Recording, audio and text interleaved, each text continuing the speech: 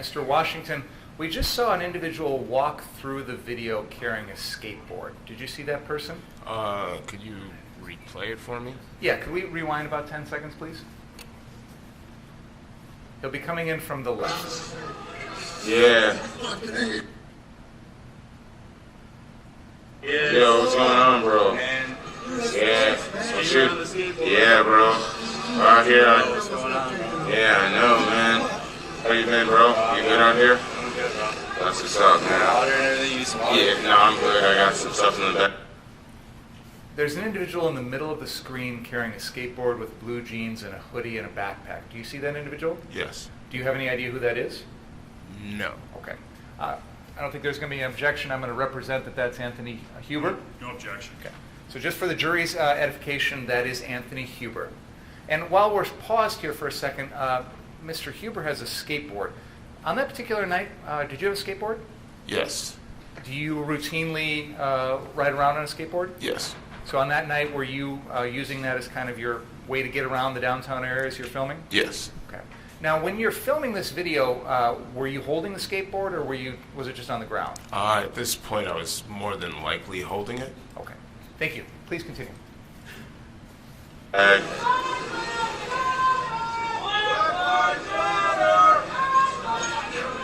Yeah, this is sorry. Whatever. I'm going to have you pause again because there's an individual, if we could back up about 10 seconds, there's an individual who comes walking into the screen again from the left. He's got shorts on, a t-shirt, a hat, and a backpack, orange backpack. Yeah, this is sorry. There's an individual there on the left-hand side of the screen with a dark shirt, lighter shorts, and an orange backpack, and a hat on. Do you see that individual? Yes. Do you know who that is? No. Okay. I'll represent with no dispute that is Gage Grosskreutz. Thank you. Whatever. Sorry, I said it was wrong. It's all good, bro. I needed a meme for my video. I appreciate it. Corey. Corey? Nice to meet you, Robbie. Thanks for updating me on some sports.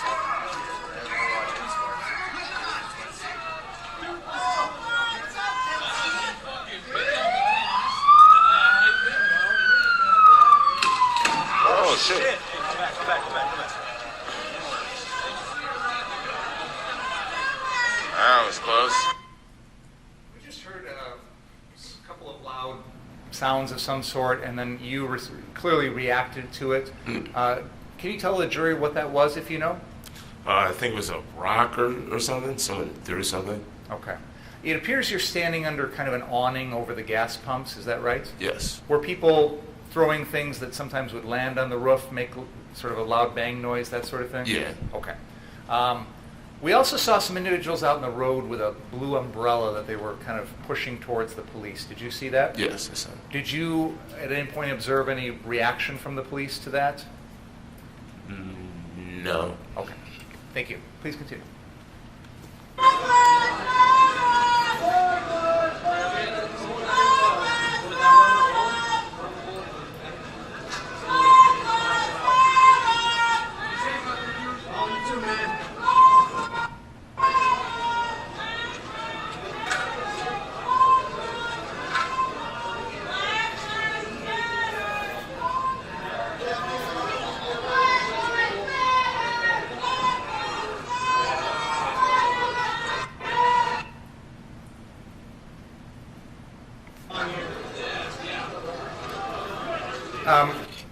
Can we just, I don't know if we missed anything there. Can we just go back about 10 seconds to make sure, not that far.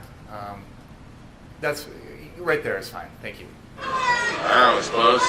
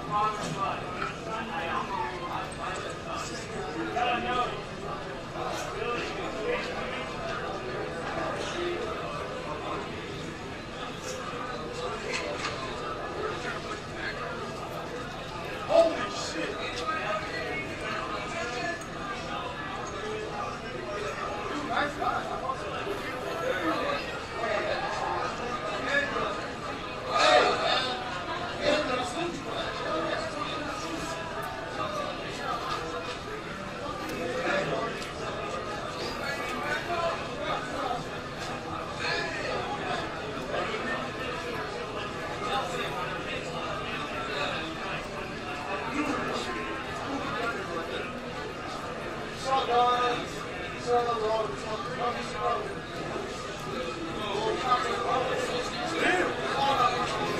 so they wrapped up there.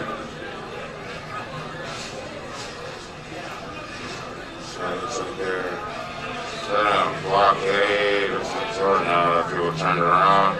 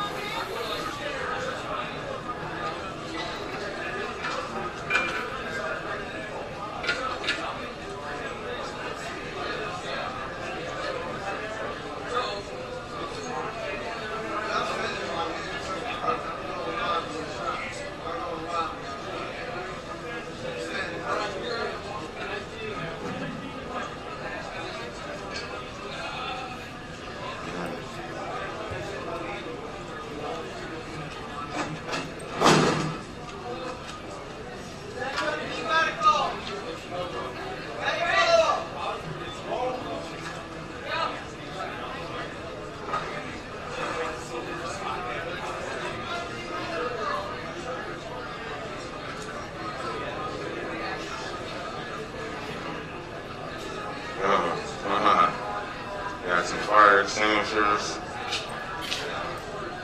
Yo, I heard Pizza Hut is on fire on Roosevelt. Yeah, that's people said it a few times in the chat. Yeah, Pizza Hut. People are saying Pizza Hut.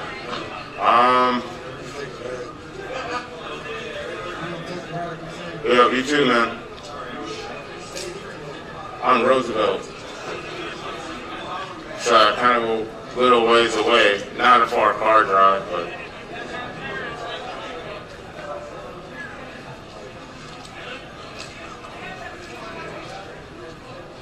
motorcycle group with backpacks setting fires.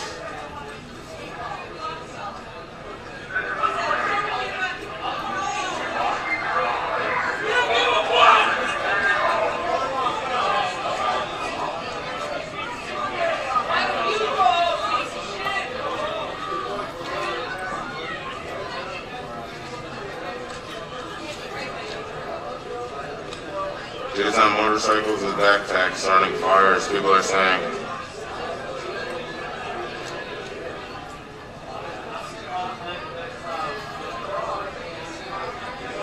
It's true.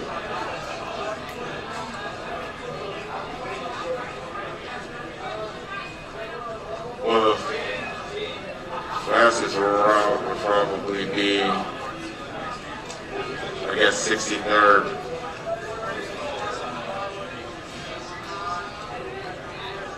Yo, what's up, Kabilly?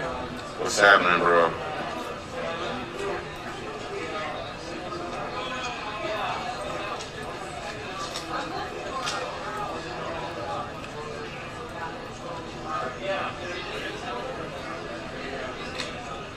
I don't know what the Savage Diary is, but if they're stealing my stream, tell them that I said it's not okay. I don't know.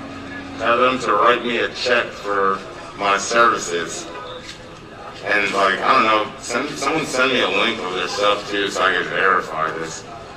All of my content is copyrighted though, so, I mean, it would be super frivolous to have to sue somebody for stealing content of an event that they could have just asked me for and I would have allowed. Thank you. I'm going to represent to the jury that right in the middle of the screen there is Gage Grosskreutz. No dispute about that. That is Gage Grosskreutz there in the middle of the screen. All right, please continue. Allow them to use it. So.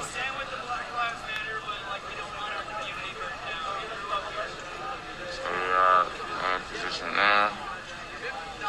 It looks like that fire might have been put out.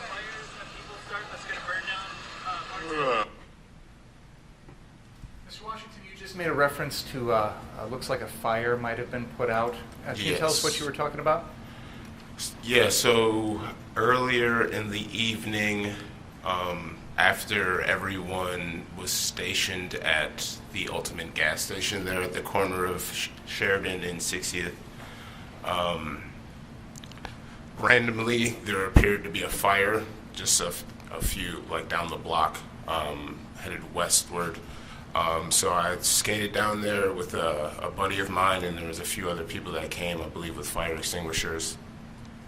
We went to just check it out to see if maybe people were, sneaking off to go burn buildings and were getting away from, the big crowd or whatnot. When we get there, it appeared that, as soon as we got there, maybe moments after we arrived, the police arrived on the scene. I'm not sure exactly what happened, but I believe there was like a tire fire set by like the owner of the shop or something there, or something like that. I'm not too sure if that's exactly what it was. That's just what I heard happen. That's what it appeared to be. So, Your Honor, may I approach and set up the easel? Yes, sir. Thank you.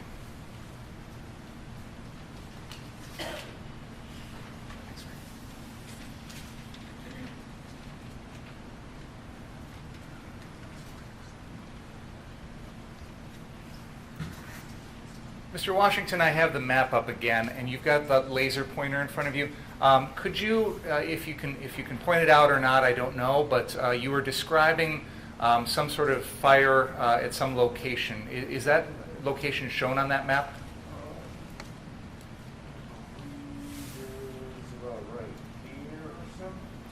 Okay, so you're pointing at a lot that is on 60th Street on the north side, which is at the far left side of that map. And if my street identification is correct, I think that's 11th Avenue and 60th. Is that right? you are correct. Okay, so that would be on the northwest corner of 11th Avenue and 60th. Is that correct? Correct. Okay, and is that some sort of used car lot or something along those lines? Do you know? Yeah, something of that nature. Okay. And you said that at one point you observed a fire at that location? Yes, it was a fairly large fire. But it appeared to be tires that were on fire? Yeah, something like that. Okay. And then the police, when you were there on scene, somebody came and was responding to it? Yeah, there was a fairly large response, I would say. I believe they were in the MRAP or the Bearcat, one of the two, and there was maybe a dozen officers with riot gear and stuff. They kind of pushed us back and told us to go, so we just turned around and went back by the Ultimate gas station. And when you talk about an MRAP or a Bearcat, you're talking about one of those large armored vehicles that some law enforcement agencies use. Correct. On this night. Okay, thank you. Can we please continue? Oh, wait, hold on, one more question. You mentioned that you were seeing some things in the comments about things going on in Kenosha. Can you help us explain what you're talking about there? Yeah, like I mentioned yesterday, I always kind of look to the chat to see if there's other things going on, to see if there's, if there's not a lot going on in an area and there's a bunch of other streamers and I get a tip or something, typically I'd go to another location to see what's going on over there, to see if there's, anything that needs to be covered or whatnot. So there was some reference you made to a Pizza Hut on Roosevelt that was on fire. Correct. Do you know anything more about that? I believe that was just a false rumor. Okay. Is it fair to say that on this particular night and in this time period that there were a lot of rumors going around, some true, some not, about what was going on in Kenosha? Yes, yeah, there's plenty of disinformation going around, especially, on the internet. So, It'd be the first time that's ever happened, right? right. All right. Please continue. Thank you.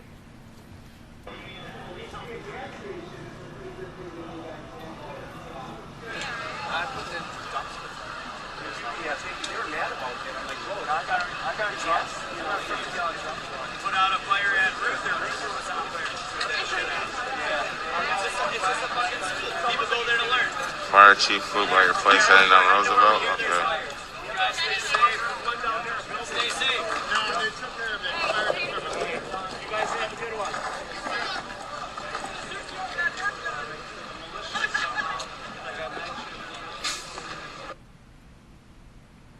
There is a individual in the middle of this photograph that is holding a long rifle. He's got a baseball cap on. Do you see that individual? Yes. Do you have any idea who that is? No. Okay. I'm going to represent, I don't think there'll be any dispute about this, that is an individual by the name of Ryan Balch. Please continue.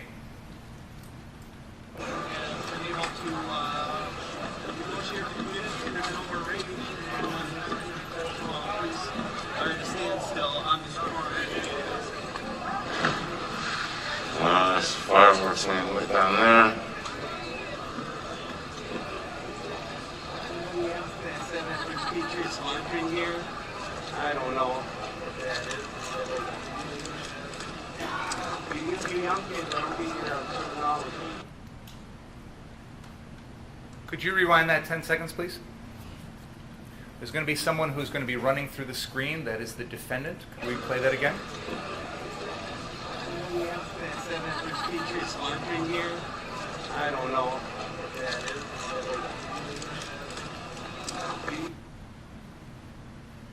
Can we replay that one more time and try and pause when the defendant's on the screen if possible? Teachers laundry here. I don't know what that is. It's hard to catch at the very second, but at any rate, Mr. Washington, we now know. Oh, perfect, excellent. We now know that that is the defendant, Kyle Rittenhouse, running through the screen carrying a fire extinguisher. You would agree with me on that, correct? Yes. Okay. Let's continue the video for a few seconds, and then I'm going to have you pause again, please. You young kids, I don't think you're terminology. It's running too, but Let's just like to play. let's check it out, right? I believe I just heard you say in the video, Mr. Washington, something to the effect of, I don't know where he's going to, let's check it out, right? Does Yes. that sound roughly what you said? Yes. Were you referring to the defendant, Kyle Rittenhouse, at that time? Yes. Now, at the moment this video is taken, on the night of Tuesday, August 25th, did you have any idea who Kyle Rittenhouse was? No. Had you even taken note of him at all that night, up until this point? Briefly, kind of. I took a mental note. Just so when I arrived on the scene, I kind of looked at the people that were there and kind of, I don't know, just took a note of the people that were around me, especially, people that are armed, to kind of gauge the crowd and, the environment that I was in. I don't know, he just kind of looked young to me, and he had his gloves on and he was smoking cigarettes and stuff. So I don't know, I kind of was like, he's kind of seemed like an interesting figure, so I just took a mental note of that. It wasn't anything, I wouldn't say malicious. I just, a young person in a situation. Honestly, I would say it was mainly the gloves. I didn't know why he had the gloves on. It kind of stood out. So I was like, all right, let me just kind of remember that, I suppose.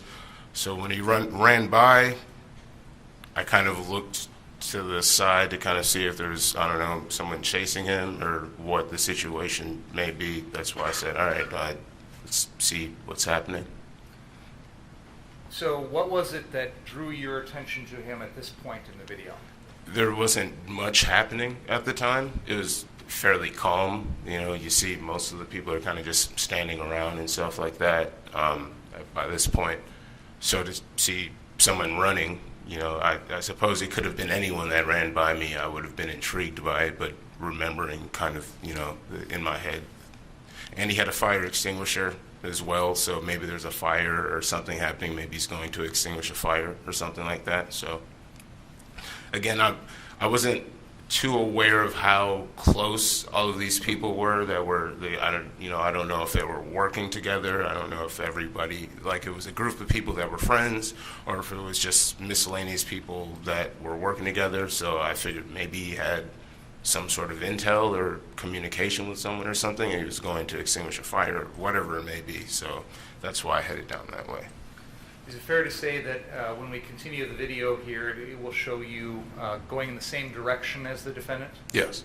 At any point when you were observing the defendant, when he ran past you and whatnot, did you see anyone else with him? No. He was alone? Not that I recall. Okay. And so in heading in the direction, it wasn't really to follow the defendant, it was to see what was happening in that direction. Okay. And just for the, so we can orient everything geographically, could you use your laser pointer and point out the ultimate gas station, please? And we've established that's at the southeast corner of 60th and Sheridan, and that's where you were during the portions of the video we've been watching this morning. Yes, yeah, probably about. And then right when you here, followed the defendant, what direction did you go from there? Headed southbound. So So this you way. went directly south on Sheridan. Correct. Okay, thank you. Please continue.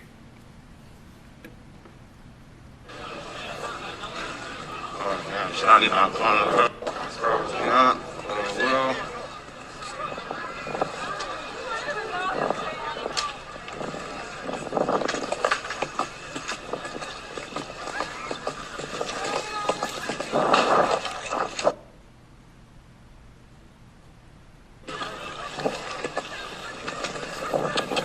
Damn, bro.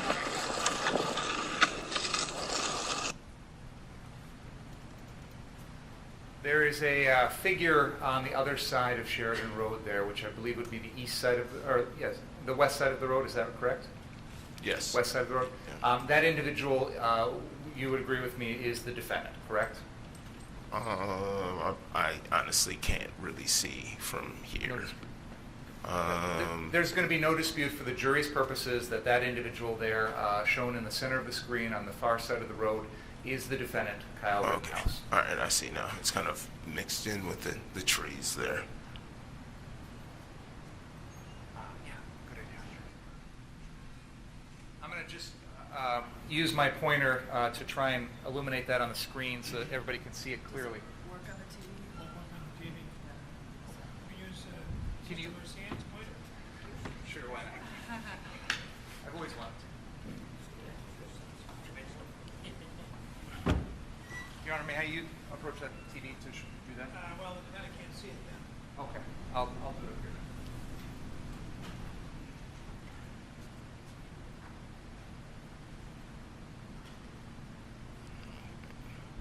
Everybody able to see that? Could you rewind 10 seconds, please?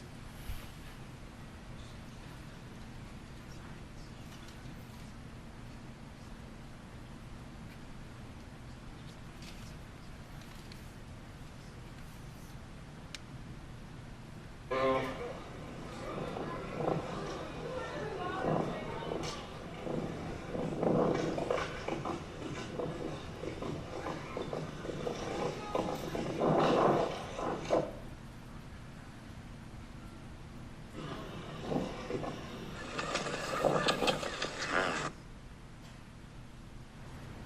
No dispute on my guess. Okay. I'm going to represent to the jury there's no dispute among the parties. There's an individual on the screen there that appears to be dressed in all black, but the back of his shirt has some white lettering on it. He's wearing a helmet, and that is Richie McGinnis. No dispute? Okay. No dispute. I'll just use my sister, what's your name? Mr. Mercian. Sister Marcianne's pointer to point that out for everyone. This individual here is Richie McGinnis.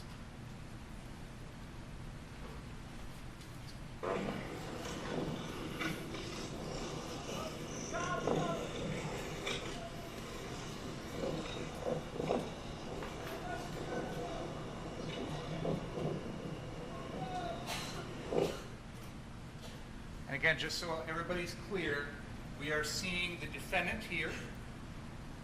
I'm going to point him out again. This individual here is the defendant, Kyle Rittenhouse.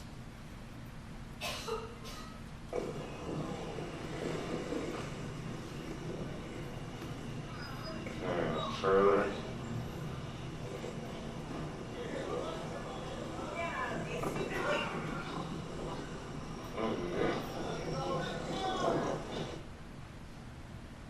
Continue for like one more second, please. Keep going. I'm sorry. Keep going a little bit. I'll keep going. I'll tell you. Yeah, they definitely need it. No dispute. I'm going to represent to the jury, and there's no dispute from the defense, that there's an individual in the center of the screen. He is not wearing his shirt. He's carrying a bag. He appears to have sort of long blue shorts on. That is Joseph Rosenbaum, and I'll use the pointer to point him out.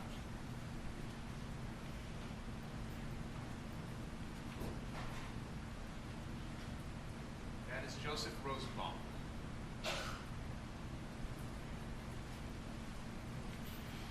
The trash can just put their garbage out.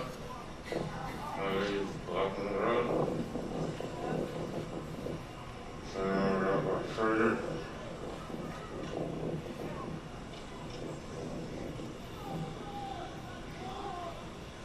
Something decent.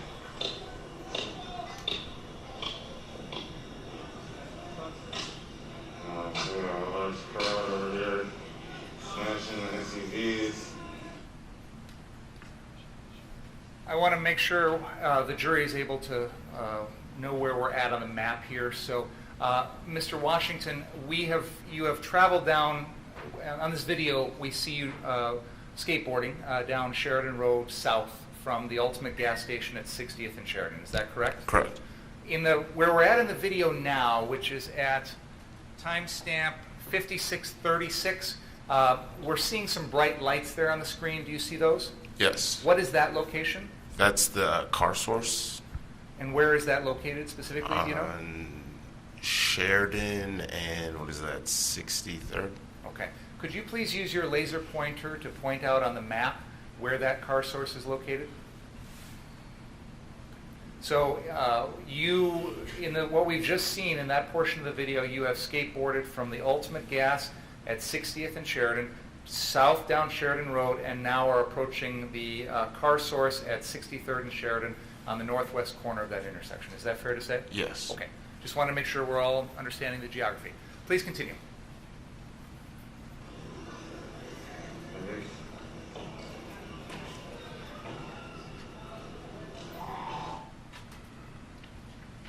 I want to try and point out Mr. Rosenbaum again for the jury. Could you back up a couple seconds, please? Smashing the SUVs.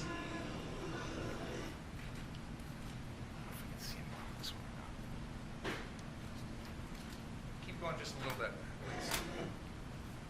I'm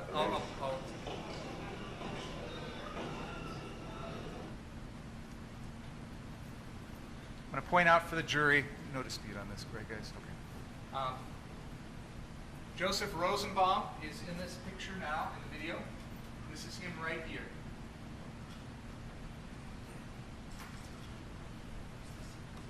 Please continue.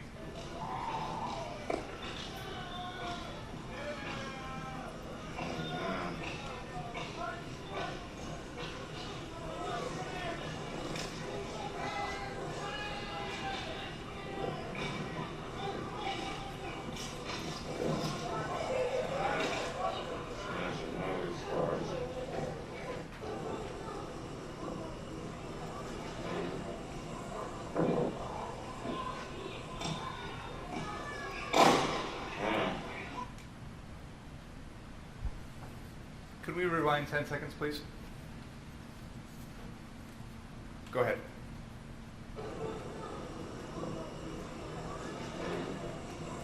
I'm just going to direct your attention on the screen. I would like to, just so the jury knows where to be watching here, I'm going to ask the jurors to pay attention to the area in front of car source here, sort of, you'll see some figures running from right to left here on the screen. I just want to direct your attention to it so you know exactly where to look. Go ahead.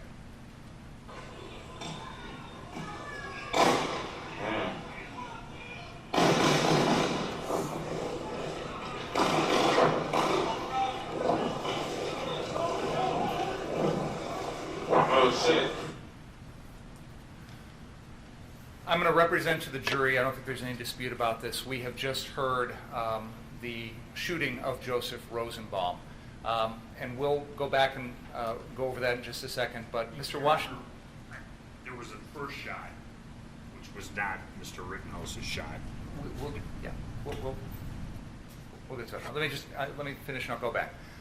Mr. Washington, after you heard the gunshots, what did you do personally?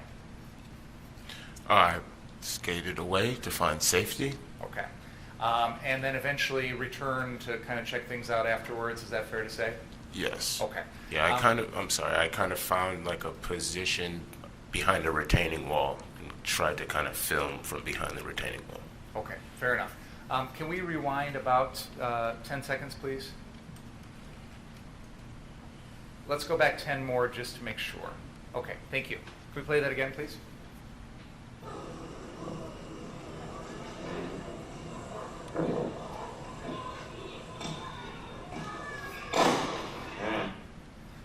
There's no dispute. We're all on the same page here. I'm going to let the jury know that the gunshot you just heard was fired by by a man by the name of Joshua Zeminski, and I'm sure you'll hear a lot more about him later. Let's keep playing.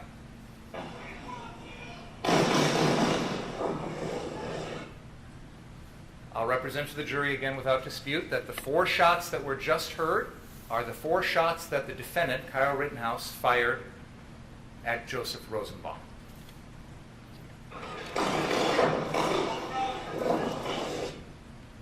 There were several other shots that were just heard then, at least 3, maybe more. Those were not fired by the defendant, Kyle Rittenhouse. Please continue. Oh shit. We got shots fired, guys. We got shots fired.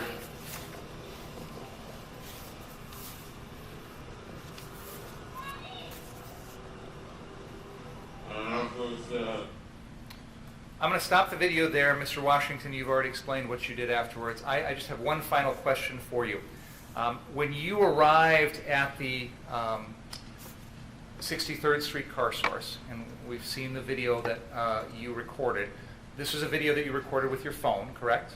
Yes. Obviously, in addition to that, you're using your own eyes to look at what's going on. Yes. What I want to ask you is, did you see any fires at the 63rd Street car source when you were there personally? Fires? Yes. No.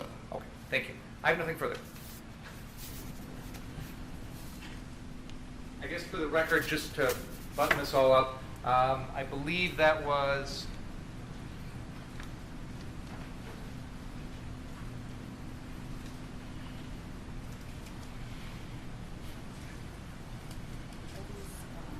That was exhibit number 11, the video of the Corey Elijah live stream. I would move that into evidence. Which one? I'm sorry. It's number 11? Thank you. Yep.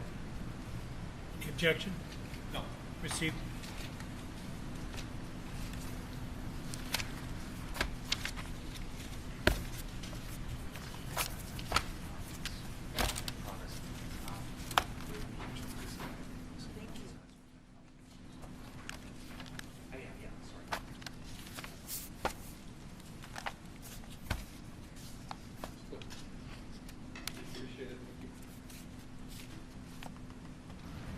So can I ask you, Mr. Washington, on the night of the 25th, when this all happened, the video that you just showed us, did you receive a curfew ticket? No. No? Okay. Were you aware there was a curfew in place? Yes. Okay. And you agree you were out past curfew, right? Yeah. Okay. So you had described yourself as a social media influencer, is that right? And that's the fairest way to describe what I do, I suppose, yes. Okay. Do you travel around to video things like you videoed in Kenosha? Like, have you been to Portland and other places like that? No, I've been to places in Wisconsin like Oshkosh and things like this, but I don't necessarily only film like political situations and stuff. I mean, I kind of document all different types of things. Like I was just at a Comic-Con and stuff like that. And so I just want to make sure I have this right. So on the 23rd, I think you said you were taking a day off. Yeah, it was Sunday, I was just trying to relax. And you get a call or a notification that things are going on downtown.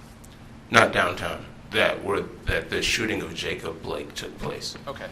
And at some point then, on the evening of the 23rd, you come down like to the courthouse area? Yes, after, like I described, following the protesters down to the downtown location, yes, area of the courthouse and the public safety building. And you had, I'm going to show you a couple photographs. You can tell me if you recognize what was going on. Okay. I'll just give you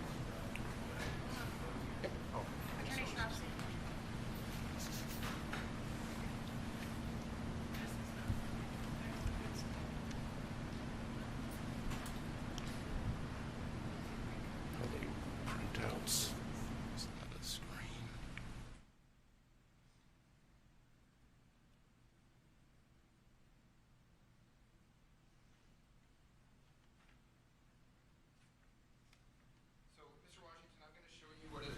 marked Defense Exhibit 31 and 32. Okay. All right. Oh, it's this paper. We got to start with paper. All right. Can you just take a look at those and tell me if you recognize? Yeah, this is a burning garbage truck. These are the old garbage trucks. Those that live in Kenosha, I'm sure most people are from Kenosha that are here. We got new garbage trucks and things of that nature. We got new receptacles and pretty fancy or whatever. So they use the old trucks to kind of make blockades around the courthouse. And so that's what D32. D31 here is a photo of, it looks, yeah, like a waste truck or something on fire. And you had mentioned, I think, on your direct that you had observed vehicles like that burning on, was it the 23rd? Yes. Okay. Would you like your... So, Judge, I don't have, our electronics isn't working properly, so I would move these two exhibits, and then if I could just, I'm going to have to show them to the jury with the court's permission. Is there objection? What night were these taken? The 23rd. Sunday night? Yes. Okay.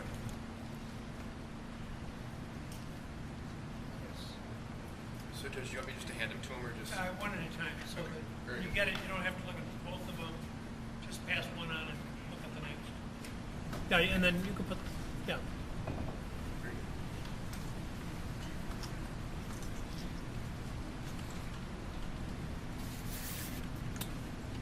And I think that, tell me if this is right, you had mentioned that there had been a large kind of congregation of people out front of the courthouse and by the Dinosaur Museum.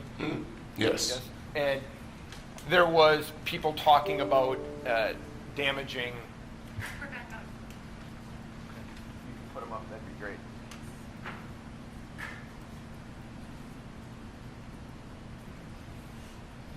People were talking about damaging the Dinosaur Museum, and that kind of was a place that was close to your heart.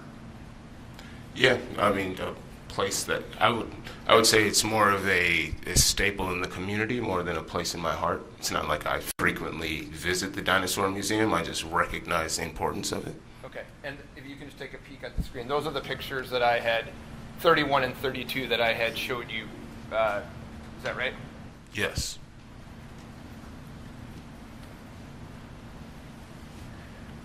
Now, tell me if this is right. You had said that on the night of the 23rd, there started to be people that you saw downtown that you didn't really recognize. Yes.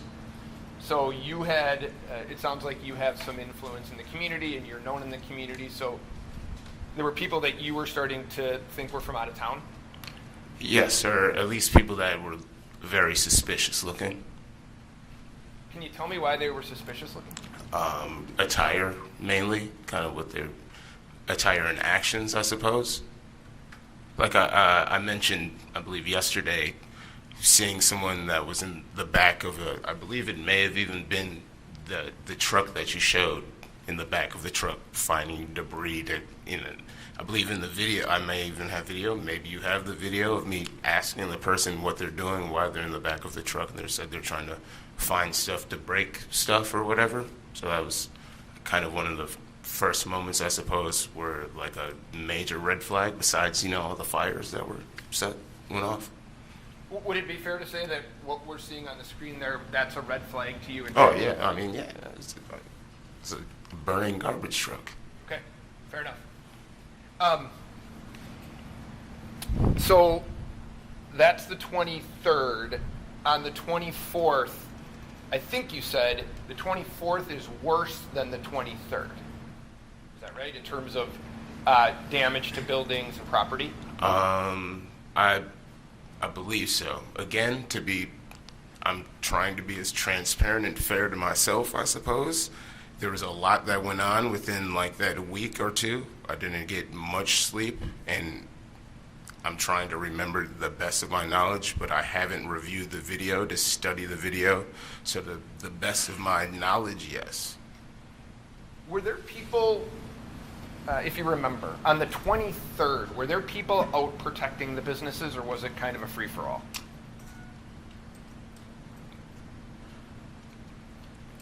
So there weren't people that you could, I suppose, identify that were protecting businesses. Possibly, I imagine there were once people noticed what was going on, but not that I could say that I verified that. All right, so I'll ask it to you this way. Did you see a lot of people on the 23rd out protecting businesses? No. Were there, so then the 24th comes, and you had described the 24th at night becoming opportunistic. Is that fair? That's what it seemed like. Okay. And you have the video. So one of the things that you had mentioned that had happened was you witnessed the Department of Corrections Probation and Parole Office being burned. If I can show you, is that?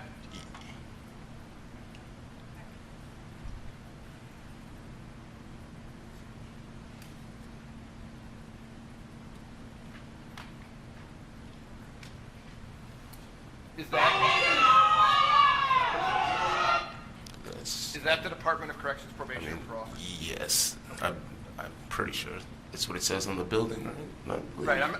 I'm not trying to trick you, sir. I just. Okay. Okay. And if you.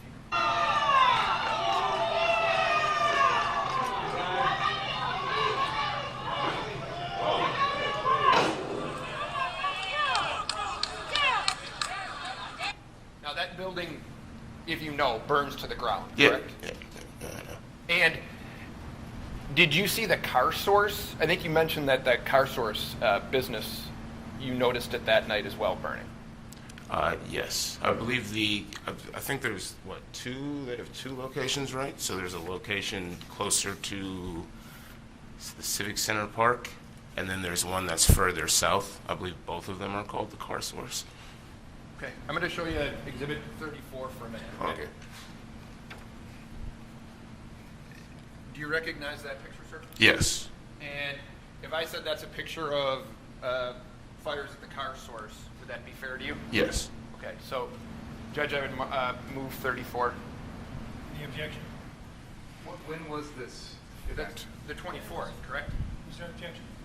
I just want to clarify what the timing of the event was. Before I do. The Car Source burned on the 24th. The majority of the fires on the Car Source were the 24th, yes? If this was on the 24th, then yes. If that's when the timestamp from the video is from, I won't dispute that. Did you see any fires at the Car Source on the 25th? Which was the Tuesday? yeah, the day Mr. Banger asked you if you saw any fires down there. That was his last question, and you said no, right? You're talking about on Tuesday, the night of the shooting. Did I see any fires? At Car Source? No. Okay. So if I told you that was the Car Source on the 24th, would you have any reason to dispute that? No. Okay. So I would move to 34, Judge. Any objection? No. Proceed. No, I don't think you guys. Is that the Car Source that we're talking about? So that is the Stella. Yeah, so yeah, that's the one across from Ruther. Okay. So my question to you is this. On the 24th, did you notice more or less people protecting their businesses than the 23rd? Or the same? I would more possibly, just because people had a general idea of what was going on. Okay. Were there more businesses boarded up? On the 24th? I mean, there were no businesses boarded up on the 23rd. So if there were any businesses boarded up on the 24th, then yes, even if it was one, I imagine. So 24th, you believe there were more people that were out protecting their property that you noticed? Yes. Okay. Yes. Were there more people out on the 25th, the night of the shooting, than the 24th? Protecting their businesses? Or More just in general? More people out protecting businesses on the 25th. Yes. There was visibly more people. All right, and tell me if this is right.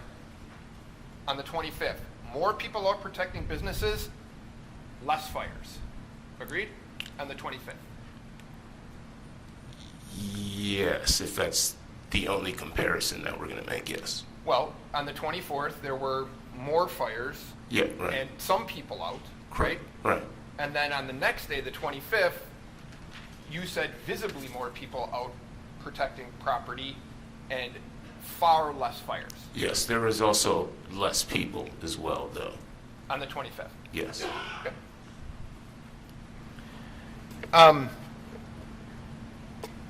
And so you mentioned Monday, the 24th, starts out peacefully in the day, and then it becomes opportunistic in all the property damage on the 24th, the night of the 24th. Right. There was organized protests and things during the day. Anything that happened after nightfall was not an organized situation. Did it appear to you that people were out there having opportunities to just damage property if they could on the 24th? Yeah, after nightfall, yes.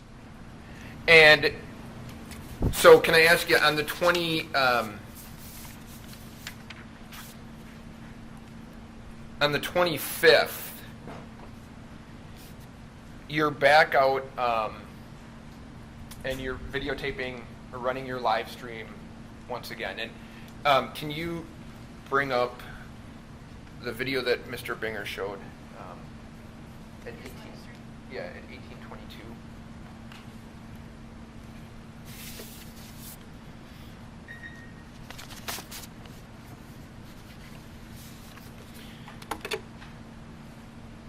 So down around Car Source, would you say there were visibly more people there to protect that business than the previous 2 days?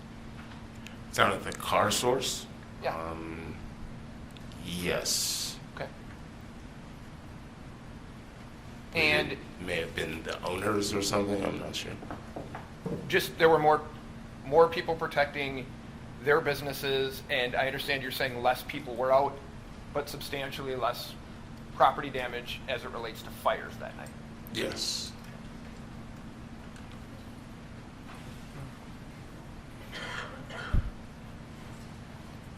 So if I could just have you watch this for a second. This is the video, this is your live stream that Attorney Binger had you comment on, okay? Okay. So there's, if I can ask you this, so you notice right here that there's a fire that has been started or is going, correct? Yes, I see that, yes. See that? Okay. And can you just run it? So right downstairs.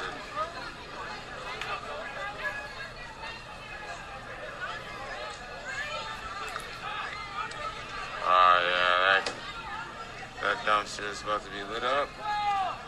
Stop it.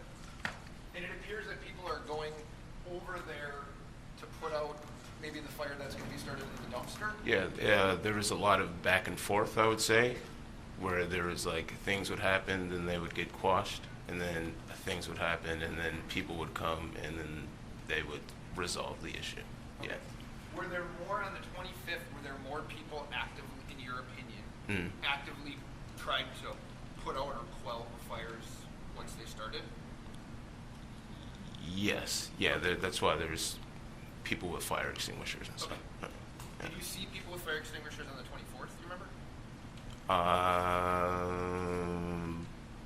Possibly, but Certainly probably not. Okay, so probably not on the 24th, but certainly multiple people had fire extinguishers on the 25th. Yes. Okay. So you could just play it.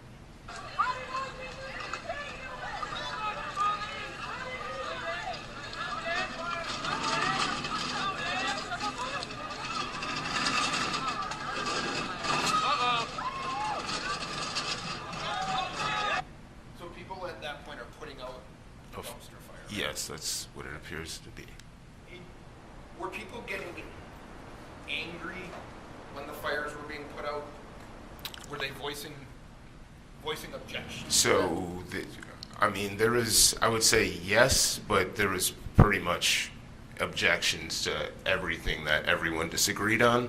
That's why I believe at one point in the video you hear me say people just need to agree to disagree on all of this stuff, because it's just going to continue to be back and forth. Okay, but to be fair, if we can be, one of the things that made people angry that night were when fires were put out or quelled, right?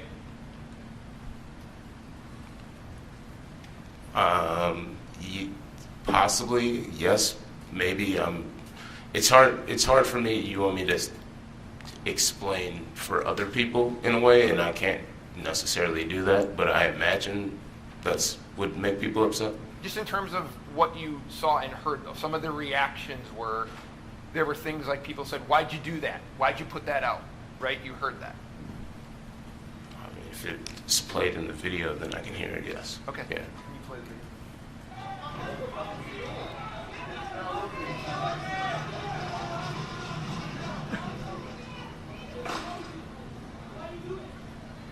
Yeah, like that guy said, why'd you do that? Said Right it, there. right? Yeah. Okay. But the context of it, again, to be fair to everyone, I don't know the context in which he said that, but he did say that, yes. Okay. Good enough. Whoever it was.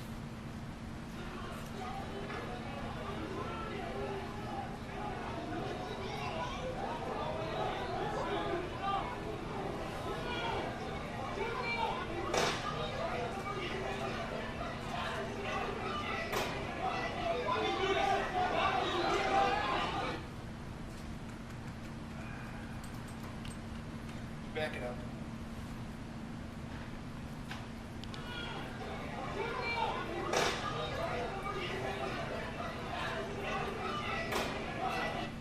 So that gentleman right there, we agree, is Joseph Rosenbaum? Yes. Did you see him becoming angry at that point, moving toward the other people at the Ultimate gas station? So to be fair, at that point, I wasn't focused on him, to be honest, but to be transparent, everything that I've ever seen of him that was kind of circulated on the internet, he seemed upset. So I'm not going to dispute that, but that's, again, outside influence of my knowledge of him, but it seems like it. Can I ask you this? Did you, at this gas station, did you hear him scream, "Shoot me, shoot me"? And I've seen a video of him saying, "Shoot me," saying, the N-word? yeah. Were you there at the time that he said that? Maybe, probably. I'm not sure. Do you have video of me being there? Because I don't recall, but I definitely saw a video of it. I'm not sure if it was mine or someone else's, but I've seen that. Okay. Now, you had mentioned that you didn't believe that the dumpsters were being pushed toward the gas station. Is that right? Yeah. And I mean, maybe I'm wrong, but to me, I felt like they were trying to push them towards the police. That's what I kind of felt, and that's what it appeared to be to me. What that would do, Fair to say, though, that there are dumpsters being pushed. At least one of them is pushed to kind of like where the driveway of the gas station is, right? Yeah, they got them from like the gas station parking lot. And it's reasonable. Well, let me ask you this: do you think it's reasonable that people put out fires that are near gas stations? Yeah, I think that's reasonable. Okay. And I mean, you had mentioned, or I'll ask you. Have you finished your answer? yeah, that's it's Sorry. reasonable. Okay. That's fine. Now, Mr. Binger had asked you, at this location, did you see anybody fire a gun? Did you hear anybody fire a gun at anybody? Do you remember that yesterday? Right, during this scenario, like by the Ultimate gas station, no, I don't recall hearing. Did you see anyone, to be fair, at that gas station chase anybody else trying to attack them? Did you see that? No, not that I recall. Did you see anybody on the ground and another person trying to kick him in the face? Did you see that? Did I see another person try to kick someone in the face? Yeah. No.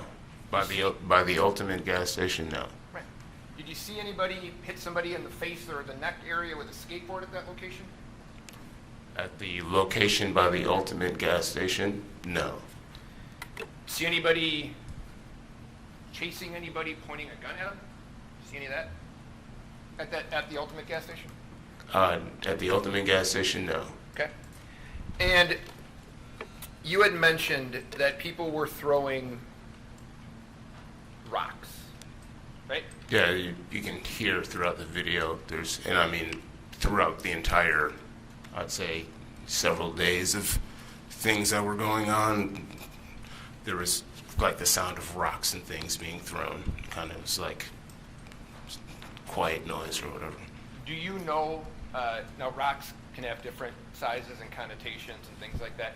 Yes. Did you see and have you seen, they were actually taking chunks of concrete and breaking them on the ground and picking up chunks of concrete and throwing those? Yes, I've seen that, yes. Okay, so it was, and I'm not saying that you misrepresented anything. There's a difference between maybe a small rock and a chunk of concrete. Is that fair? Yeah, you can hear throughout the video that there's a difference. You can tell by the velocity of or the sound of the banging that it's different size material that's being thrown. Can you go to 24 minutes? So if I could just have you watch this, we're going to go to 24 minutes on the tape.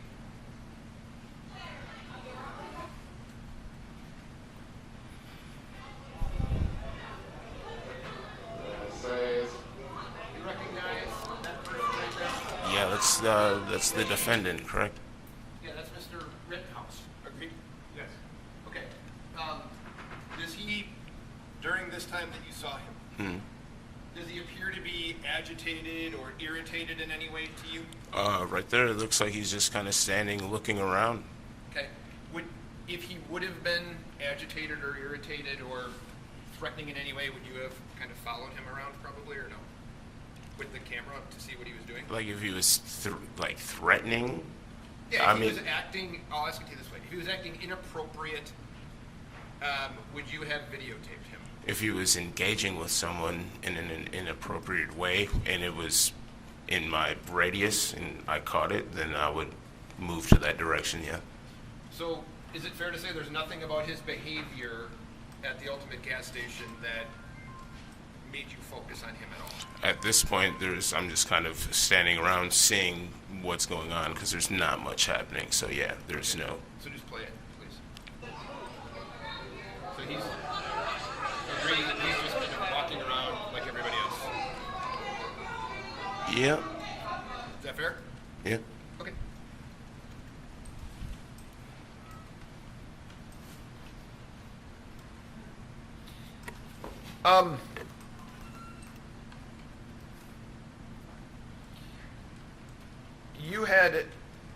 You were asked how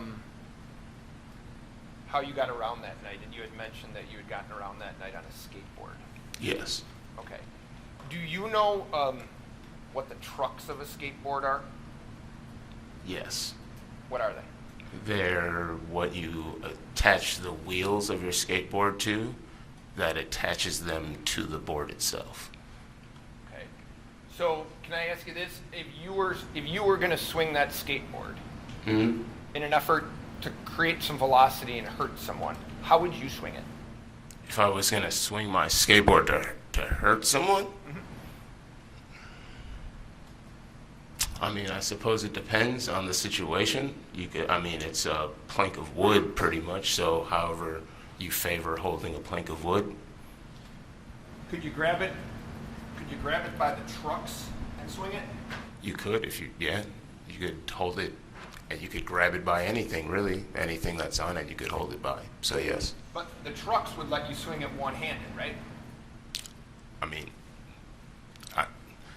yes, I suppose, but again, you could hold just the board itself with one hand, depending on the size of your hands. Again, I have fairly large hands. I hold my board with one hand, all different types of ways. But if you have smaller hands, that would probably be the way that you would want to hold it if you were trying to strike someone, I suppose. I'm not an expert at striking people with my skateboard. I kind of just ride it like what it's meant for, so. I'm just asking your opinion on it, that's all. Okay. Okay. Now, can you go to 5547?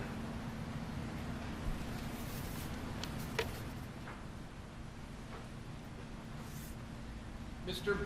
Binger showed you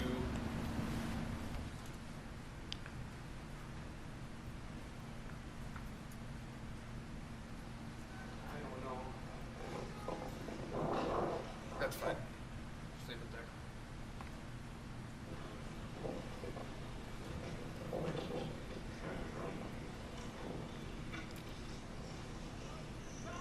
So, stop it. Stop. As fast as you plan.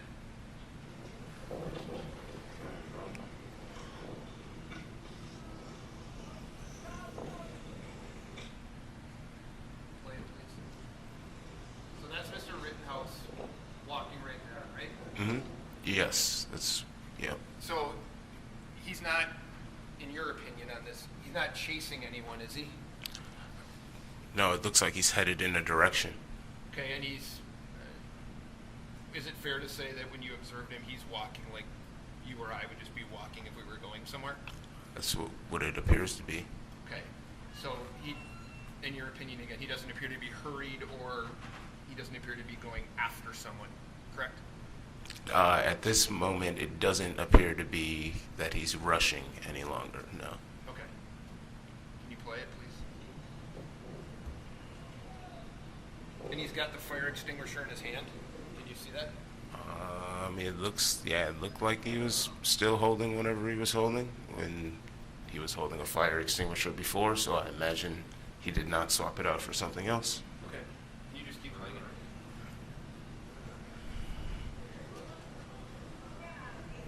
Now, were those people right there started? Was there a fire going right there? I'm not sure. Can you replay it?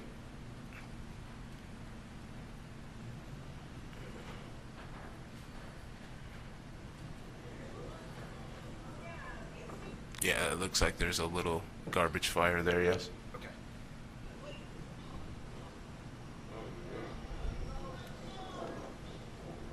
They definitely need that truck. Play it. Put the garbage out. So now, Mr. Rosenbaum, we agree that's Mr. Rosenbaum? Here. So now, Mr. Rosenbaum here, can you see? I don't know if you saw it, if you remember when I asked you about it at the Ultimate gas station. No longer has his shirt on, correct? That's what it looks like. Okay. Does it appear to you, and it wasn't asked by Mr. Binger, but that his shirt's wrapped around his face now, or around his head? Does that appear to be? It could be around his head or around his neck area or something like that. Agree, you can't see that person's face. Is that fair? Not really, no. Yeah, that's fair.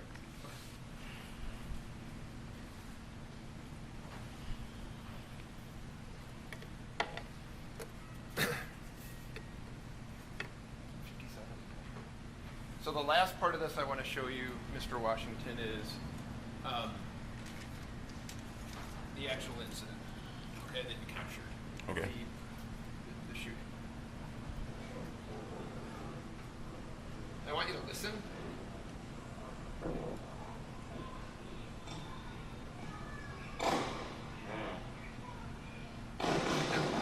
Did you hear, you heard a shot, correct?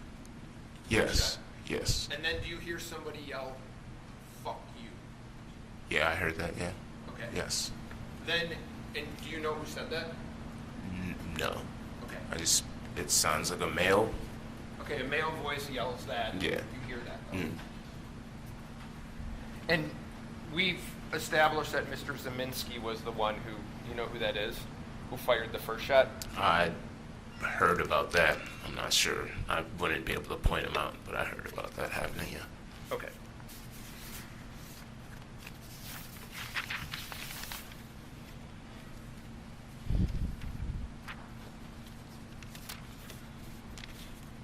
So can I just ask you this, and I don't know, you said that you kind of at least took mental note of yes. Mr. Rittenhouse, maybe because of his age, because of the gloves, things like that, right? Yeah, I mean, I took a mental note of some of people that kind of stood out to me, in my opinion. There's a lot of chatter on the internet and stuff like that. People are saying that people are going to like randomly kill people. Mainly they said they were going to be targeting black people or something like that, which is, you can all see I'm a black man, so took a note of that. So I was like, wanted to know who was around. I didn't necessarily feel like that was true, but you never know what may happen in situations that, clearly, who thought buildings would be set on fire and all of that. So you never know what really might happen. So I took a mental note of people that kind of stood out, like people that were acting erratic, like I suppose Mr. Rosenbaum, or the little things that stood out, like chain smoking with gloves on and stuff, Okay. So can I ask you this? You described, if I have it right, you described Rosenbaum as acting erratic, right? From all of the moments that I was around that you could notice, yes. Okay. Other than smoking with gloves on, anything that Kyle Rittenhouse did that you noticed that was in any way erratic, threatening, use any term you want. Use any term that you want to describe. Anything that was out of the ordinary about his behavior.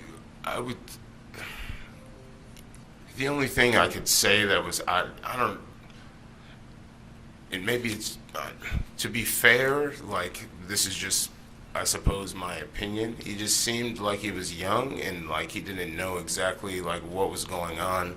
And because he was smoking so much, and if he didn't have the gloves on, maybe I wouldn't have noticed as much, but I just don't know why, like in the situation, why you would have gloves on. Maybe there's some technical reason or something that you may know, but to me, that's just what stood out to me. Okay. Not saying that I felt like, oh, this is a guy that's going to go around and mow a bunch of people down or anything like that. I just was like, oh, that's interesting. Let me take a note of that. And when he ran by, I was like, oh, I went in my Rolodex in my head, like, oh, I remember this guy from before. Is there anyone chasing him or anything? No. Maybe there's something happening down that way. So I just headed in that direction, not necessarily focusing on him per se, but focusing on possibly there's a situation in that direction. So I don't know if you've answered the question, but the question was about his behavior in terms of what he did. He didn't act erratic to you. I mean, chain smoking cigarettes is kind of a behavioral thing. Okay. So it's not like you don't necessarily have to engage with people to have mannerisms and things like that. So the thing that stuck out to you, you described Rosenbaum as erratic, and if this is fair, and Rittenhouse as chain smoking. Yes? I suppose you could say nervous, I guess, would be a fairer way to say it. He seemed nervous in the situation.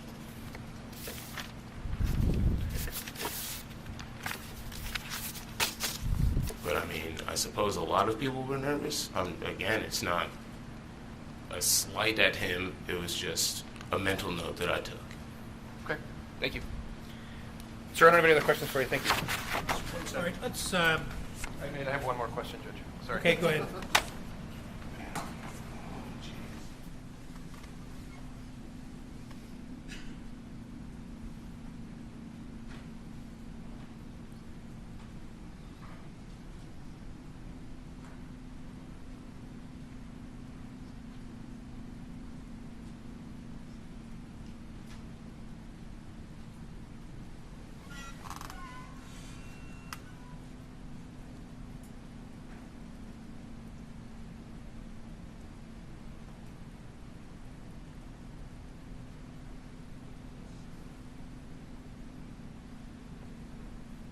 So I'm going to ask you, I think, one more question, if I could. Okay. You had said, Mr. Binger had asked you if you noticed any fires at the car source at 63rd and Sheridan that evening. Yes, and I believe I said no, or I don't recall. Okay. Right. So I'm going to show you this, and you can tell me if you recall this. No, I do notice there was damage happening, I didn't like ask you a people question. smashing cars. Just hold on a second, okay? Do you remember, now that's Car Source, right? You're aware of that? Yes, that's car source. You'd agree that's a fire inside that truck? Yeah, that's what that looks like, yep. So there were fires at Car Source that night, right? If this is that night and that's what's happening, then yes, that's what just happened. Yes. All right, very good. Is this? I don't get to pose a question, but I was just wondering if this is like right before the shooting happened. Judge, there's no question. Because if it, I don't think it has to be, I don't think. We'll, like he's right. He asked the questions and you can answer them, and so, but would that change your answer? I would only.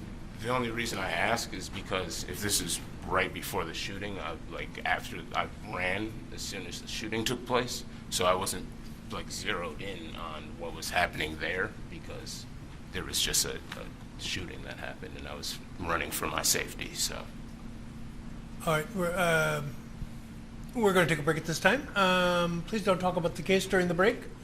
Again, it's standard rules about not going on the internet, read, watch, or listen to anything, or transmit any message regarding your service on the jury. And I'm going to say about 15 minutes.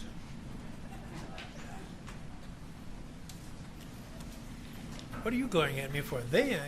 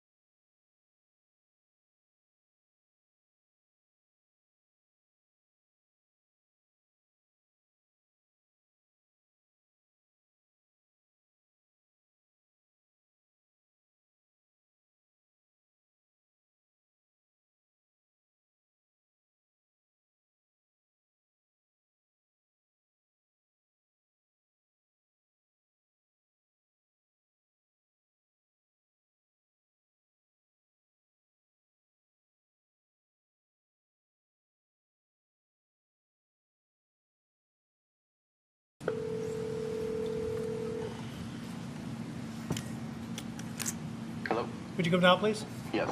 Thank you.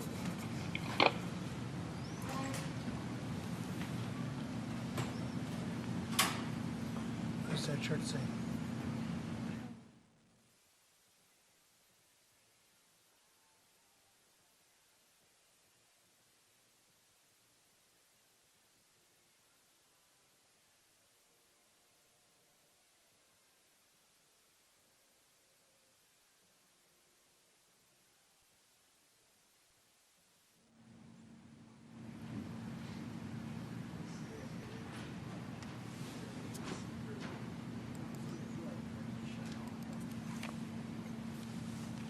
So I got that Warwick County case set for a status by Zoom for the end of the month. Why is that bouncing around?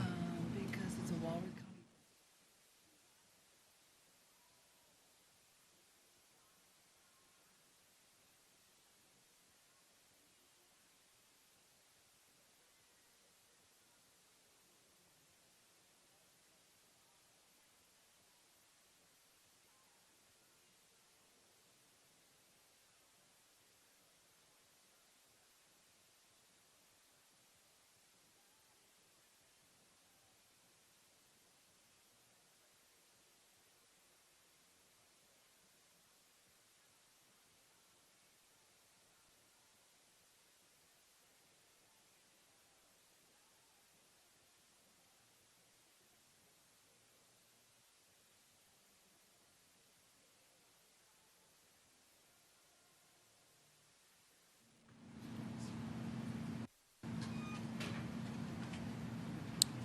All right.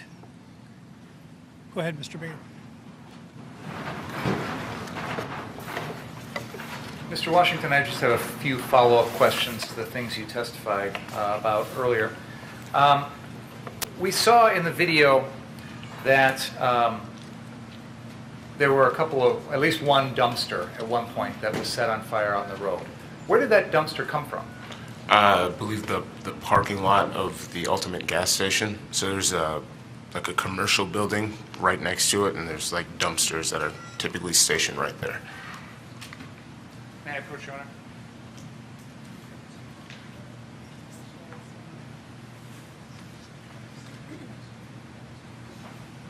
Did you ask me a question? I was just asking if I could set this up again. Is that okay? Thank you.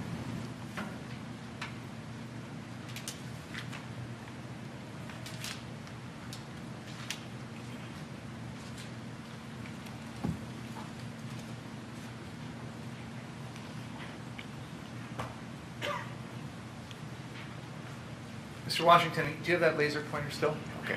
Could you point on this map to where you believe those dumpsters were originally located before they were pulled out in the street?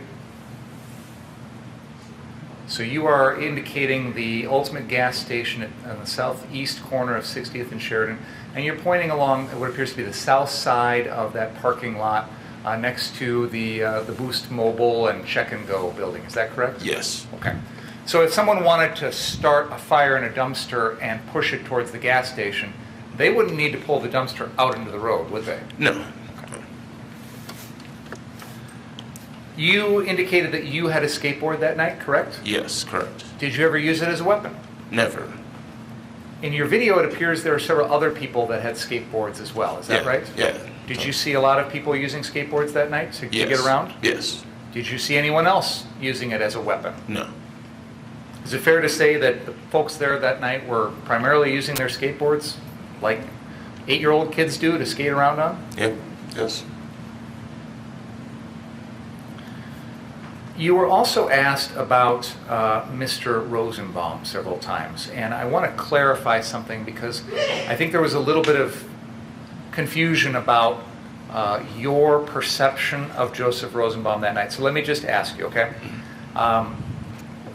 I think you've testified that since that night, you have seen other videos showing Mr. Rosenbaum at various times that night. Is that fair to say? Yes. And you would agree with me that in your video, he is seen at various times, including at Ultimate Gas. Yes. I know it's hard, but I want you to put yourself back in the mindset of that night when you're taking that video. Yeah. At that time, did you take any notice of Joseph Rosenbaum? No. From the video that we have, the moments that I saw him, he appeared to be operating like everyone else, maybe. Could we go to that timestamp that I indicated? I think it was 56, something like that. Oh, I'm sorry. Let me turn on all the monitors again. I think they're so smart they turn themselves on.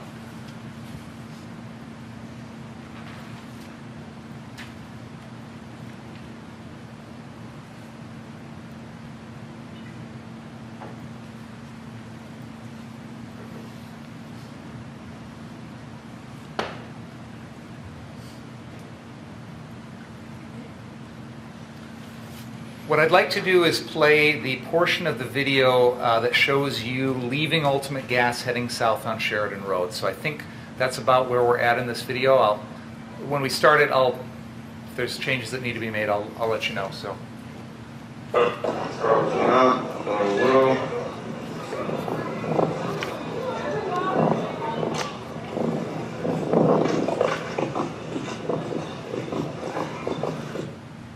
Keep going one more second, please. Keep going, sorry.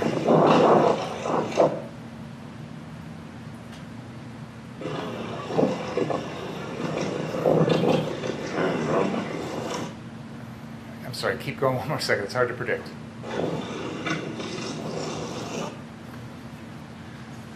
We've already established that the individual that is shown up here is the defendant, Kyle Rittenhouse.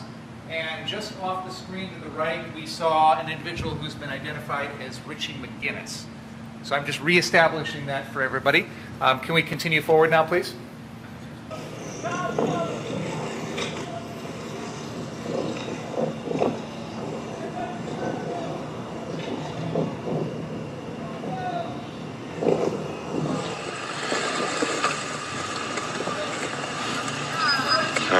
Further.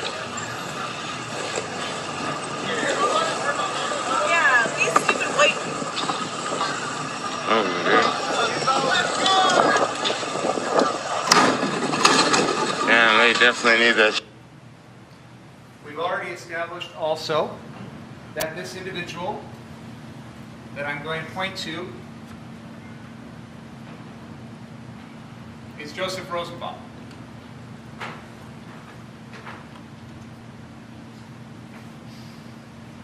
We'll stop there. Would you agree with me, Mr. Washington, that as you pass by the defendant and Joseph Rosenbaum heading south on Sheridan Road, that the sequence of individuals is Mr. Rosenbaum is further south ahead of the defendant, Mr. Rittenhouse? Correct, yes. In this photograph, we see a house in the background. Is that right? Yes. Now, if you could take a look at the map that is on the easel there. Would you agree with me that in this video the point of view is you are looking west across Sheridan Road? Yes. With the laser pointer, can you show us the block on the west side of Sheridan Road that has houses in it? That is the block between 61st and 62nd Street, is that correct? Yes. So at this point in the video, would you agree with me that you are on the east side of Sheridan Road, heading south, somewhere in that block between 61st and 62nd Street? Yes. Final question I have for you is, you were asked about what Mr. Rosenbaum is wearing on his face, and I think you indicated that his face was obscured by the shirt. Is that right? Yes. Were you wearing a mask that night? Yes, yeah, you could tell by my voice. I was muffled the entire night, yeah. And this was in August of 2020 when there was a lot of COVID going around, correct? Yes, yeah. Is it fair to say that a lot of people that night had face coverings? Yes. I have nothing further.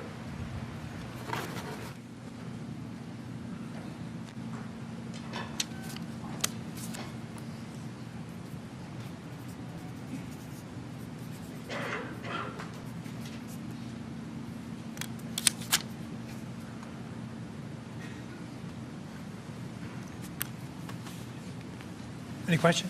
Just a couple of Go ahead. So, Mr. Washington, in that picture that you see there, you're not asserting that Mr. Rosenbaum is using that as a COVID mask, are you? That he's wearing a shirt over his face as a COVID mask? I'm going to object, Your Honor. I think that calls for speculation as to what Mr. Rosenbaum's intent was. You don't know why he's put that he's wrapped his shirt around his face, do you? No. Okay. And you were asked by Attorney Binger in terms of the direction that people are heading, that Mr. Rosenbaum is further south than Mr. Rittenhouse in that picture, right? Yes. Okay. You'd agree on that video, it doesn't appear that Mr. Rittenhouse is chasing Mr. Rosenbaum, does it? No, it doesn't. It appears they, like multiple other people, are simply walking south. Agreed? Yes. Okay. Now,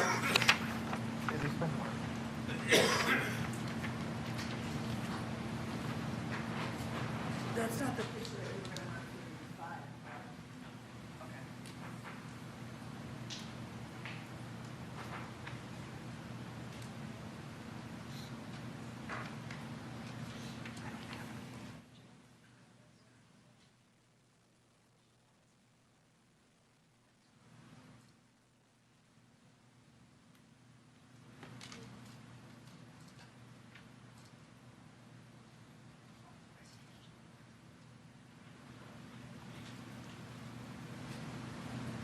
Judge, I'm approaching the witness with the court's permission. I'm going to ask if you can just identify that picture. That's D36, is that right?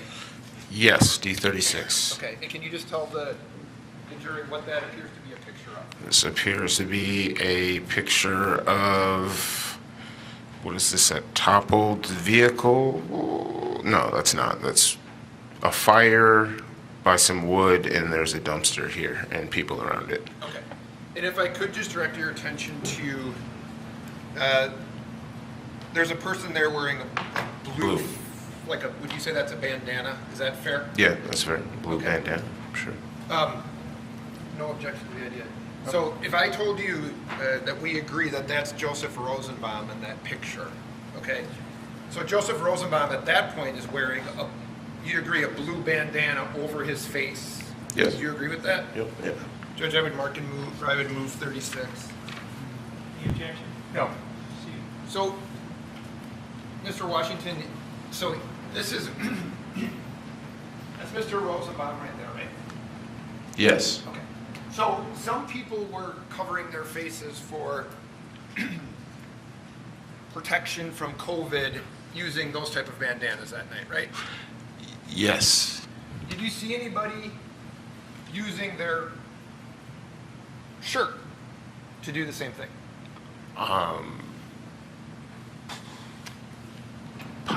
Possibly, I'm not sure. Maybe, maybe not. Probably not. Okay. I mean, there's other than Joseph Rosenbaum. I assume you're implying, right? Yeah.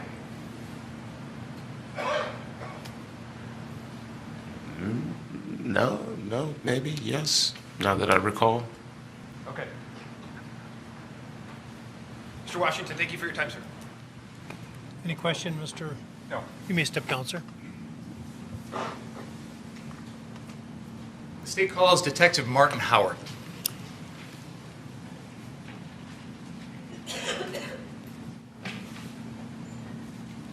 Stand, please. Raise your right hand.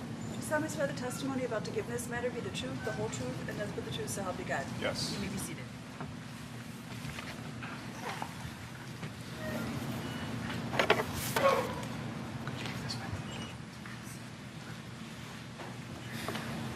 Sir, could you state your name and spell your last name for the record?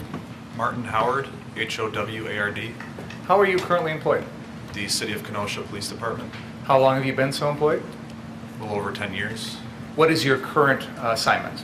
Second shift detective, How long have you been a detective with the Kenosha Police Department? almost 3 years. And prior to that, were you a patrol officer? Yes, On the night of August 25th, 2020, were you working as a detective for the Kenosha Police Department? yes. On that particular night, the night of this incident, what was your initial assignment on duty? We had various duties. We conducted surveillance in unmarked squad cars, watching crowds and making reports on them in the radio.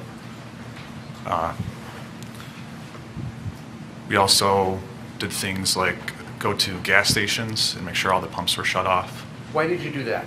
because we were receiving reports that there were people filling up gas containers at local gas stations, and to prevent further arson, we made sure that gas stations were not distributing gas. Was there a certain time of day when you began that process? Approximately 6 p.m. I know the curfew was at 8 p.m., so we were trying to make sure it was done before that. When you were doing the activities you just described, were you operating in an unmarked squad car? Yes. Was anyone with you? Yes. Who was that? Detective Antaramian? And that's Detective Ben Antaramian, who's here at council table as well? Yes. And other than what you've just previously described, what other duties did you have that night initially? Another thing we did was take a post out on the interstate, and we had different detectives watching different exits just to provide a little bit of forward information on influxes of crowds coming in and reporting that to command so they could make better decisions. Was that one of the things you personally did? Yes. Do you remember approximately where it was that you went out there to check on the interstate? I spent time at different exits on I-94. Did you see anything unusual? There were some cars coming. And were they ones that you felt necessary to report on? Yeah, there were several different times while this was going on that we would make a report of a larger group of cars coming in seemingly together. Why did that concern you? Well, if you saw an influx of cars with license plates removed, that was a telltale sign for us that they may not be coming to Kenosha to conduct regular business. Was there a time that particular night in which any of the off-ramps from the interstate into Kenosha were closed? Yes. Do you know approximately when that was? I believe that started on Monday the 24th. And do you remember what time of day? Later on in the afternoon. Okay. And was that something that was also in effect on Tuesday night? Yes. And you indicated the curfew was at 8 p.m. that night? Yes. What part of Kenosha did that affect? The city of Kenosha. What did that curfew technically mean for citizens of Kenosha? It meant for everybody to stay home. Not be out on the streets, driving Yes. around, going to the store, walking around, Yes. things like that? Mhm. What about if you want... We were receiving a lot of reports, 911 calls of different things going on. A lot of these calls were unfounded, but we still, every 911 call we get, we still have to check it out, make sure that things are safe there. So we would respond to locations where incidents were reported to see if something was going on. And if something was going on, we would verify that and do what we could. Is it fair to say that on this particular Tuesday night, you and most of the rest of the Kenosha Police Department was out there in full response to issues going on in our community? It depended on the issue.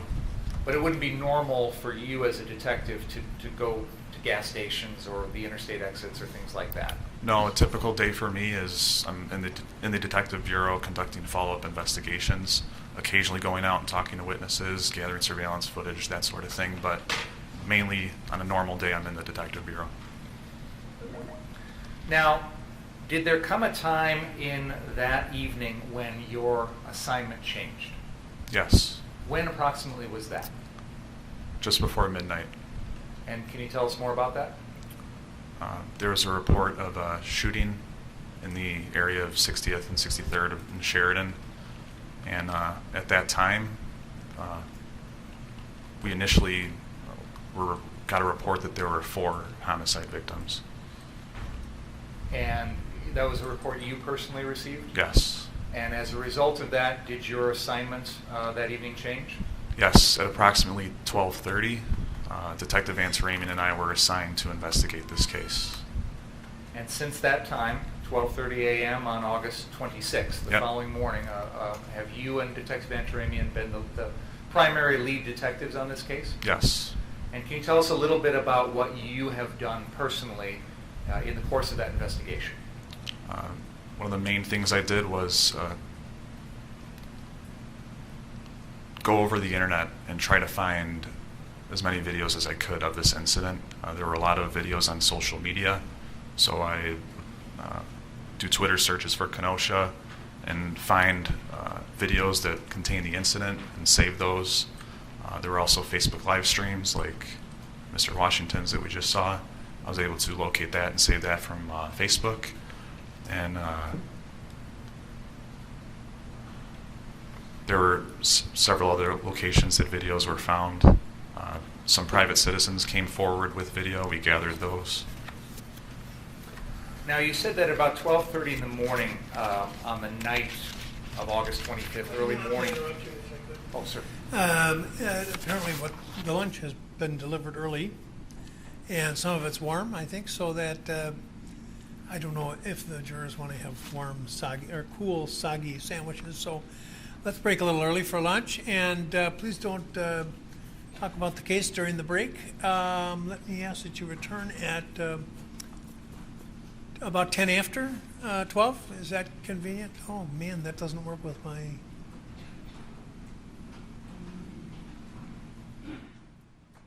Well, I'll have to change my plans. So please don't talk about the case, read, watch, or listen to any account of the trial. And okay.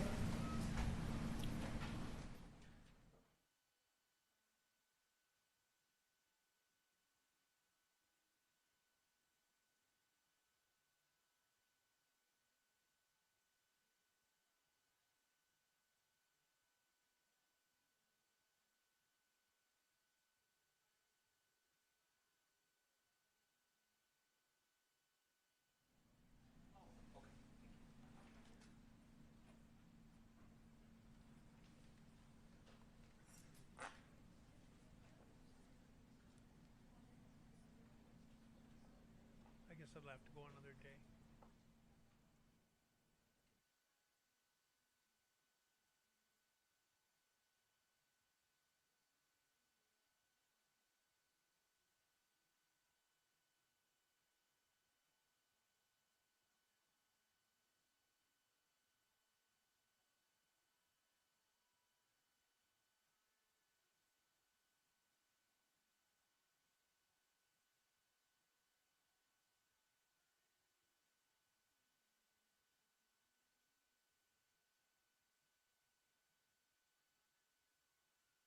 uh, 10 after 12.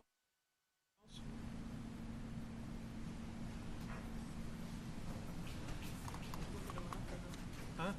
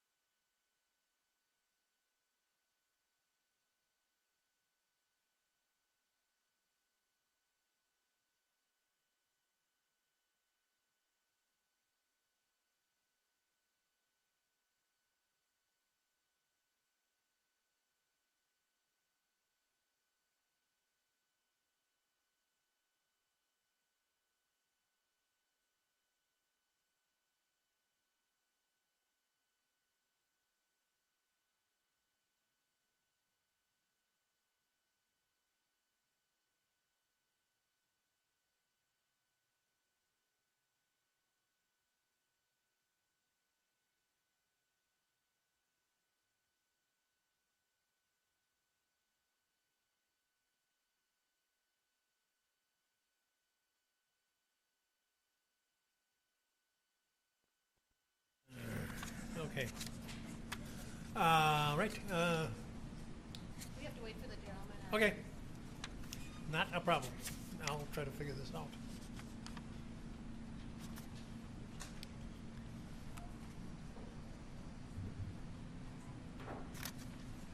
It'll come to me.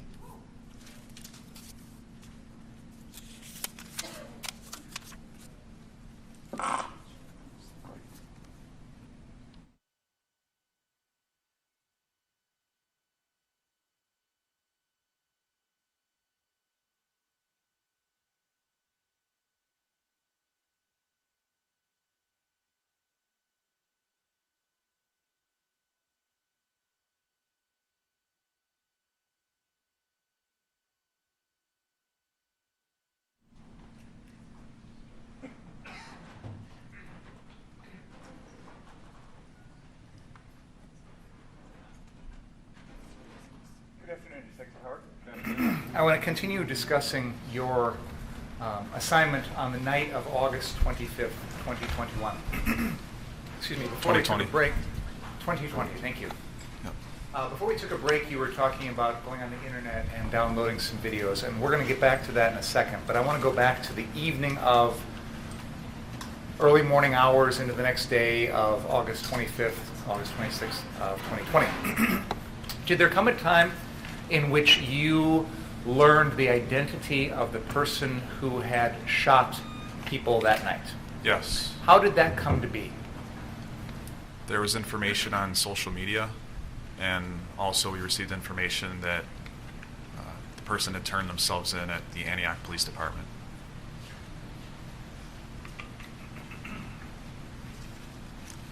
Prior to the defendant turning himself in at the Antioch Police Department, did you have information identifying him as the individual who shot and killed 2 people that night?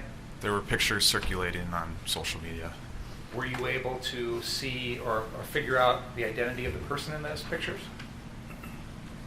Early on in the investigation, I recall seeing a picture, but I do not recall knowing the identity of the person immediately.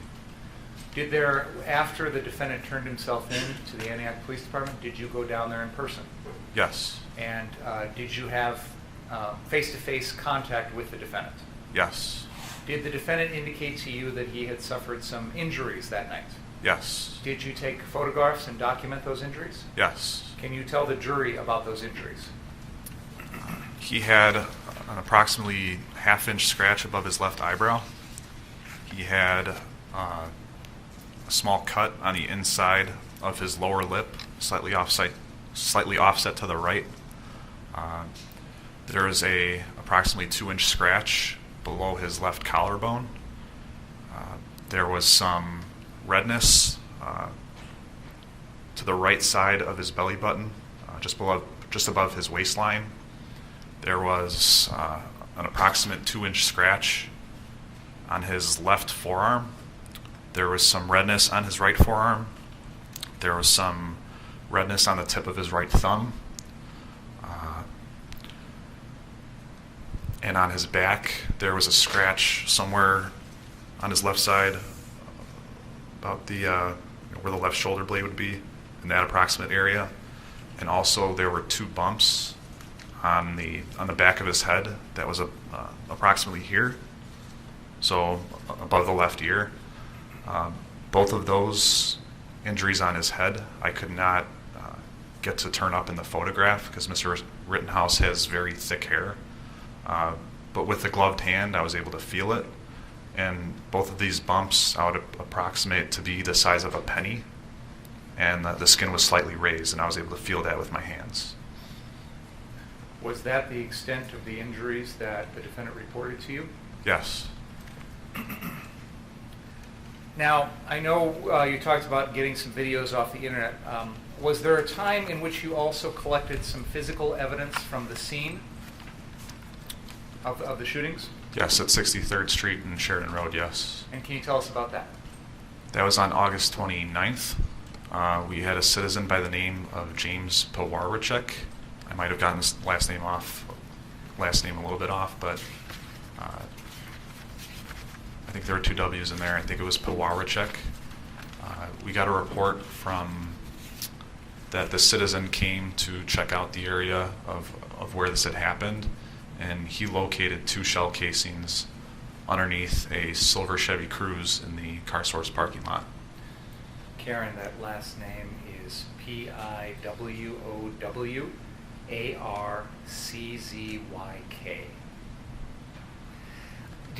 After receiving this report, did you go to that scene to check out these shell casings? Yes. Did you recover those shell casings? Yes. And what were they specifically? They were 2 Aguila 223 REM shell casings, and the location of where they were located, the silver Chevy Cruze was right in the area of what I had seen on the videos of where the shooting of Joseph Rosenbaum had taken place.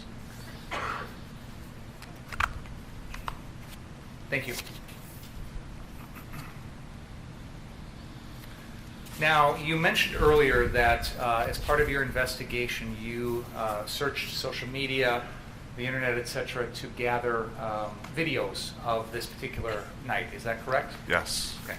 I'd like to go through some of those videos now in your testimony. Let me turn the TVs on.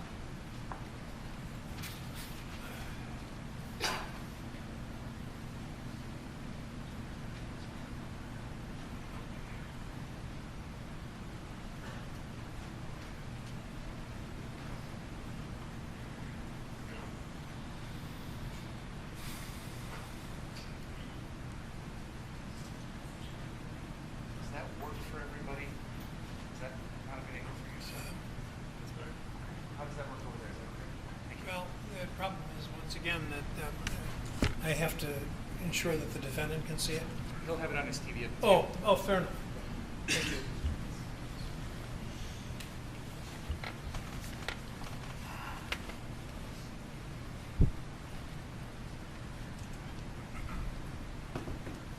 The first video that I'm going to show is on our... Oh, I hit the button. I apologize.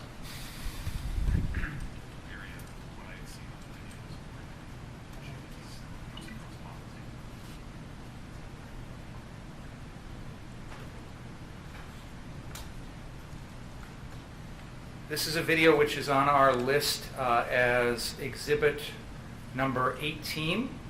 And this is a video from a news source called The Rundown Live. So if we could begin this, begin playing this at the very start, please.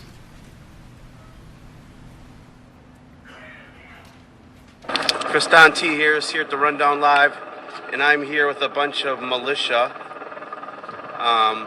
They're protecting a local car shop across the street. I saw yesterday there's video of it on YouTube, of this one burn, and we have that fire and people are hitting it with bats and a whole bunch of other things. I have an objection to this audio being played and the editorialization. I don't have a problem with the video being played. I think we've agreed to the authenticity of it. I think that the individual who recorded this is available to be subpoenaed if necessary. Well, I don't think it's... there's a rule of confrontation. May we approach, Your Honor? I don't want to continue this in the presence of the jury. Well, start there. Start from that position and we'll see. This is a confrontation issue.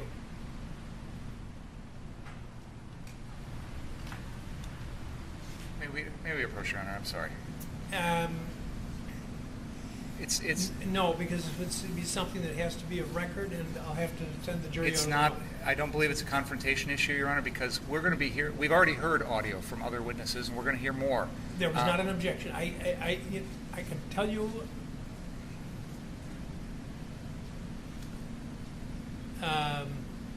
If there's descriptive material, then he's entitled to confront the speaker. There's not descriptive material of the defendant, Your Honor. This is not a confrontation issue. You've heard it before? Yeah, I've seen it in its editorialization. He's already made statements, assertions of fact. He just made one. He did.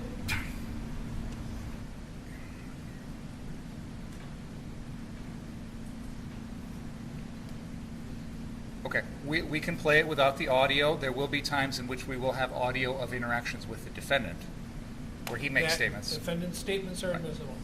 All right, I'll do my best to alert you when those occur.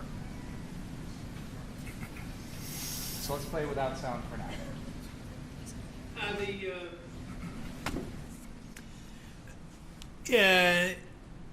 When I studied evidence last century, the evidence textbook, which was probably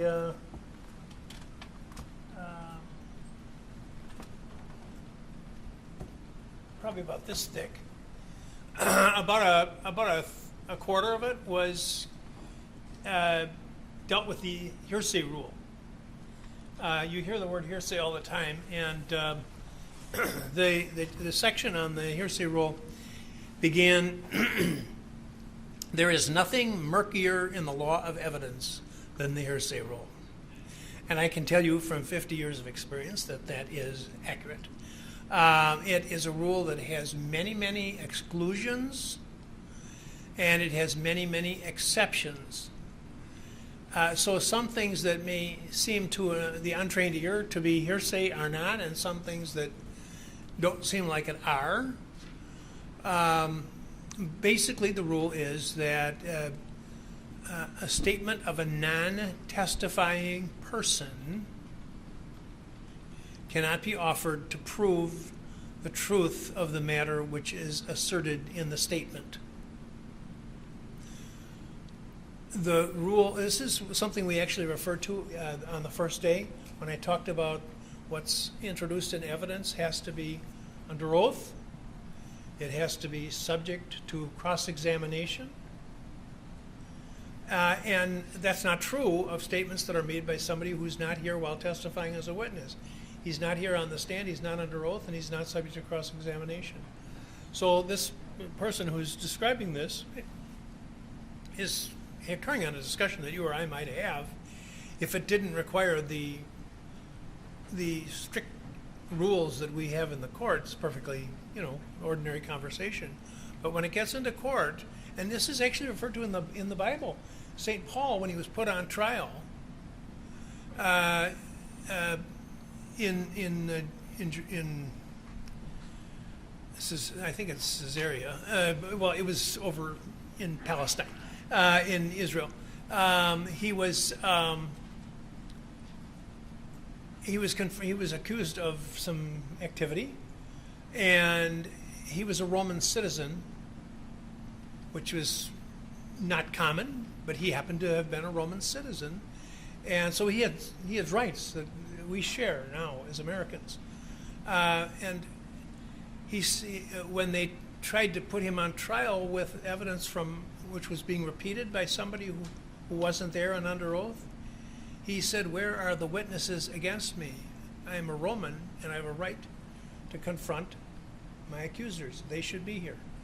And so that led to actually his voyage to Rome to have his case heard before the emperor. So it's an ancient rule. It's strictly enforced in the criminal courts for very obvious reasons. So that's what we're talking about here. And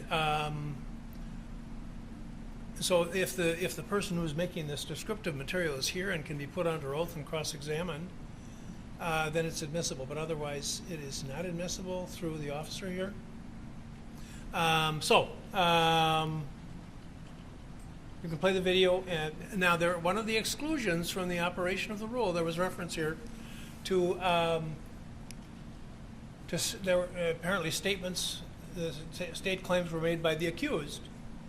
There's an exclusion. That is not hearsay. A statement made by a party opponent is not hearsay. So the district attorney is entitled to have the sound up during those if they are statements of the defendant himself. So, go ahead. All right, we'll continue the video without sound. There will be a moment in which, shortly, where we'll turn the sound back on. But for now, we'll just play without sound.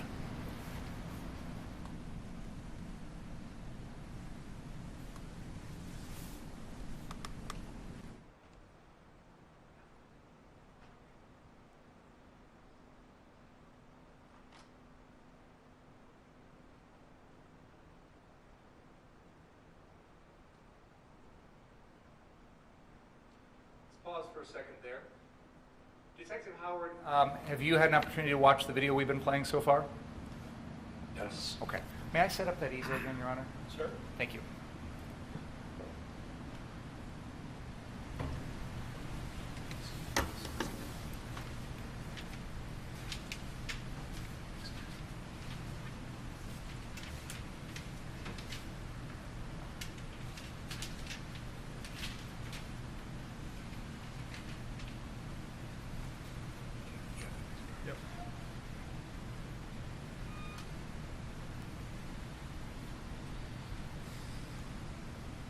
Detective Howard, based on what you've seen in the video thus far, are you able to identify the location of where this video is being taken? Yes, the videographer at this point in time is on the southwest corner of Sheridan Road and 59th Street. It looks like he's in the Car Source parking lot. I'd say about there. The viewpoint of the video is pointing north towards St. James Church. And we've already heard some testimony about the fact that St. James Church on our map looks like it's got a structure there, but in the video it's changed. Are you familiar with that? Yeah, St. James Church at this time and a little bit prior to these incidents was going through a demolition. Okay, thank you. Please. Well, the former school building. Yeah, the school building. Not the church. Correct. Let's continue the video, please.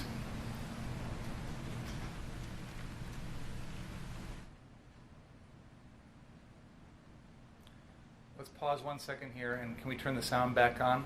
I think everybody's in agreement. That is the defendant, correct? Yes. Okay. So let's turn the sound back on briefly for this section, please. We're live, got the rundown live. And as you can see, there. Do you have a good angle? Yeah, very cool. And you guys local or no? Yeah. Okay, cool. No, we'll do this. Coronavirus. Oh, dude, I'm not afraid of no coronavirus. Yeah. In fact, my shirt underneath, it says, I survived the coronavirus. There you go. Yeah, it's very possible. Was that? Oh, bro. Believe it or not, I've been doing this for about 12 years, so 41. And, you know, if you guys see me get hit with something, I'm knocked out, that's when I need help. Yep. Or if it looks like somebody's going to beat me at the club, then I need help. Other than that, I can... We'll be there to help. Non-aggression principle. You know, I don't want anyone hurt.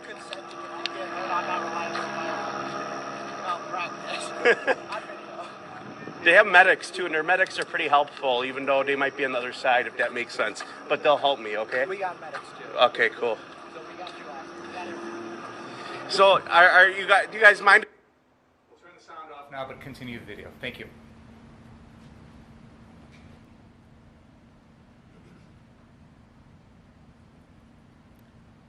I'm sorry, I misspoke. Let's go back a few seconds and turn the sound back on. There, let's continue with the sound at this moment for a little bit, please. Thank you. They have medics too, and their medics are pretty helpful, even though they might be on the other side, if that makes sense. But they'll help me, okay? We got medics too. Okay, cool. So, are you guys? Do you guys mind? Is there a way up on the roof? Yeah, there is, but you gotta go through the shop, and we really want to know what else going through. Okay, no, that's fair. I thought I'd ask and make for some cool footage. But we got militia members. Let's turn the sound off now, please. Thank you.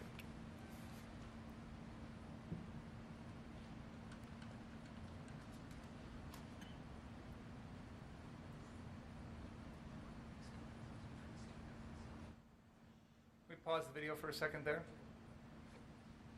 No dispute on Dominic. Okay. I'm going to use, may I use that sister, what's her name again? I'm sorry. Marciana. I always said Marciana. I'm going to point out, up on the roof there is Dominic Black. And there's not any dispute about this from the defense, so I just want to clarify for the jury. I'll do it on the screen here if I can. This individual here, which is the one with the lighter shirt on, is Dominic Black. No dispute on that? Okay. So that is Dominic Black up there on the roof. Thank you.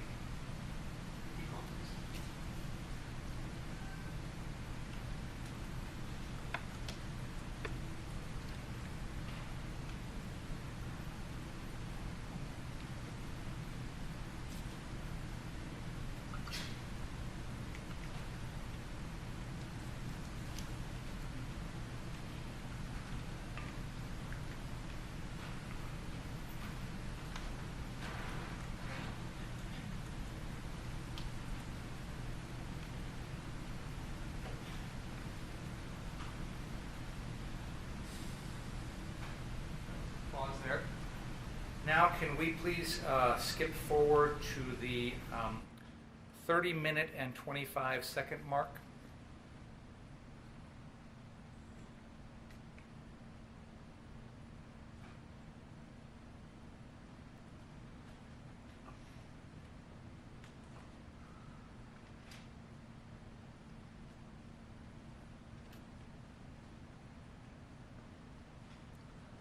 All right, let's continue. All right, thank you.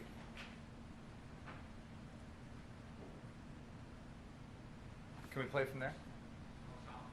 No sound at this moment, please.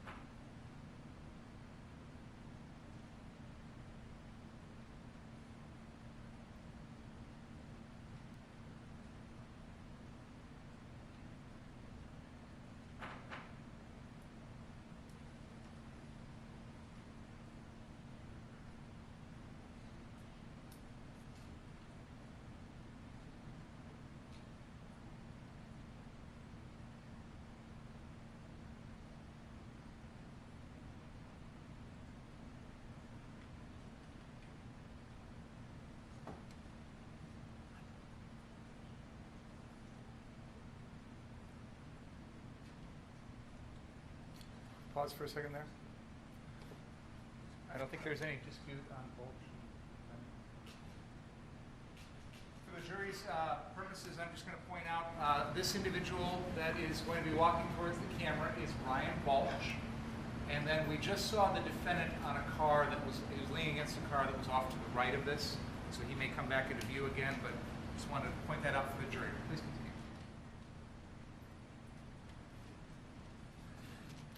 Can we stop 1 second, please? Can we go back to the point where the defendant comes into view and turn the sound on, please?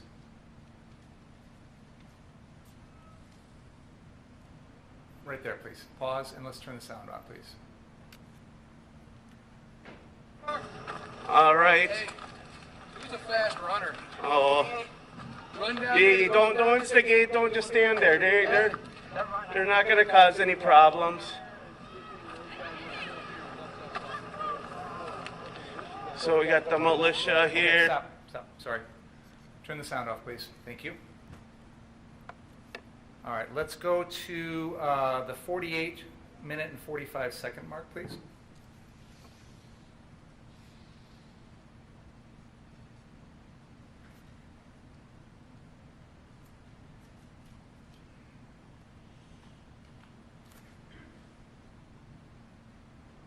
Okay, can we turn the sound on for this, please?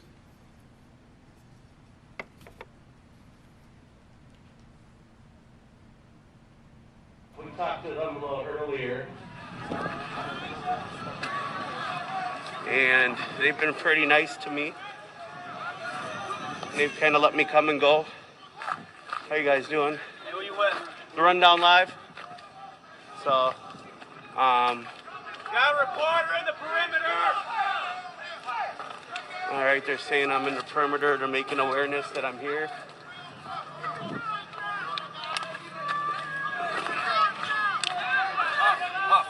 All right, they're asking me to leave.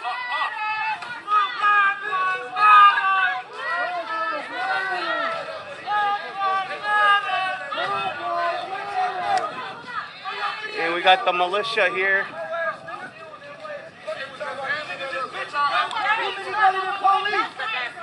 They're trying to protect private property. They should be, but it's fine. They're trying to protect their property. Everyone got that right. Yeah, no shit. I don't disagree. That's Hey, the they care aiming at property. us when we down there. Oh, were they? With the green laser. Oh, I didn't know that. Yeah. With the green laser. That's bullshit. Yeah. No, that's not cool. But I think a lot of them just are scared. So Look at these pussies on the roof! they're just trying to protect their property, bro.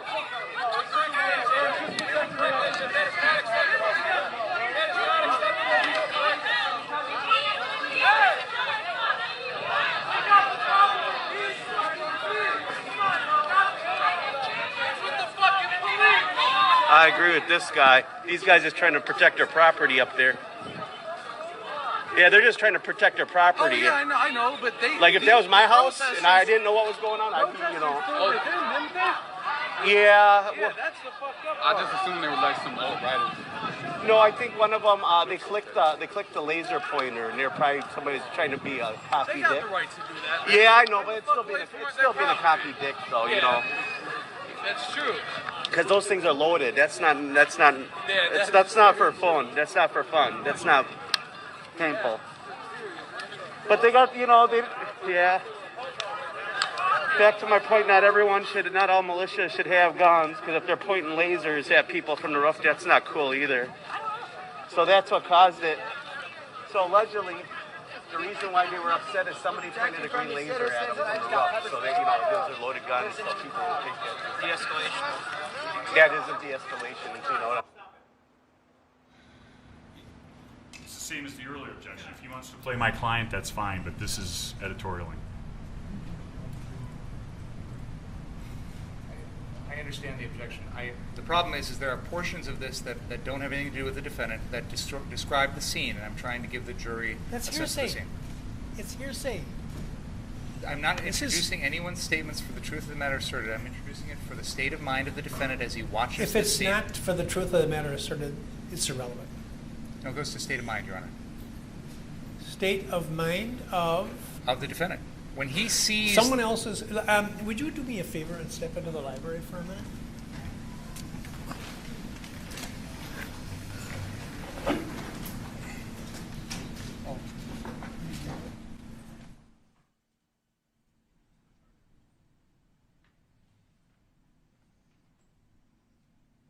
Please don't talk about the case while you're out of the room.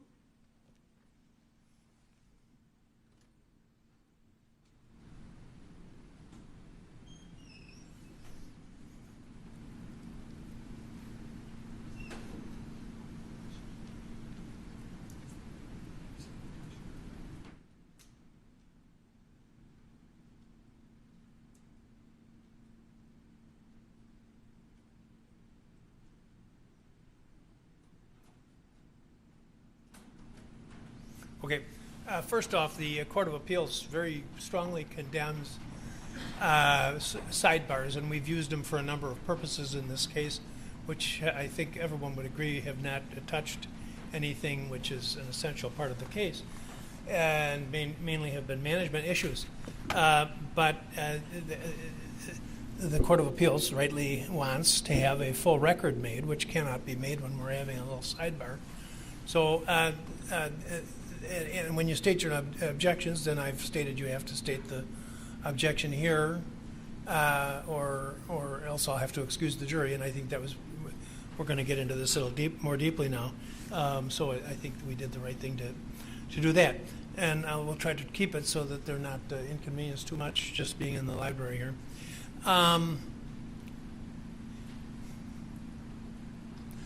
No, let me just test the stage here.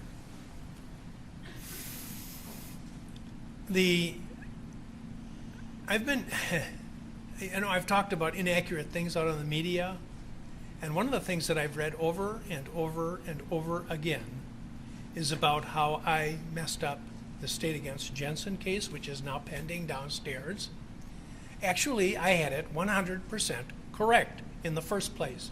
I ruled that the disputed matter was testimonial evidence that had to be confronted, and your office appealed. This is 20 years ago, and it was fine. It was a big issue. It was a big case, and the state Supreme Court reversed and said, no, we're going to adopt a new rule that is to be applied in this case about waiver and forfeiture. And so it came back, and I said right in the record, this is going to get reversed again because it was an unsound ruling, unanimous. I hate to say that about the Supreme Court, but it's true. And of course, that has proved positive. So I tried the case according to the way the Supreme Court told me to try it, And that was 20 years ago. The man is still in prison. And the case has again been reversed because of the evidence that the Supreme Court told me to admit. I don't want to mess around with confrontation issues. I can't let you present evidence into this record, which is barred by the confrontation rule, and you're asking me to let this just run while this man is making descriptive materials to prove the state of mind of the accused. That doesn't make any sense to me at all. First of all, Your Honor, nothing that's being said in this video can be construed as testimonial. There was historical information that he was saying in the part that we did here. It is not for testimonial purposes. He is not presenting it in anticipation of litigation. He's not giving it to law enforcement. It's not a report for the purposes of reporting a crime or for any pending legal action whatsoever. Okay, let's not even talk about it as confrontation. Let's talk about it as hearsay. Then it goes to the defendant's state of mind, because the defendant is witnessing everything that's going on in this video. He is witnessing what's going on in the crowd. He's witnessing the response. He's witnessing all of these statements that are being made. And it goes to his state of mind. It's a present sense impression. And the defendant's state of mind, as we've all agreed multiple times in this case, is critical to the case. Your Honor, start at the beginning for where I came in. The state argues that we've been doing this. One, Mr. Elijah, who was giving the editorial comments in the first video, he was here to be questioned. In this case, this individual who's in charge of the audio-video feed is not under the state subpoena. He could be.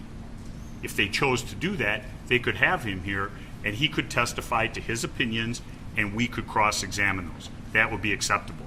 What Mr. Binger is saying is, my client is there, so he knows all this.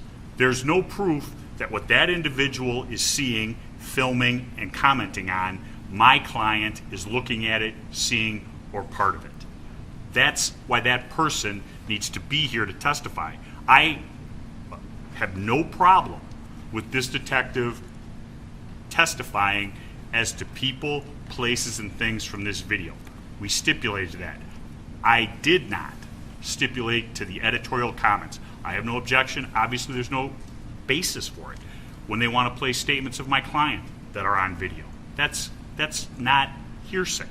But this and his statements regarding militia, things like that, that is hearsay. So we've got two complaints here, or two objections. One is the confrontation clause. This is not testimonial. It doesn't even fall anywhere near testimonial. Therefore, confrontation clause, I don't believe, is a valid objection. When it comes to hearsay, Your Honor, we had a pretrial dispute regarding things that Joseph Rosenbaum did all night long that were not witnessed by the defendant. The defense argued that those things should come into evidence because they show the context, they show his character, they show propensity for violence, they set the scene here. And I argue to Your Honor that if the defendant didn't personally witness it, it shouldn't come in. That argument failed. You allow them to come in. We've heard in the opening statement a lot of things about Joseph Rosenbaum that I know personally, and the evidence I think will demonstrate that the defendant never witnessed that night. But they're going to come in to attack the character of a deceased individual. And I understand the Jackson ruling. I've read that decision. I understand all of that. The difference is, Your Honor, this is exactly what the defendant witnessed. He is right there. Now, counsel is asserting that the defendant isn't aware of what's going on at this scene. I don't know that. The defendant knows that. Well, he has the right to testify. I'm going to. Wait a minute. You're right. He has the right to testify. He has no obligation to testify. Absolutely not. But if he's going to get, and if you're going to, he is present. He's within a few feet of all this stuff going on. So it is a perfectly reasonable understanding that he is witnessing this and that this is forming his state of mind. He is seeing confrontations. We are showing the jury those confrontations. These are occurring right in front of his face. So this is him right there. I'm not showing stuff that was 10 blocks away. I'm showing what was right in front of him as he's witnessing. We've already seen him in this video. Now, if the defense wants to argue he didn't witness it, if they've got evidence to suggest that, they can argue that and the jury can make a decision. This is a factual dispute. The hearsay objection Again, these are not being, no statement that I'm showing this for you is being offered to prove the fact of the statement. But hearsay does not necessarily have to be admitted for the truth of the matter asserted to be relevant. It can be admitted for other purposes, such as present sense impression, state of mind. These are excited utterances that are going on in the heat of a conflict in a scene like that. So there are plenty of hearsay objections. There are so many things you're touching on that I want to be able to tackle them all. Sure. And this present sense impression thing, what the defendant was aware of with respect to what was pictured in the video, and I'll give you that even though the camera's aimed on him and is looking into his face and what he's seeing is actually the videographer, but I'll grant you he's there, but you're accomplishing the result as to what was available for his scrutiny when you show the movie, the video. I don't see where the commentary by the videographer is part of his sources of knowledge. That's number one. Secondly,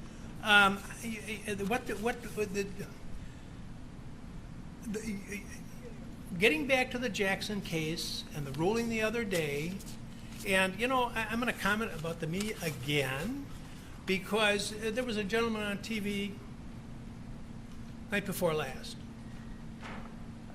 who said this is the most divisive case in the country today. So anything that undermines public confidence in what happens here is very important. It's important for this town. It's important for this country to have people have confidence in the result of this trial, whatever it is. And I don't care what it is. But people have to be confident. There are people on the media, on reputable sites, that are saying things that are totally bizarre. And I'm going to cite one only because it is exemplary, and it stems from the conversation we had the other day about the uncommunicated threat rule. You talk about things that occurred with respect to Mr. Rosenbaum that were unknown to the defendant at the time that the crime allegedly was committed. And you're right, under one subsection of that statute, the defendant has to have been aware of the incident in order to be an operative fact. But there's another one, the uncommunicated threat rule, which is an ancient rule of our law, which I talked about at the time of the ruling. And the Jackson case discussed it somewhat. It's also discussed here at Judge Weinstein's commentaries. And it's section 7.01, subsection 3, subsection C. And it says, if the defendant offers evidence of the alleged victim's character, it must be in the form of opinion or reputation testimony. And that was, I think, one of the things that you were advancing. It may not be in the form of evidence concerning other acts. When a defendant offers evidence of the alleged victim's character, then the process, well, I won't read that because it's not relevant. But then the next paragraph, and this is the critical one. When the defendant offers evidence of a homicide victim's violent character, but does not show that the defendant was aware of that character trait at the time of the incident resulting in the victim's death, the defendant is offering the evidence as circumstantial proof of the alleged victim's violent behavior at the time of the incident in question, and the offer falls squarely within Rule 404, subsection A, subsection 2, subsection B. On the other hand, if there is evidence that the defendant was aware of the alleged victim's violent nature at the time of the incident in question, evidence of the alleged victim's violent character is admissible in support of the accused's claim of self-defense, but solely under 404A2B. Under those circumstances, the evidence of the alleged victim's violent character is admissible independently of Rule 404A2B because it is relevant to the accused's apprehension of the imminent danger and the reasonableness of his or her defensive measures. So there's two different parts of the rule. One of them is the defendant has to have been aware of the decedent's violent acts or turbulent behavior. In the other one, it's circumstantial evidence of the victim's violent behavior at the time of the incident. That's what I admitted it on. Now, one of these, this was on CNN, Jeffrey Toobin and another attorney there, and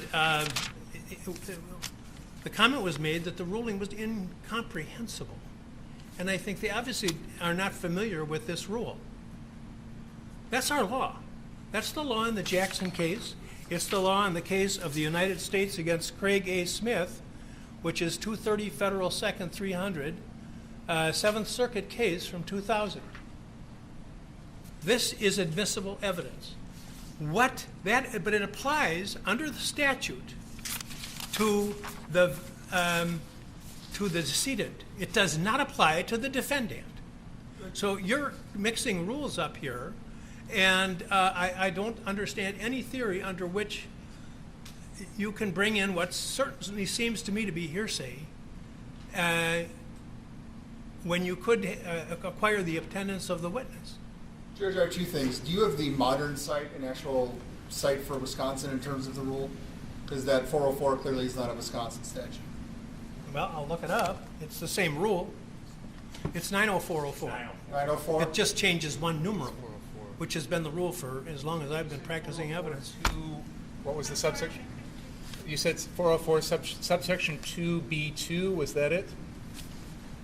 Yeah, it would be Wisconsin. The federal rules and the Wisconsin rules, as you know, have basically are the same in most instances and in this one, but they just use a different numeral. That's the greater latitude rule of child sex offenses. No, it's not. It's not the greater latitude rule. Well, under 90404 sub 2B2, that under Wisconsin statutes, that's the greater latitude rule for child sex offenses. So the greater latitude rule for child sex offenses, there may be a difference in the subsection lettering and numbering between the federal system, which is Rule 404, and Wisconsin statute, section 904.04. So I'm not sure where that section that you were mentioning, Judge, matches up with the Wisconsin statute. I think that is Mr. Krause's point. All right. 90404, character evidence not admissible to prove conduct, exceptions, other crimes.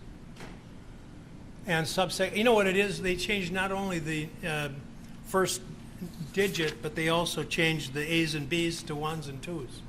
So you're right. I was reading from Judge Weinstein's commentary, but when you translate into Wisconsinese, it comes out as with numerals. But it's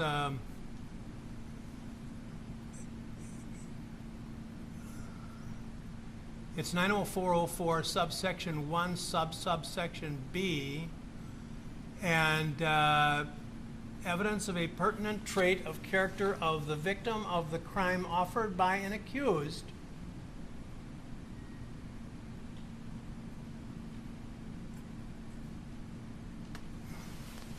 and then under 90405 methods of proving character is subsection 2 is specific instances of conduct of the in this case the decedent. I understand, Your Honor. So that's the basis upon which this ruling was made. and it's not incomprehensible, and it's accordance with our law. And what is in the mind of the defendant is not governed by that rule. This is the character of the decedent. I understand what you're saying, Your Honor. I want to briefly respond to that, if I may, and then I'd like to get back to this video.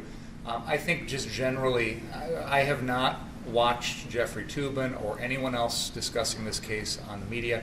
It is of no concern to me, so I'm not in a position to respond to what any of those talking heads have said. I don't expect you to. My point is that I want the case to be fairly tried, and I wanted people to understand that we want to go forward from this case, whatever the outcome is, and not have all kinds of people making inaccurate statements about what the law is. I don't have any comments on the media's coverage, Your Honor, so I'll move on. This video contains statements from the videographer and other people at that scene. The confrontation clause issue, I don't believe is applicable. Skip from confrontation to hearsay. So let's go to hearsay. I am not introducing these statements for the truth of the matter asserted. Then why are they relevant? Because they go to the defendant's state of mind. They are present. I'm going to invite you to respond.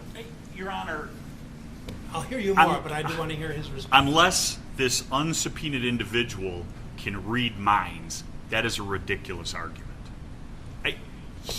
This narrator is going to prove my client's state of mind? That's absurd. I don't know how to respond to that. And the general, and I don't even want to use this word, but panoply of what's going on here, if it's not the opinions of the narrator, that goes to what may or may not have been seen by my client. You know, somebody yelling, they're throwing things, or there's a laser. I'm not objecting to that, because that's part of what goes on and what went on that night.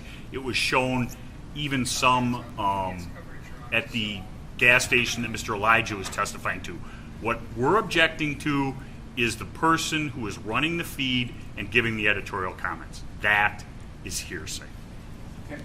Can I just ask, maybe we can short circuit this a little bit? What specifically is this person saying? Is it the word militia?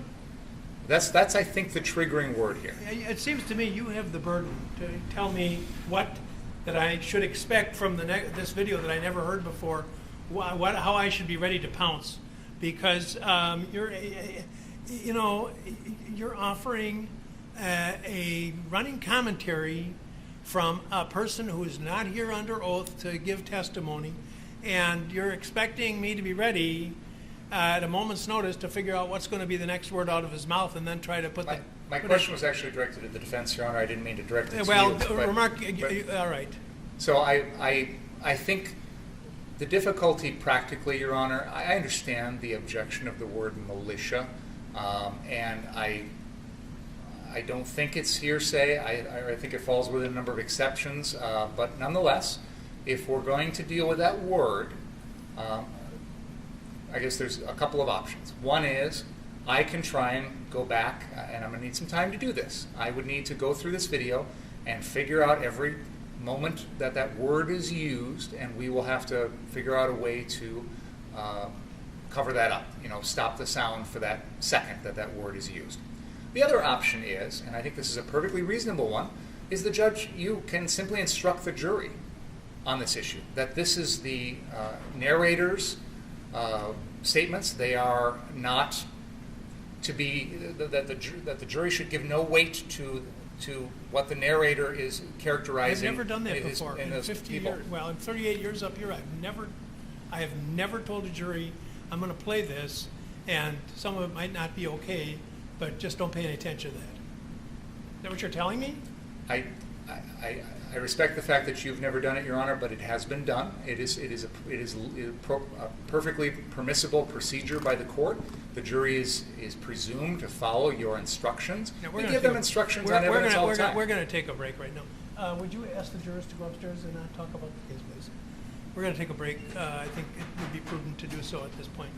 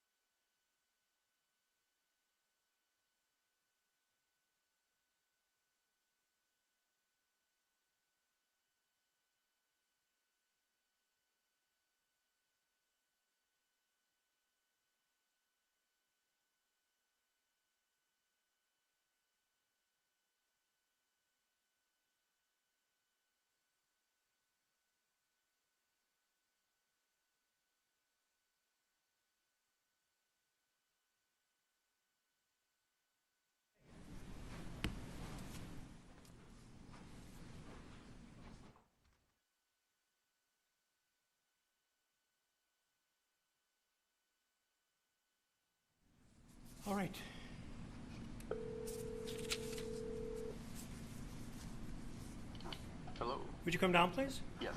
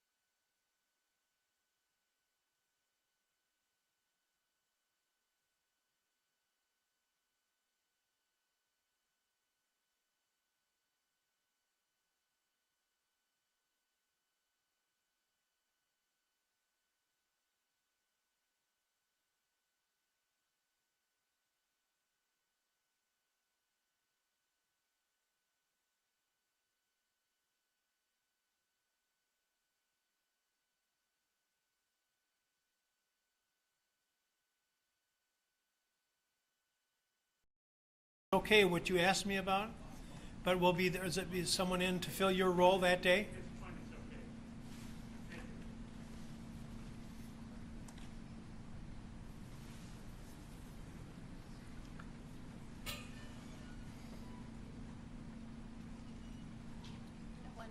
That's right. Pardon me? No.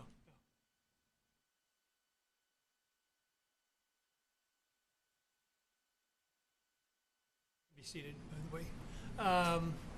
About the room and it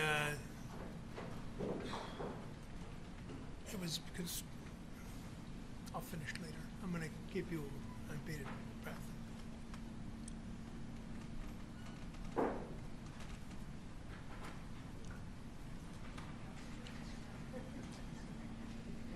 I am gonna.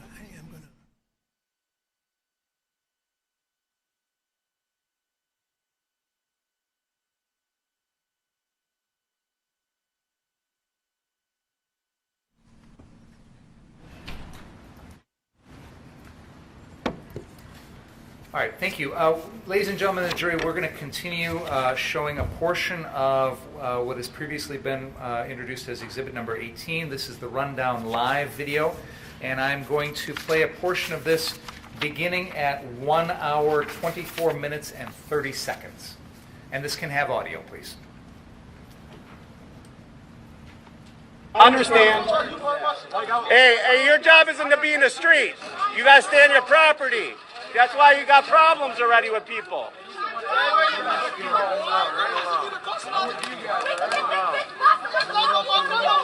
No one bothering your property. Don't look for trouble where there ain't none. A medic? I know you are, but like they got their own medics. You know, if somebody's close by, take care of them. I know you're just trying to make peace. I get that, but they don't look at it that way. They look at you guys as it's a different. It's as much as you guys were afraid of them before they marched down here. I know, but like what a conversation we're having. All right, we're going to stop there, and now I'd like to play a portion of the video at 1 hour, 28 minutes, and 56 seconds.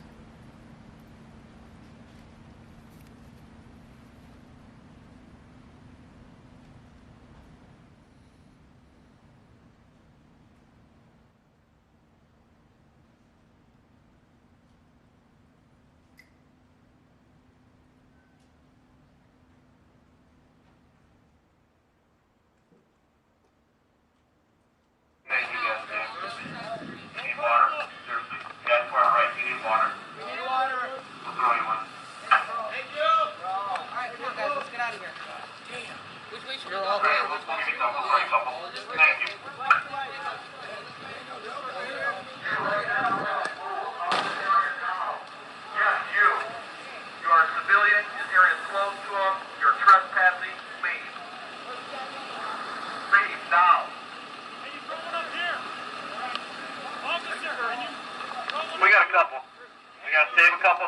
a couple.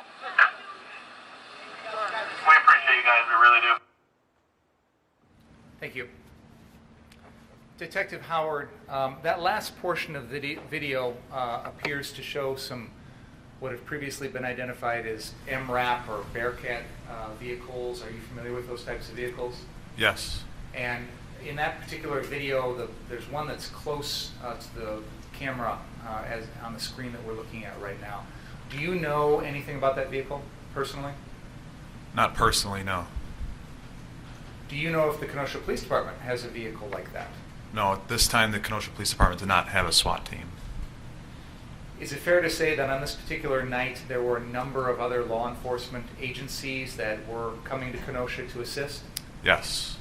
Do you have any idea which agency's Bearcat or armored vehicle that was? I don't. I can tell it's from a sheriff's department because it says sheriff on the front right of the armored vehicle, but I don't know which sheriff's department it's from. Okay, thank you. Now if we could have exhibit number 1, which is a Drew Hernandez video 023 play, please.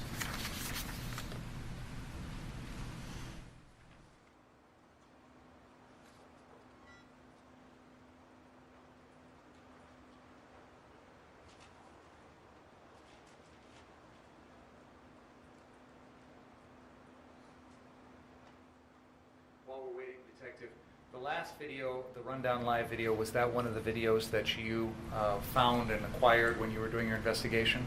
Yes, that one I believe I located on YouTube and saved it from YouTube. We're about to watch a video from an individual who online identifies himself as Drew Hernandez, is that right? Yes. Was this also one of the videos that you found? Yes, his videos I located on Twitter. Okay. If we can play this, please.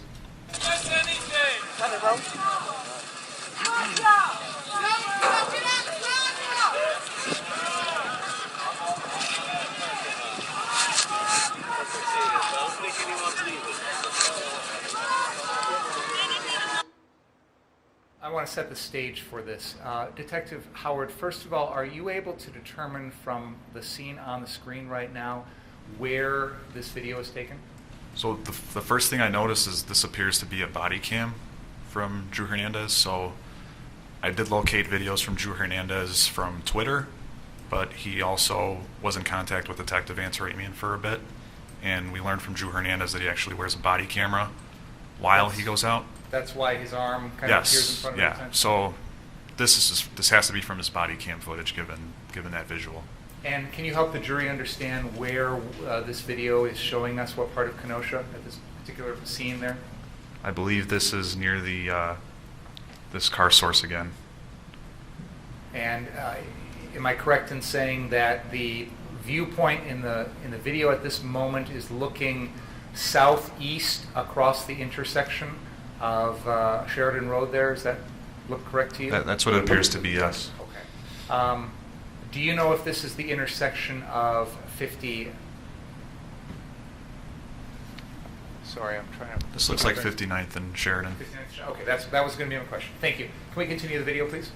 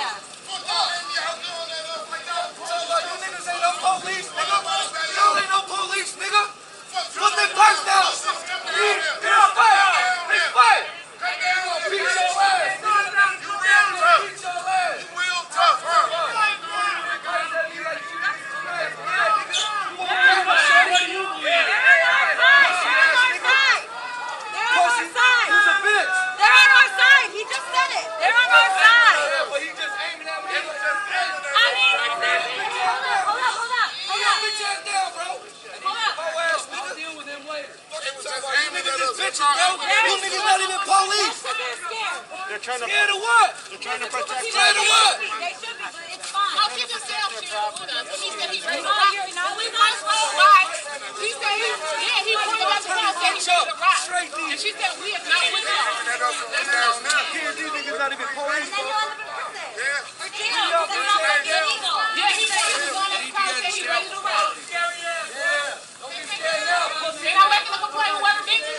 Everybody makes a complaint on this business. Because this is a business. They threw it up there. Throw it down. Throw it down there. What are y'all doing though? What are y'all doing though?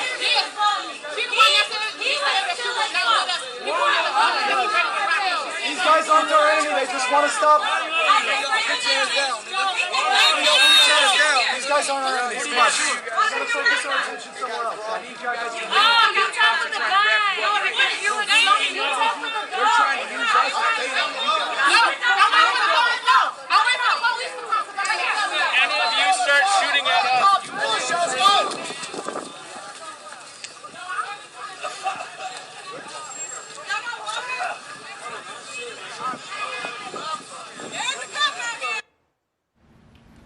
Now can we play exhibit number 8, which is the Elijah riot interview?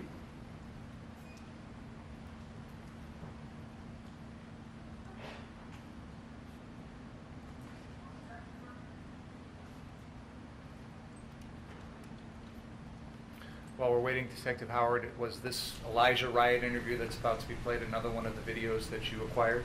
Yes, I was able to acquire that from Twitter.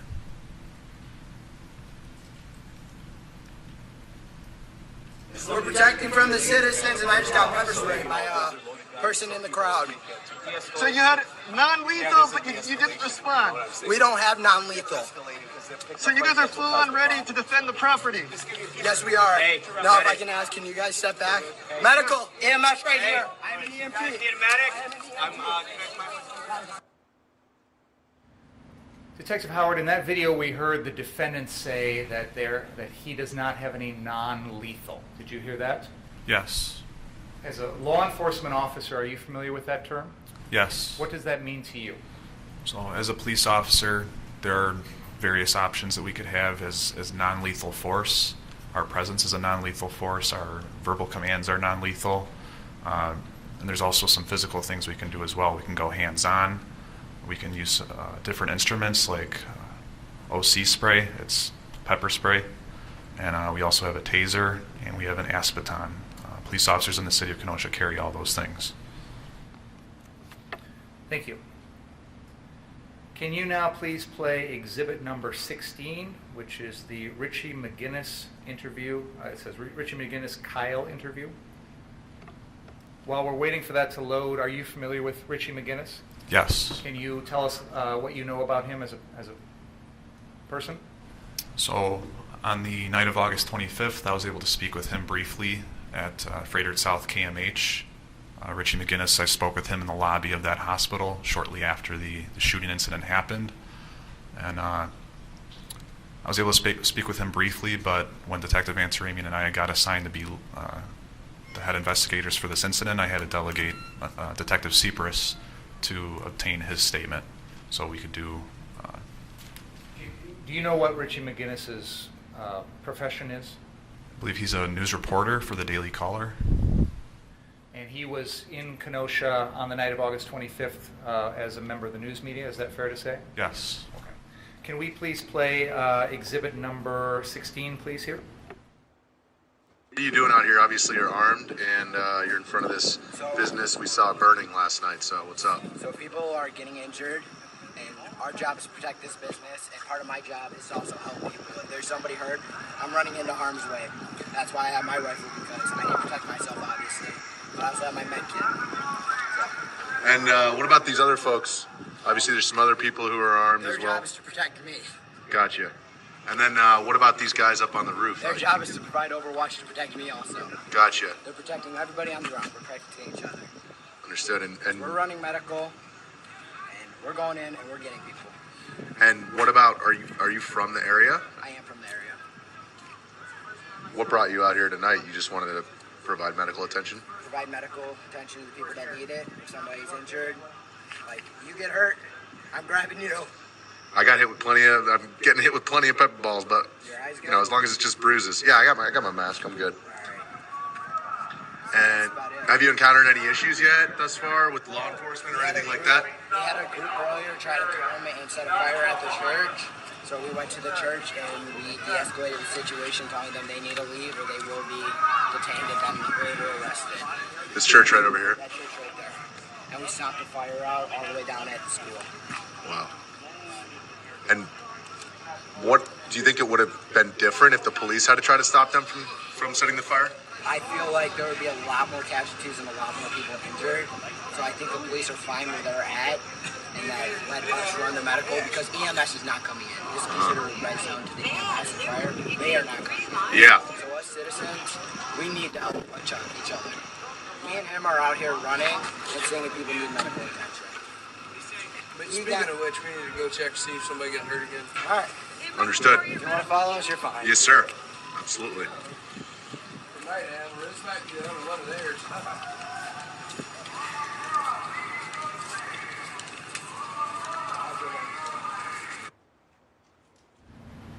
The video there, Detective Howard, shows the defendant along with another individual. That is Ryan Balch. Is that correct? Correct. And at this point, and we're going to continue with another video right after this, they're leaving the 59th Street car source and walking south on Sheridan on the east side of the road. Is that correct? No, on the west side of Sheridan West Road. side. Yes, west side. And do you know at this point in the evening where the police, the armored vehicles we saw earlier, where they are located? Are those some ahead at 60th? So as far as you can tell, they've established a line along 60th and Sheridan? I think I can see some at 60th at this point in the video. Okay. Can we continue now with exhibit number 17, which is the file is Richie McGinnis walking with Kyle. I didn't get the number, I'm sorry. It's 17. Thank you. Mhm.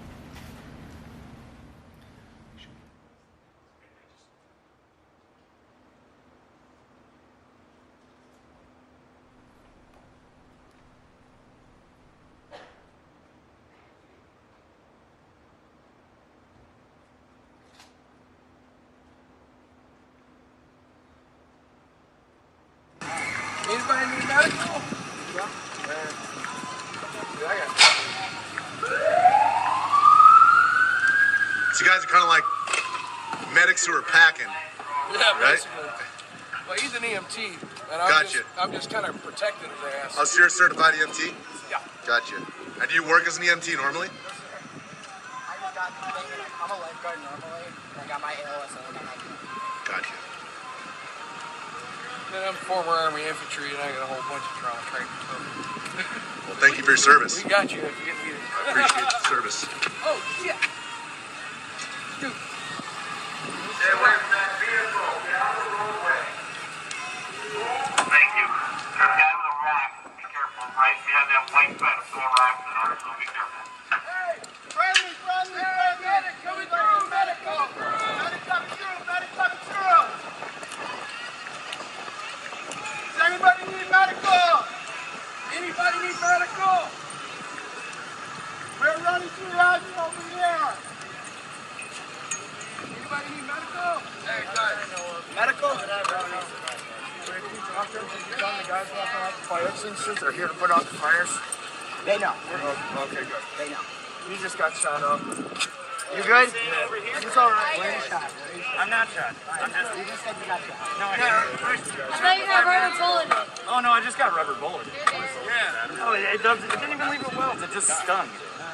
It just fucking stung. I'm fine. I knew. Little pepper boy never hurt nobody. It was literally just like, oh. It's a little spicy, that's all. It was like, oh shit. That was really annoying. Yeah, a little salsa. Like I could shoot my friend. Could you please not? Does anybody need medical? Does anybody need medical? I think someone's got some medical weed, I'll tell you that. Does anybody need medical? Medical!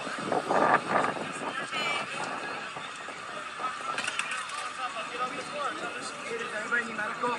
You were just the one to get off the car, trying to help you off the car. Now you trying to do medical? I remember you. You said get off the car. Fuck you talking about medical? Yeah. Your ass a Does anybody need medical? You trying to Medical. What, yesterday or today? Today. Dude, he just had up the gun. Talking about get off your car. Now he's talking about medical. What car over in the dealership? Car Sorry, down I won't film.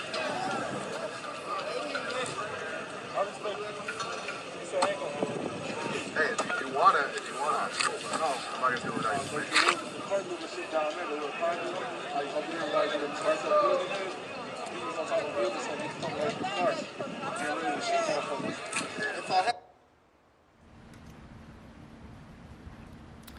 Now, if we could please play, and just to be clear, Detective Howard, the videos we just watched from Richie McGinnis were videos that you obtained from him, is that correct? Those were obtained from his phone. Detective Cypress obtained those. Okay.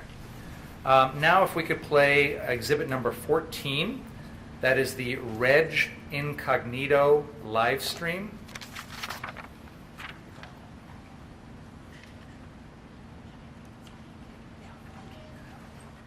And we're going to start at the 3 hour and 58 minute mark.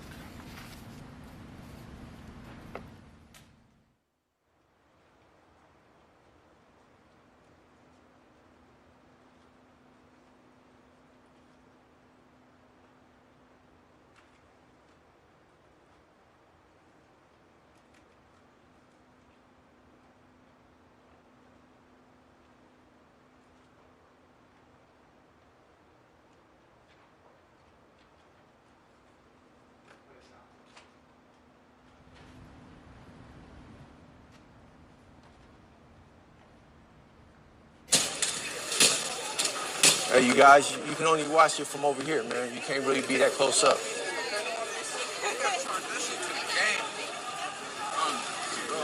So between a certain part of a certain section of Black Lives Matter and maybe, I'm saying at least about 20 white dudes from Antifa, you can't get up close on the up on them, man. They just made an example out of that guy, and I'm trying to help him out. So the white dude I was just talking to, or whatever he is right here, he just got his phone slapped. He got his phone slapped at him and socked at the same time. This dude right here, walking away. This dude right here got his phone slapped and blindsided.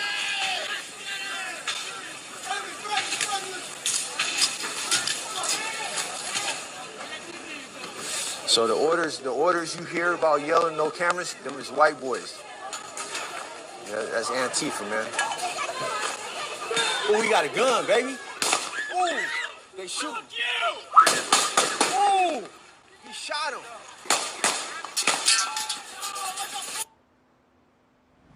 I'm going to pause for a second. Can we rewind about 20 seconds there, please? Okay, let's continue there, please. So the orders you.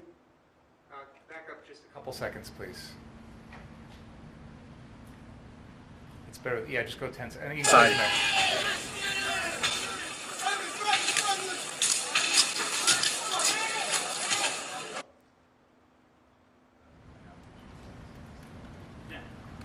For the jury's benefit, I'm going to point out there's an individual here who is running. He is wearing a what appears to be all black with some white. Counsel, I can't. Can you do it on that one so we can see it? Absolutely. Sorry. How do I get there? Excuse me here.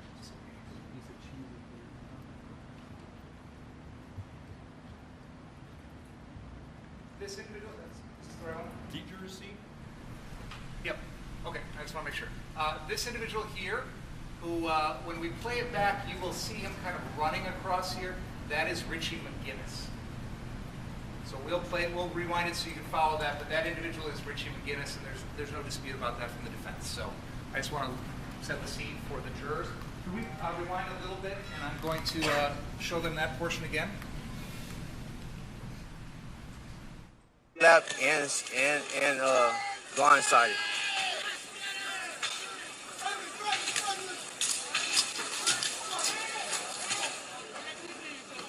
So the order.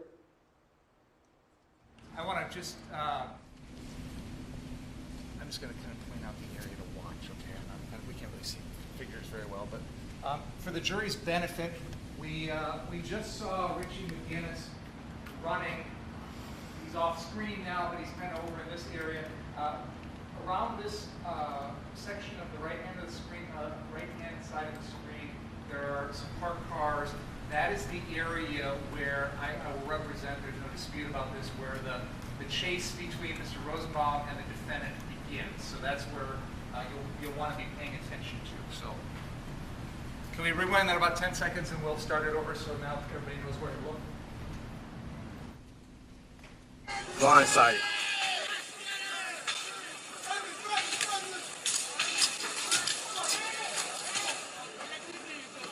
So the orders you hear about yelling no cameras, them is white boys. Yeah, that's Antifa. For the benefit of the jury, I will make it clear to everyone that the individual who I'm pointing to right now, who is running, is the defendant Kyle Rittenhouse, and this individual here is Joseph Rosenbaum. And that again is not in dispute. Please go ahead. Man.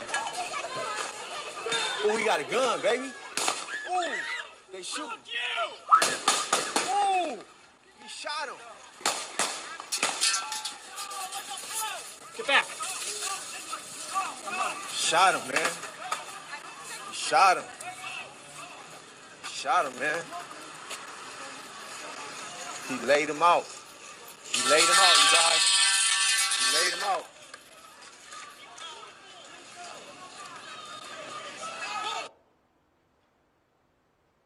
For the benefit of the jury, I want to make it clear, I think everybody knows this, but just make clear, this individual who has just removed his shirt is Richie McGinnis, and that is the defendant. These legs here are the legs of Joseph Rosenbaum, where he fell after he was shot. Go ahead. Thank you.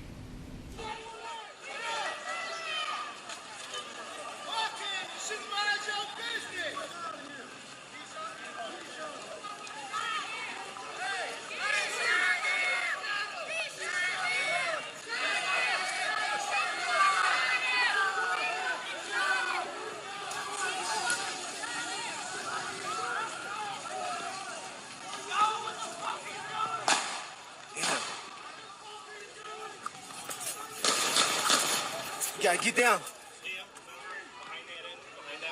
Hey, there's a paramedics. Can you call for the paramedics? We've already called.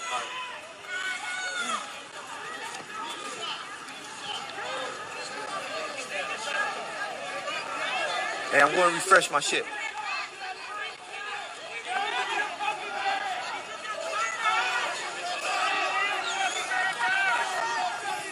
He's calling! He's calling! He's calling! He's calling!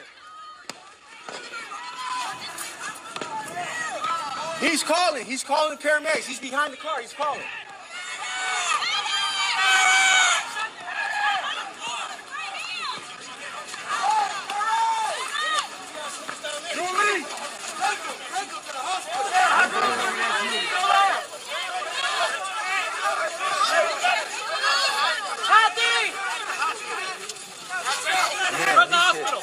He's hitting his chest. He's hitting his chest.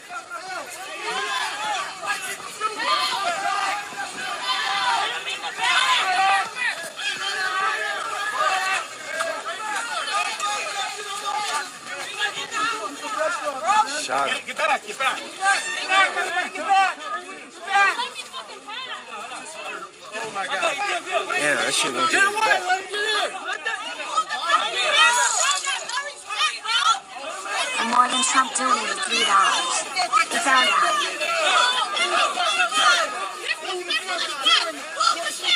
Give the patient privacy. Yeah.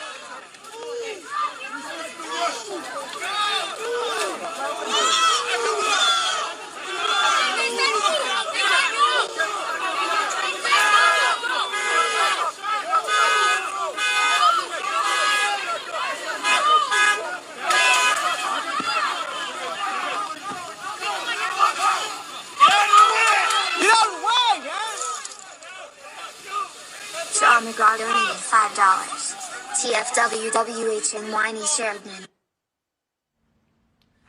We're going to continue with that exhibit number 14 and go to the 4 hour and 6 minute mark.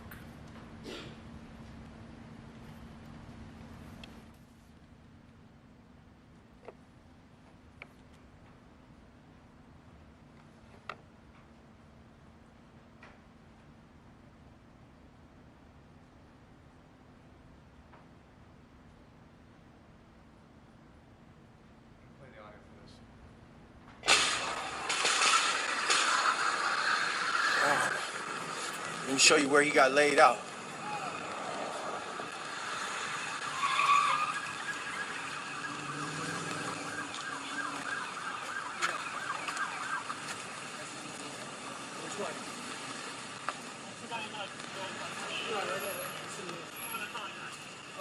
Look at the blood. I just want to make it clear for the jurors that the portion that I played just a bit ago that showed the Rosenbaum shooting was from 3 hours and 58 minutes to 4 hours and 2 minutes and 30 seconds. That was where it ended with the vehicle driving away. This is now beginning 3 minutes and 30 seconds later at the 4 hour and 6 minute mark. I just wanted you to know the gap in time between these two videos. Please continue.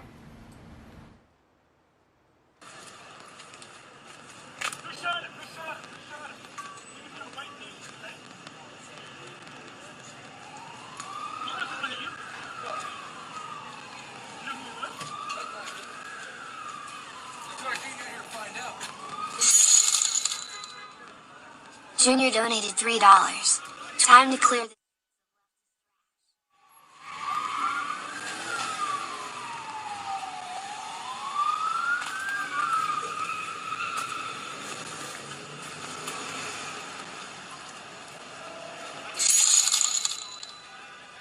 Mr. Roman donated $3. This is what democracy looks LOL.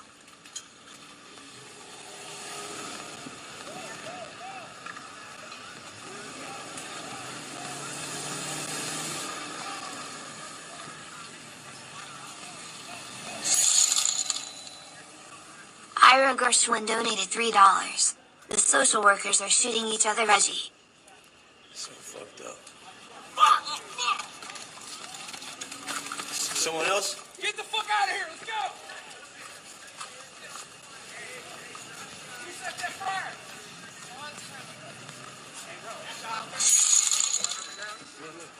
Duke Beast donated $3.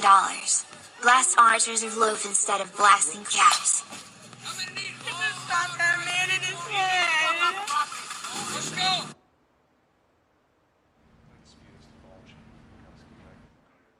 I just want to make it clear for the jury, in this video we see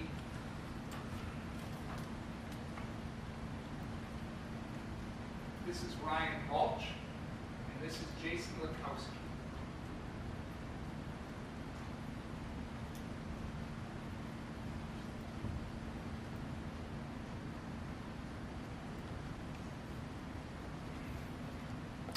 Now can we please play exhibit number 19? This is entitled Drew Hernandez Shooting Video.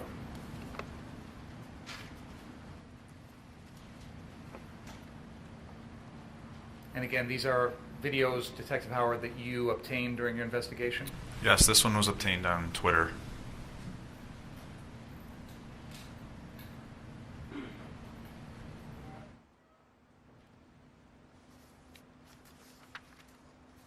You can play this all with sound.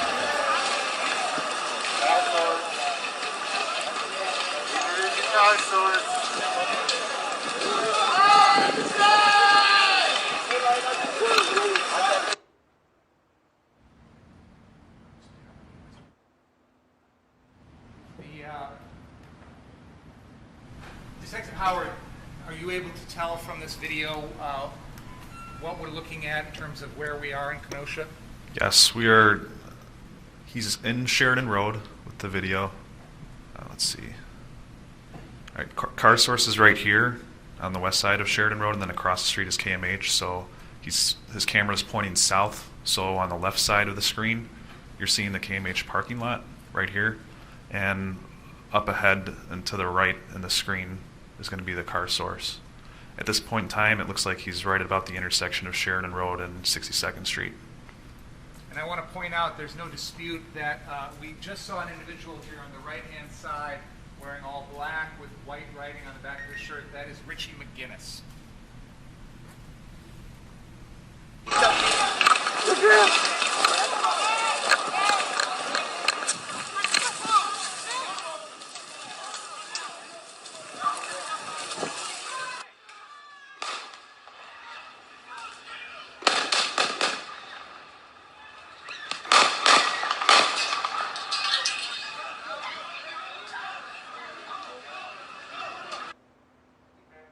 About 10 or 12 seconds, please.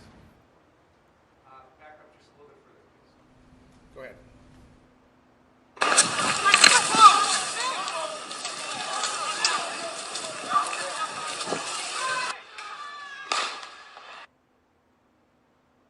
I'm just going to point out McGinnis.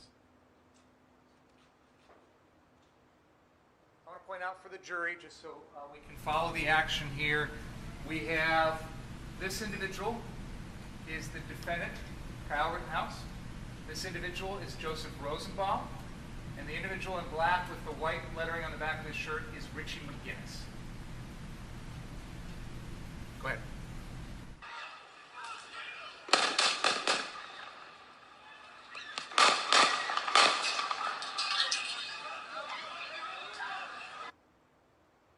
Detective Howard, I'm going to pause at this moment. I don't think there's any dispute that we've heard a total of 8 shots in a row there. I agree. And I'm just going to explain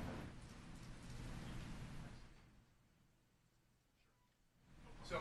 So, Detective Howard, you've watched numerous videos of this incident, correct? Yes, this part was one of the focuses. And there were 8 shots that we just heard. The first one was Joshua Zeminski, correct? Correct. And can you tell the jury what he does with regard to that shot? So Joshua Zeminski is, at this time, you could see it on the Reg Incognito video. At this time, he's walking slowly southbound on the West Sheridan Road sidewalk in front of Car Source. So Joshua's walking right at about this spot right here, while the chase is going on in a southwest direction through the Car Source parking lot. At that time, Joshua Zeminski has a handgun in his right hand, and he raises his hand up in the air and fires 1 shot.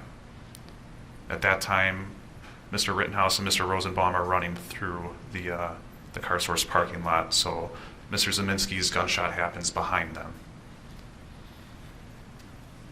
Shortly thereafter, the defendant fires 4 shots from his AR-15, striking Mr. Rosenbaum all 4 times. Is that correct? Correct. Now, as part of your work in this investigation, have you viewed this incident in numerous videos? Yes. Have you timed, using those videos, the gap in time between Mr. Zeminski's initial shot and the first of the defendant's 4 shots at Joseph Rosenbaum? Yes, using a stopwatch, I estimated that time to be approximately 2.5 seconds.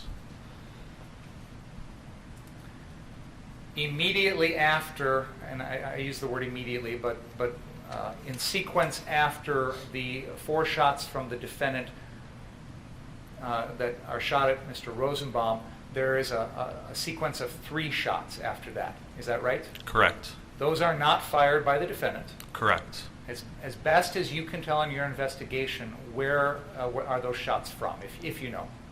I believe it to be coming from the area of 63rd Street, but it is hard to confirm that because we do not have good video available of that source of gunfire. Can you just use your pointer to show approximately on 63rd Street on that map where you're talking about? I would estimate that those 3 are coming from this area. I don't know if all the jurors can see that or not, but you're pointing to an area that is on the south end of the Car Source lot, along the north side of 63rd Street, And is it fair to say that you're indicating a space that is about halfway between Sheridan and the west edge of the CarSource lot? Yes. Okay.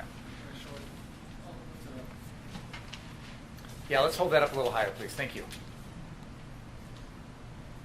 And that's, again, the pointer that you're using right now is showing us where you believe those 3 shots likely came from. Yes. No one has ever been identified with regard to those shots? Correct. Was any evidence recovered, shell casings, anything like that, that would indicate anything about those shots? Yes, there are some shell casings recovered. From the street in that area? Yes. Okay. Is there any indication that those shots have any relation to the incident between Mr. Rittenhouse and Mr. Rosenbaum? No, those do not appear to be fired by Mr. Rosenbaum or Mr. Rittenhouse. Thank you. Can we continue the video, please?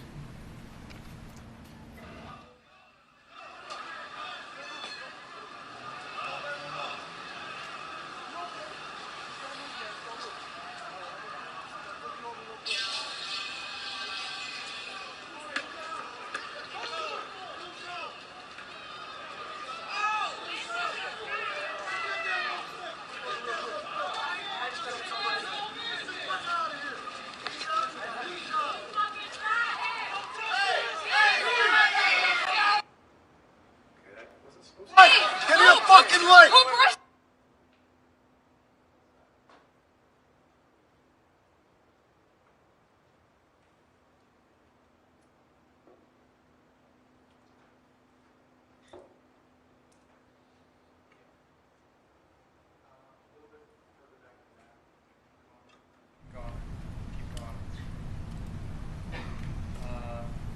There, it's fine.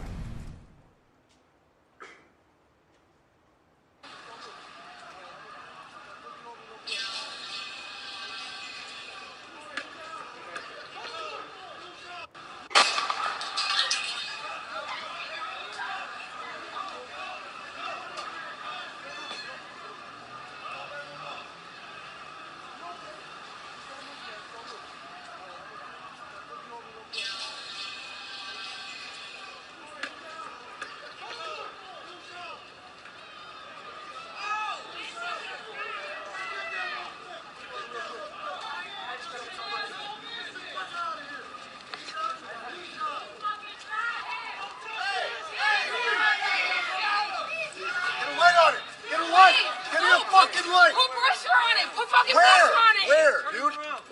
Where's the hole? Wait, where are you at? Get the He's fucking right here in mask his head. Come on. Put pressure. Put pressure. Put pressure. Check him out. Hey, keep your eyes open. Keep your eyes open. You shot him. I didn't hurt him. Hey, you're okay. You're okay. Let me talk to him. You're okay. Dude, that's not gonna help shift the pressure on this shit. Yeah, but you gotta keep him alive. Hey, bro, just talk to me, bro. What's up?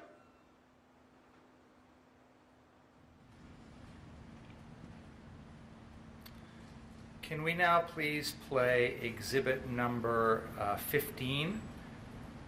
That is a file entitled Richie McGinnis at Rosenbaum's Body.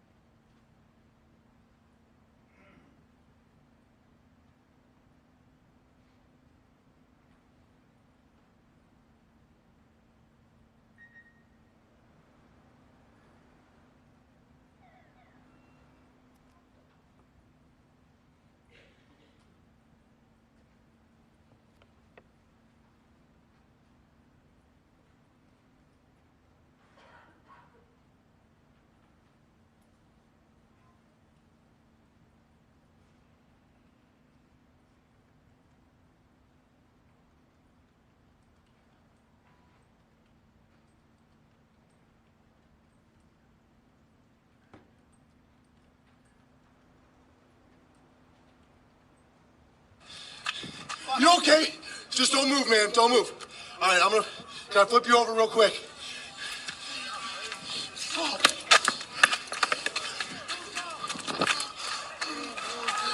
I'm gonna flip you over real quick, bro. Here, kid, flip over real quick. Just gotta get pressure on this, dude. Where's it at? Where is it? Turn around. Where's it at, dude? Get a light on it. Get a light. Give me a fucking light. Put pressure on it. Put fucking Where? pressure on it. Where, dude? Where? Where's the hole? Where you at? Get the He's fucking right mask here. up. In his head. Come on. Put pressure. Put pressure. Put pressure. Put pressure. Hey, keep your eyes open. Keep your eyes open. You shot him. I didn't. I don't know. Hey, you're okay. Just get pressure on this shit. We gotta keep him alive. I got him, brother. Just talk to me, bro. What's your name, bro? Stay with me. Hey, what's your name, bro? What's your name, bro? Is y'all thinking the hospital right here? Yeah, get him up. We got a car. We got a car. Keep pressure on it. I got him. Get him. I got him. Keep pressure on that. I got him. Get his arms. Put that down. I got you, dude. I got you. Wait, guys, make sure he has a hole. Keep pressure, people.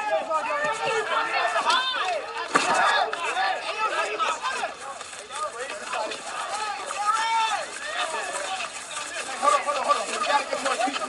Put him in the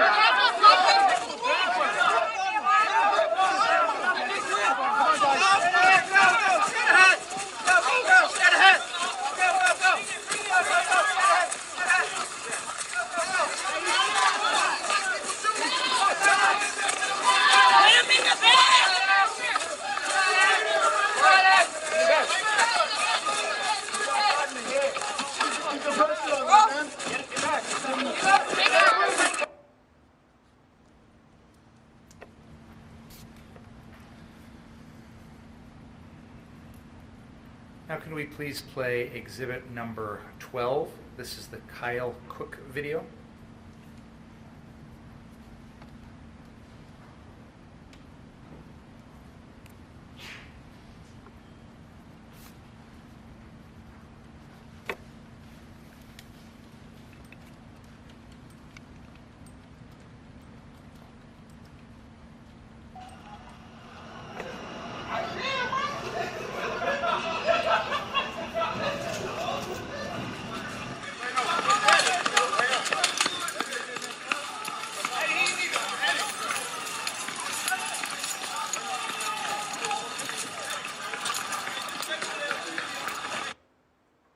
Detective Howard, can you help us, or help the jury rather, where is this video physically at in Kenosha as we're watching it right now?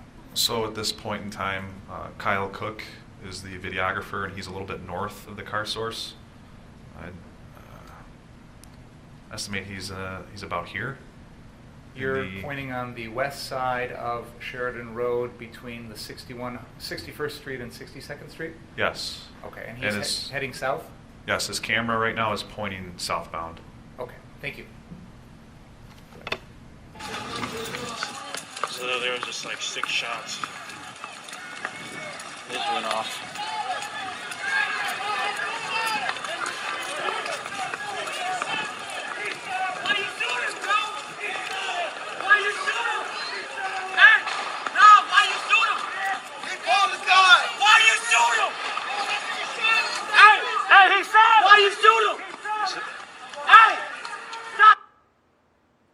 Represent to the jury, and there's no dispute about this. What we're seeing in this video in the middle of the street is the defendant, and on his left is Gage Grosskreutz. We can continue. Stop him! Stop him! Stop him! Hey! He shot him! Hey, stop him! Who shot him? Shit's about to turn up here.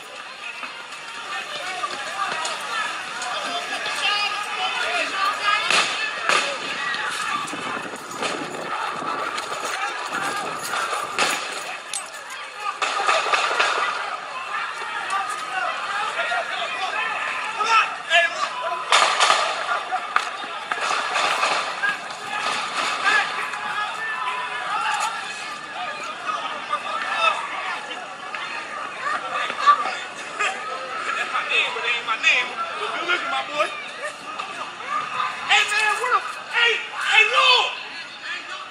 Bro, who the fuck got shot? Damn, dude, we got people shot everywhere, bro. We got somebody down right fucking here.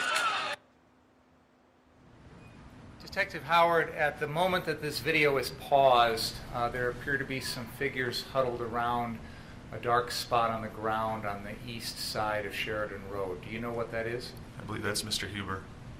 That is where he fell after being shot by the defendant? Yes. Okay. Let's go to the next exhibit, which is going to be exhibit number 6. This is the CJTV running video.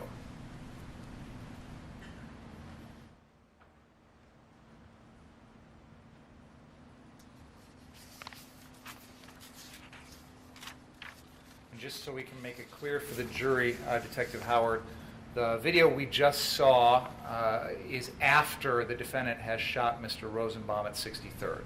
Correct. And he is traveling north on Sheridan Road from that car source at 63rd. Is that fair to Correct. say?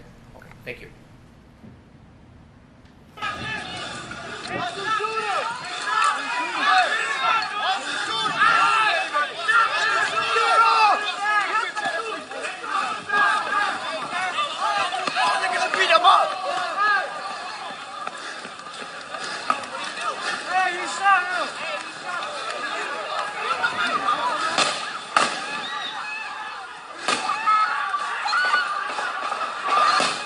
Oh shit, he shot that guy in the stomach.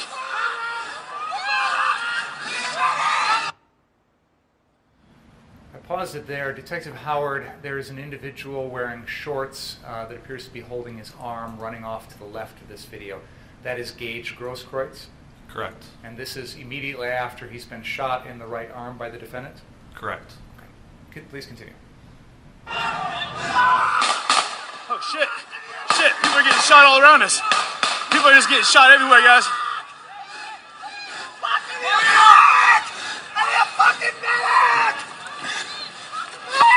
Move. Take this, take this. Take this, motherfucker. I got it. Oh, fuck me. I need a fucking medic! I'm trying to...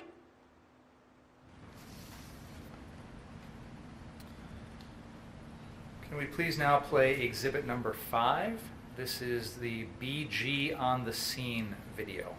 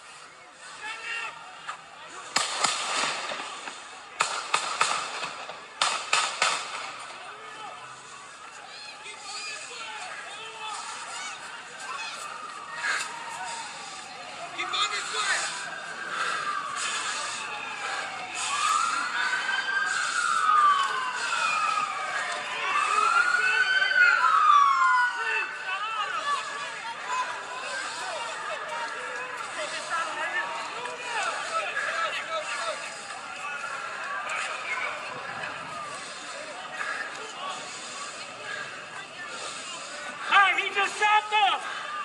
Hey, dude right here just shot them! Dude right here just shot all of them down there! That dude just shot them right there! That dude right here! Yeah!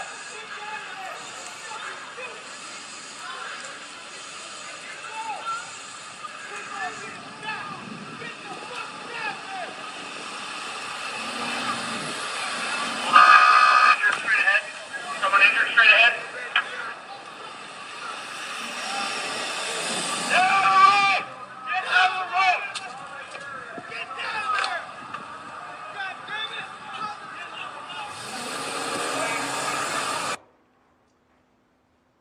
Could we please go back to the beginning of that video? I want to highlight some things for the jury, if we could, please.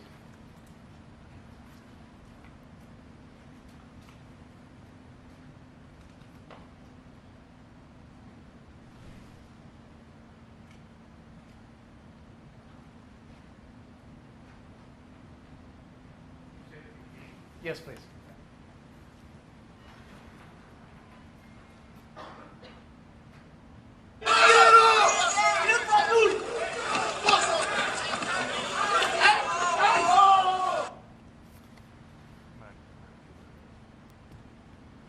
There's no dispute about the identity of an individual here.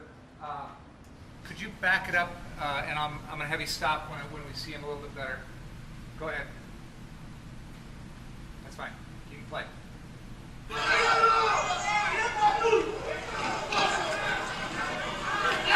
Awesome. Running in from the right hand of the screen here, he's right. I'm pointing to him right now. He's kind of obscured. But there's an individual here running with a skateboard that is Anthony Huber. There's no dispute about that. Go ahead.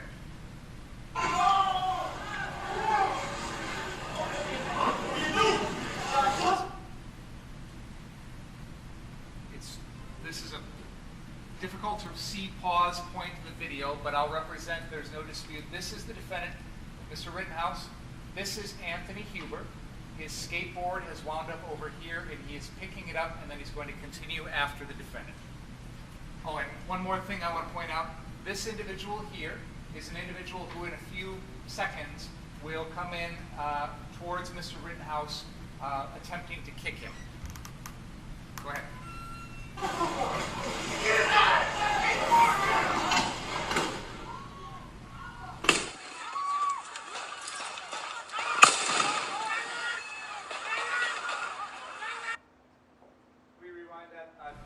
A little bit, please, like 20 seconds. Okay, continue there, please.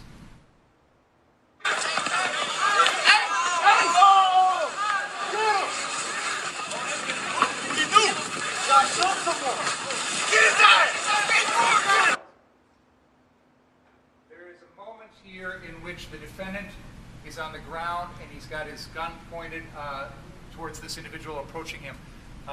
Detective Howard, in the entire sequence of these events, how many times did the defendant fire his gun? 8 times. I believe the testimony thus far is that 4 of those rounds were discharged and struck Mr. Rosenbaum. Is that correct? Correct. The 5th and 6th times that he shot were at this individual with the white pants. Is that correct? Correct. The 7th shot is fired at Anthony Huber. Yes. And the 8th round is at Mr. Grosskreuz's right arm. Correct. Okay. Please continue. Pause. The defendant has just discharged 1 round into the chest of Anthony Huber. Is that right? Correct. Okay. Please continue.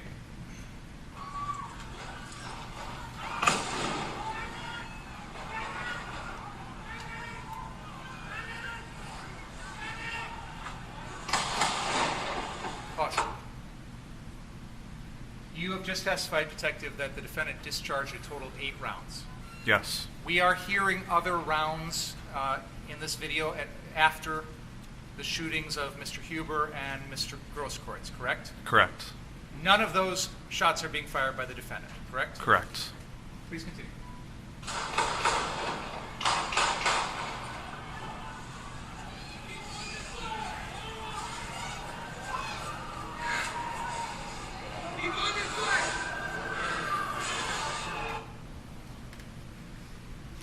Detective Howard, I'm pointing to an individual here who is walking towards the scene. Do you know who that is? I was hard to see. Can we continue, please? Time to move. Okay, pause. Do you know who that is? Yes, that is Ryan Balch. Thank you.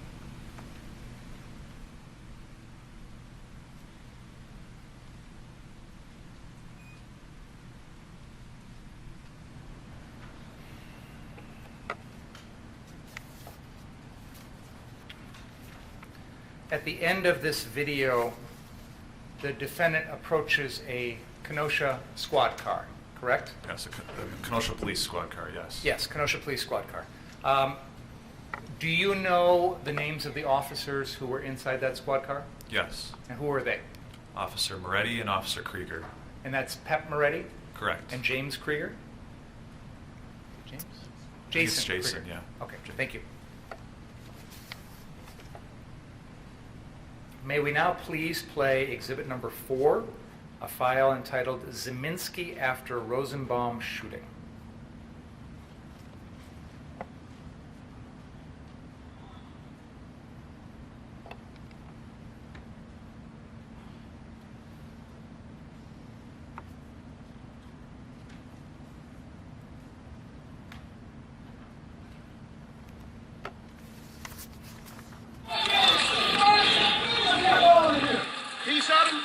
He fucking shot him! Get him there! He fucking shot him! He fucking shot him! He fucking shot him! He fucking shot him! Do you know whose voice we're hearing? Yes, that is Kelly Zeminski's voice. In the video here, we're seeing a figure walking away from the camera in a dark top, looks like maybe camouflage pants, pointing. Do you know who that individual is? Yes, that is Joshua Zeminski. And he is the one who fired the first shot about 2.5 seconds before Mr. Rittenhouse shot Joseph Rosenbaum. Yes. Okay. Please continue.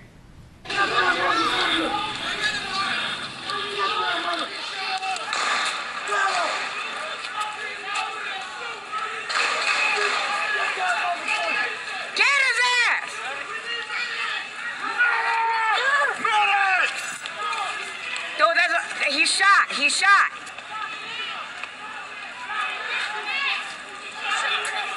He's fucking shot.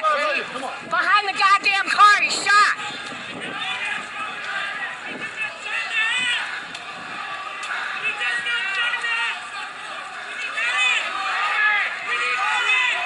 The hospital's right there.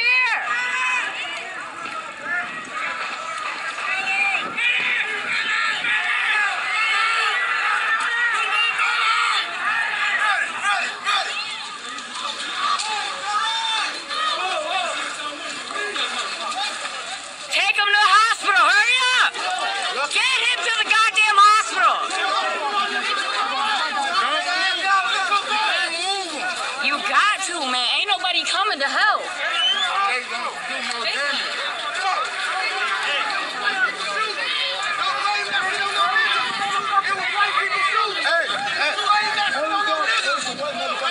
Don't blame that shit on no niggas. It was white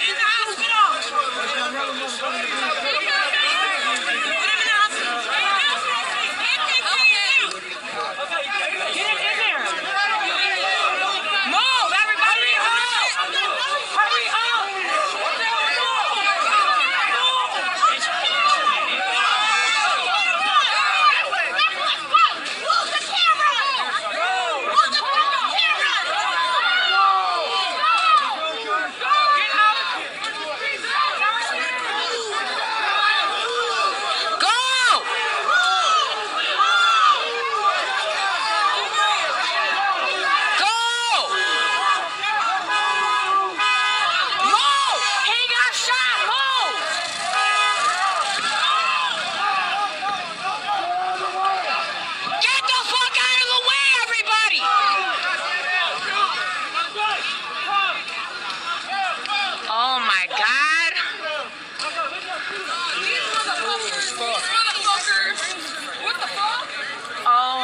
Fucking God, dude. That was a little dude in the green shirt with the rifle.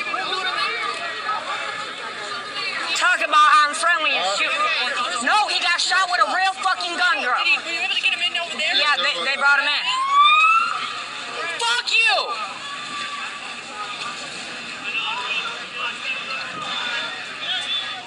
Don't get the motherfucker that shot him! Yep. Don't get the motherfucker that shot him! He's running around with a big ass fucking gun! But you ain't doing shit! Don't get the motherfucker that shot him! This is not okay. No shit. You shot both fuckers? Huh?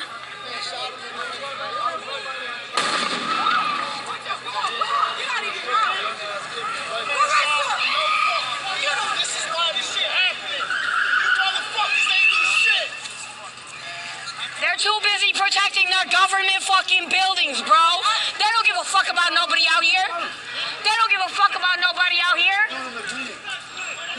Hey!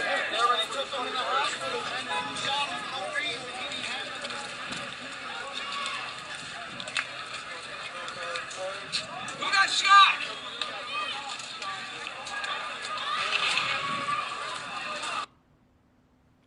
Detective Howard, that video ended at the location where Mr. Rosenbaum's body fell after being shot and killed by the defendant, correct? Correct.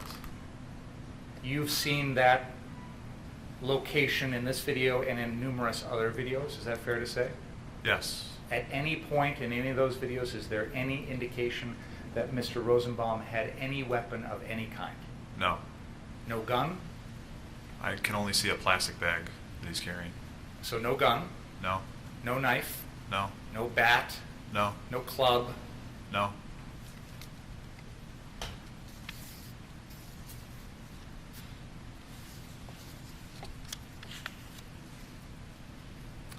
Can we now please play exhibit number 13, the Lakota Lichtwalt live stream? Does anybody need a break right now? We'll be taking one shortly, but right now? Okay, go ahead. Let's begin at the 9-minute mark, Brian. 9-minute mark. Lichtwalt is. She's got the exhibit list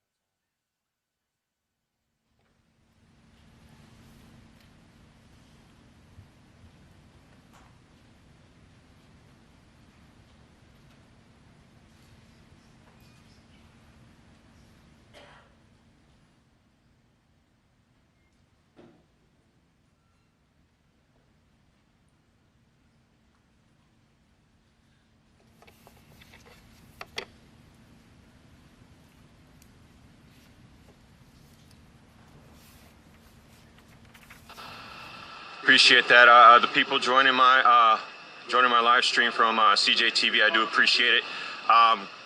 Guys, if I drop out again, make sure that you're jumping across to Corey Elijah, also another local here who's been documenting things in our hometown. Otherwise, make sure you're jumping on CJTV and Mercado Media. It does sound like we've got some stuff going on over here. I don't know if that's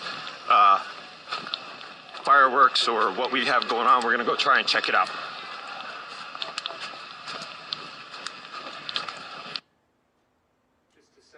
Locations for the jury. Detective Howard, we have seen this video begin at a location, and it appears that the person taking the video is now moving.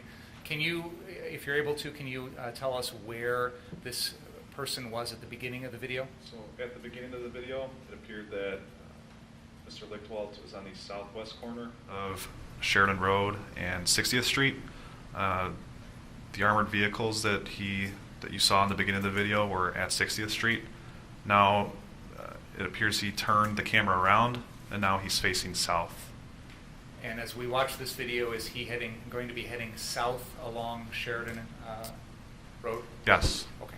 Please continue.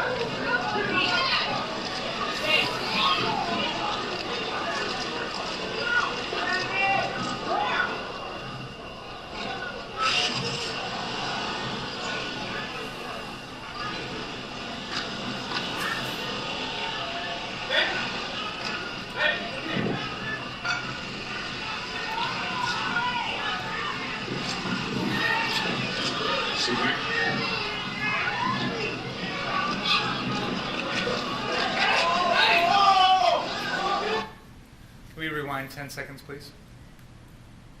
I want to call the jury's attention to the center of Sheridan Road there. It's kind of in the center of the screen right now. There will be some figures coming towards the camera. I just want to focus the jury's attention on that as we start the playing again, please, from there.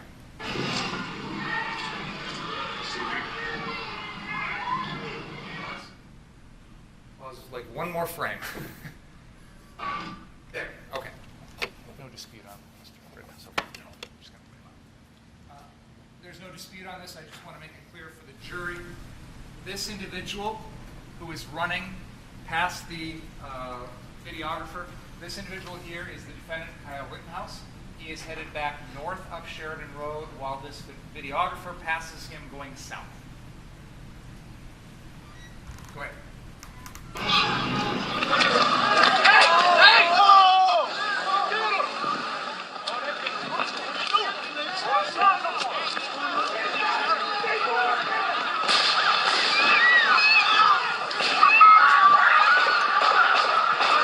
Those are gunshots, people. Those are gunshots.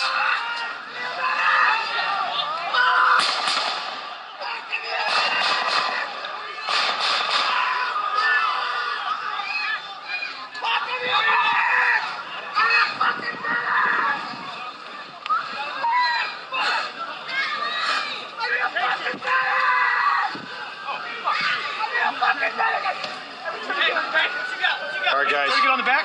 Turn again. Where? In your bag? In your bag? In your bag? Help!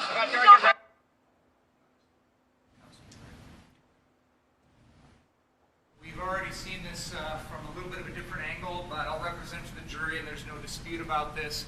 The individual who's crying out for a medic is Gage Grosskreutz. He's just been shot in the right arm by the defendant.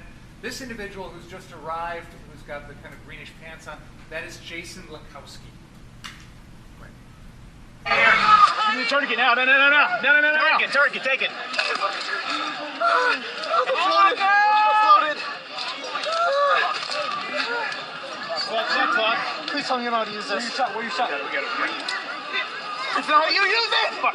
Help me, somebody help me, please. Right here, I got you. Can you call? What's it? Tight. Make it tight. Make it tight. Keep it elevated above the heart. You want to go to the hospital, babe? Get tight. You want to go to the hospital? Move. Come on. Twist. Come this way. Come on. It's gonna hurt. It's gonna hurt. They got that kid. What's your name, brother? Let's go. Guys, get back. Everybody get back.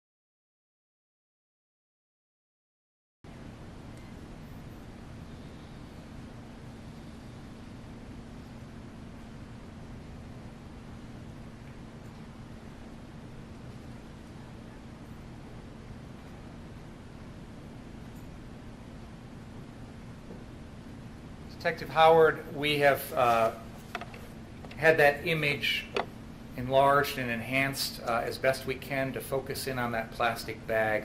So in a second, there'll be an image that I'm going to show on the screen of that.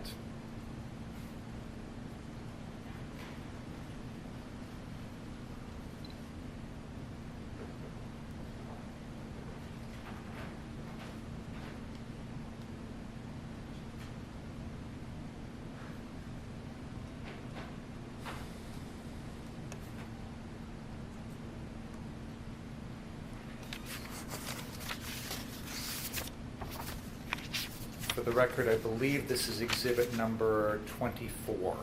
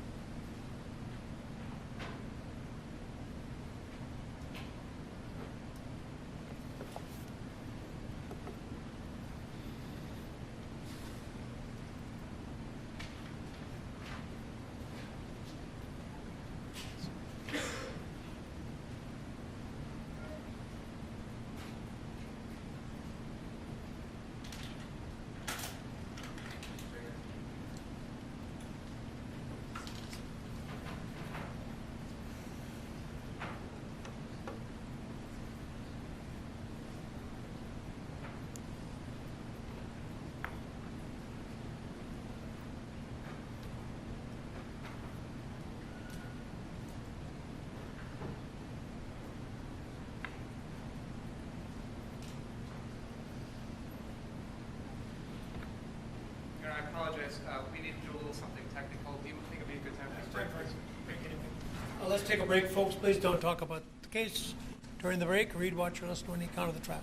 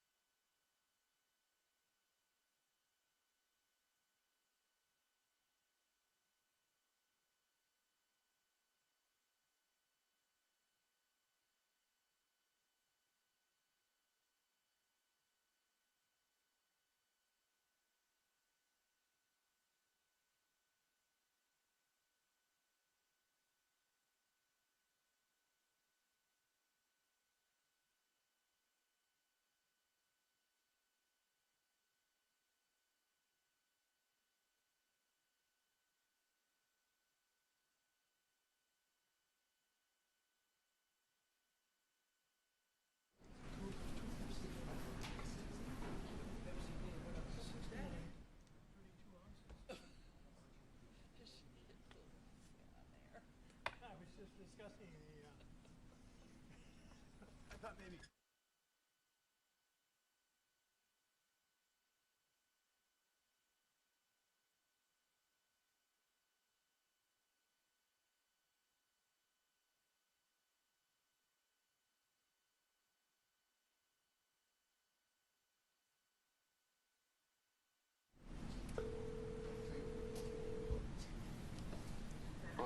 Would you come down, please? Yes. Thank you.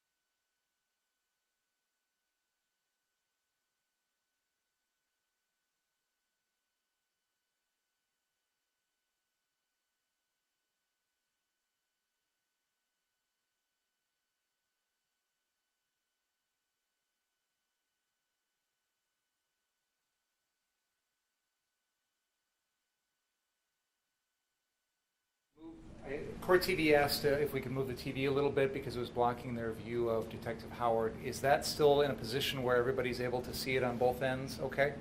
Okay.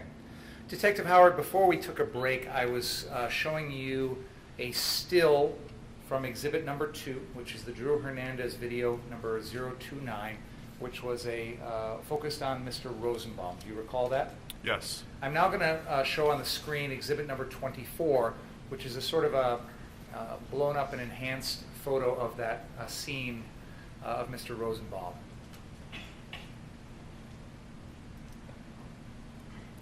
And again, Detective Howard, does that show the plastic bag that Mr. Rosenbaum was carrying around on the evening of August 25th, 2020? That's what it appears to be, yes. All right. Now I would like to show exhibit number 9, which is the aerial surveillance video from the FBI.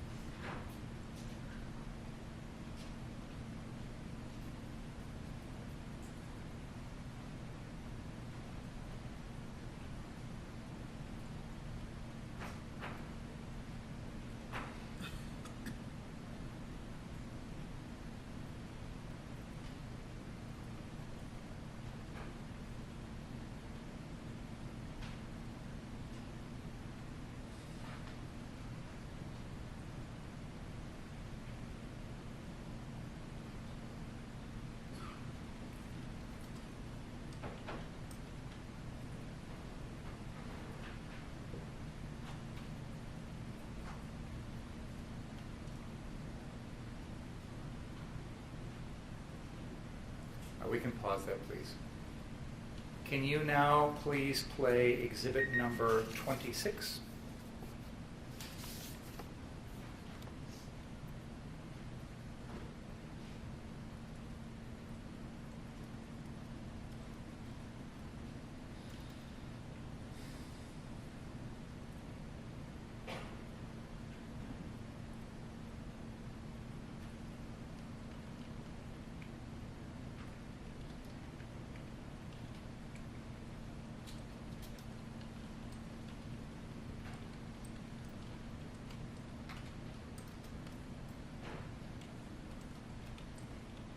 And now if we can please play exhibit number 25.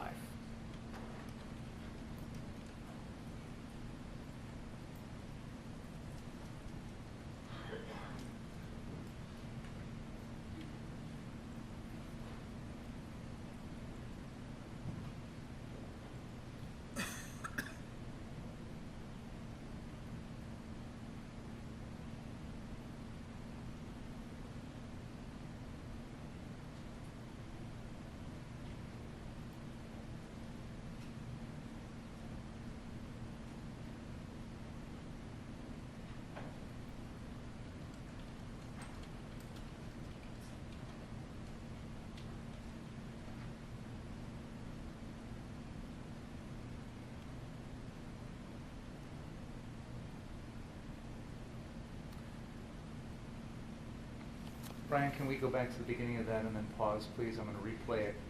Yes, of that same video. Detective Howard, the video that we just watched here at the beginning of the video, let's keep it paused there for a second. There are two individuals identified. One has a circle around them with the label person of interest 1. The second has a square around them with a label of person of interest 2. Do you see that? Yes. Based on your investigation, your review of all the other videos, who are those two individuals? Person of interest 1 is Joseph Rosenbaum, and person of interest 2 is Kyle Rittenhouse. Now, can you please play the video again, Brian?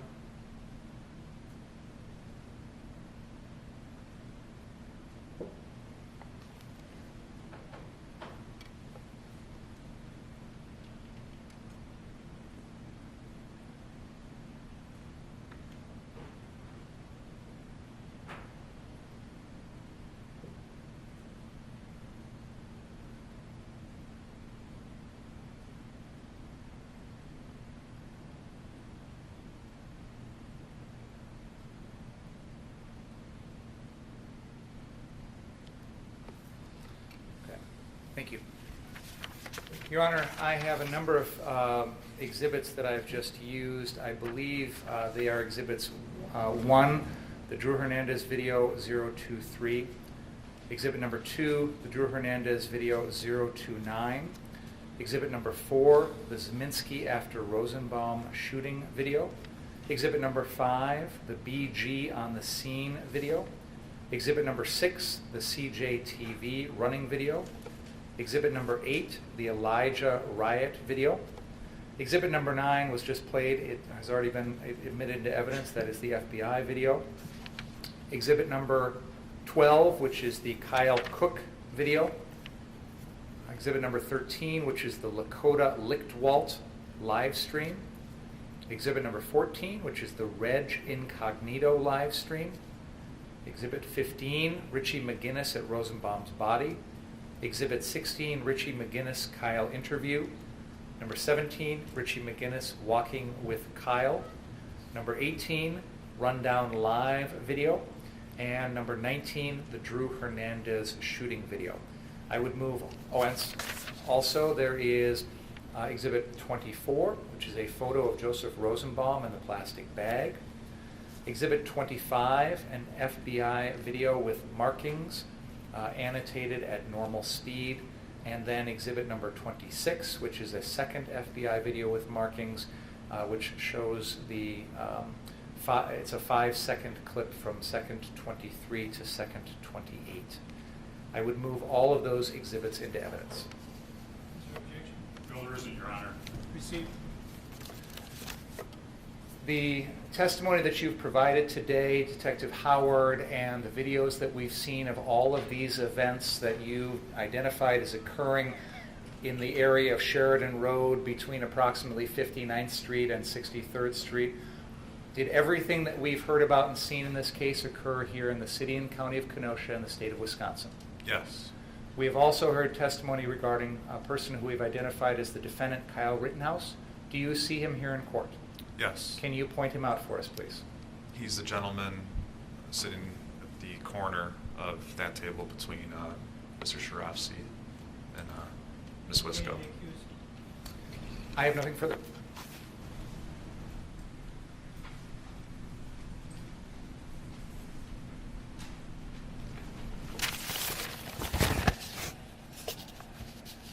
I will eventually, thank you.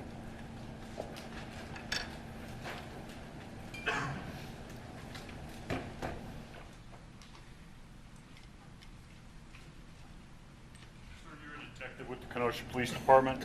Yes. You work for the Kenosha Police Department? Yes. How long have you been a detective? Almost 3 years. And before that, you're a patrol officer?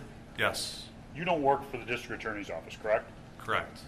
Your job is to gather facts so that, in some cases, they can be presented to citizens of Kenosha to make a determination on the guilt or innocence of criminal defendants, correct? Yes. And that is supposed to be done without prejudice or fear or favor, correct? Yes. And it's, as Joe Friday used to say in the old days, just the facts, correct? Yes. Now, in this case, you are one of the lead detectives. Yes. And you put innumerable amounts of time into this case, correct?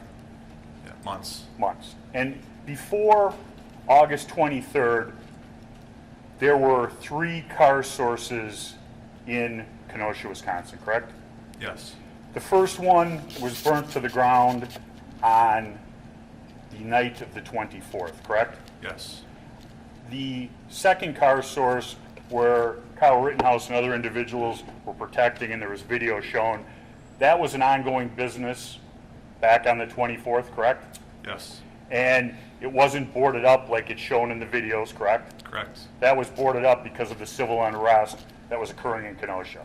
Correct. And going on to car source 3, where the first shooting happened, that was an ongoing business, not boarded up, not damaged, correct? Correct. Now, in gathering evidence in cases like this, routinely you go out and you freeze a crime scene and you get as much evidence, you take time, you photograph things, and you get it all so that it's all preserved is the right word, correct? Correct. In this case, because of the chaos on the night of the 25th into the morning of the 26th, that wasn't able to be done. Fair statement? Not to the degree that we typically do. Correct. I'm not trying to put blame but I want this jury to be able to understand the situation that was going on in Kenosha at that time. Is it routine for a small contained homicide scene to not be able to find shell casings and have to go back 3 days later when they're pointed out by citizens? That's not routine. It was 4 days later. Oh, I apologize. So even longer. Yeah. And a citizen said, hey, there's shell casings under this car. You guys should come out and get them. Yes. Okay? So it wasn't the standard thorough investigation where you guys put the cones down, you photograph everything, and then you could bring all that forward, correct? Evidence techs gathered what they were able to observe that night. The evidence technicians were gathering what they were able to observe that night. Okay. And what I'm getting at is there was nothing hiding those shell casings if they had done a thorough inspection, looked under the cars and things like that, correct? Correct. It is a car lot. Correct. Now, you went and got a bunch of information in this case through documents. Is that a fair statement? Yes. You did multiple search warrants. Yes. You did multiple subpoenas for records, correct? Correct. And a lot of those search warrants were directed at my client's social media, correct? Correct. His telephone. Correct. I'm sure I'm going to miss some, but Instagram, TikTok, all of those. Yes. Multiple email addresses. Yes, Google.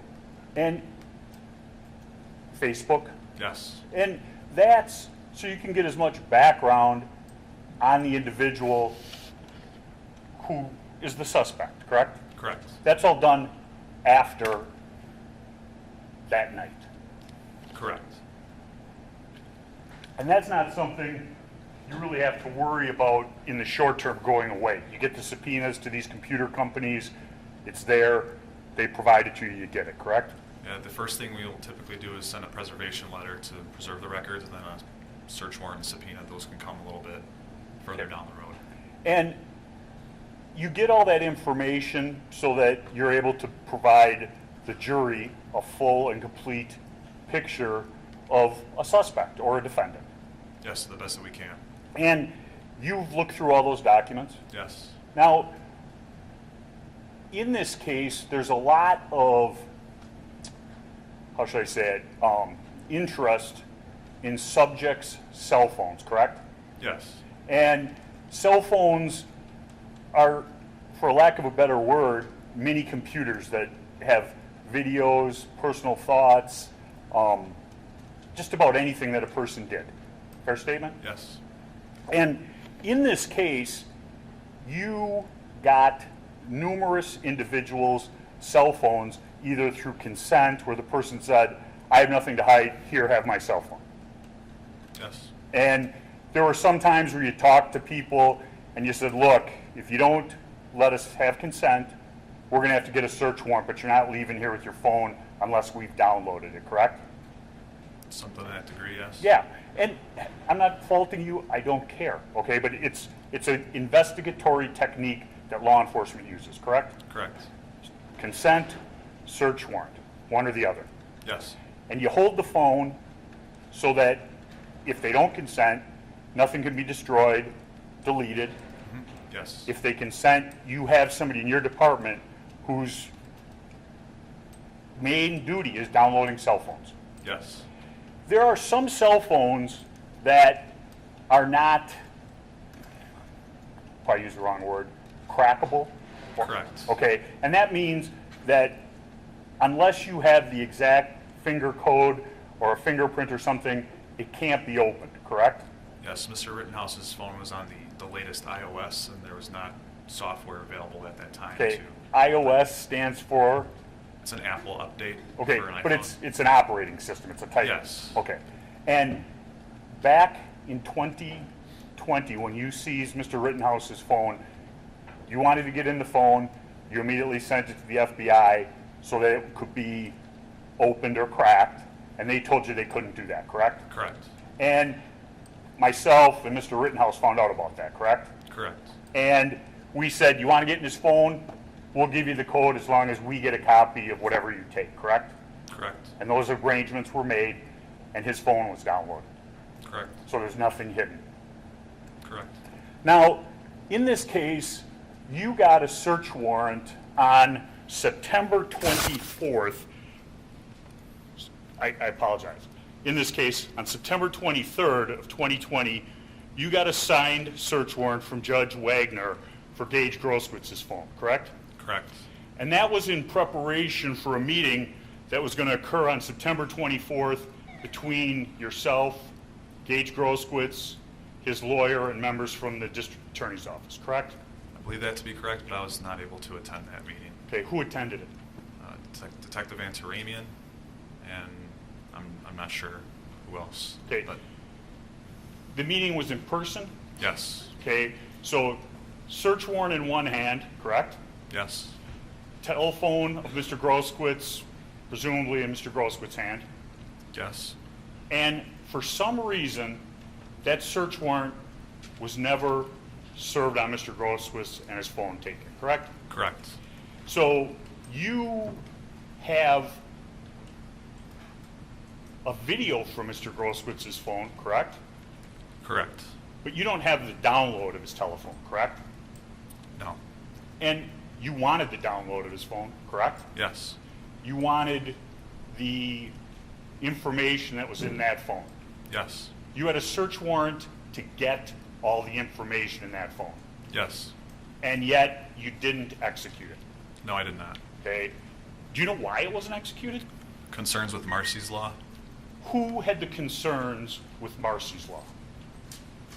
Several of us did. I did. Attorneys did. When you say attorneys, you're talking about Attorney Binger, correct? Correct. Marcy's Law is the Victim Rights Amendment, correct? Correct. And have you ever not executed a search warrant because of Marcy's Law? No. Okay. This is the first time ever. Yes. Is it the last time ever? I can't foresee the future. Since that date, September 24th of 2020 to today, have you ever not executed a signed search warrant by a judicial officer of Kenosha County because of some concern of Marcy's Law? No. Yeah. And there was also objections from his attorney who didn't want to give it over to you, correct? Correct. When you interviewed Dominic Black, you're shaking your head no? No, Detective Antaramian interviewed Dominic Black. I interviewed Wendy Faith and Mackenzie Rittenhouse at that time. You interviewed Dominic Black on, I believe it was November 6th? Well, the follow-up interview, yes. Okay, that was when he was under arrest, correct? Yes. And that interview was taped, correct? Yes. The interview with Breton, I'm going to butcher his name, the individual who's responsible for BG on the scene. That's Brendan Gutenschwager. Okay, you said it, thank you. Yeah. When you interviewed him, that was taped. I believe so. The interview, and I'm not saying you interviewed him, but the interview of Richie McGinnis in the Kenosha Police Department, that was taped. I believe so. When the interview was performed with Mr. Groskwitz and his attorney, Ms. Motley, that interview wasn't taped. I don't believe so. Okay. Can you think of any other witnesses in this case, complaining witnesses, whose interviews and information was not taped?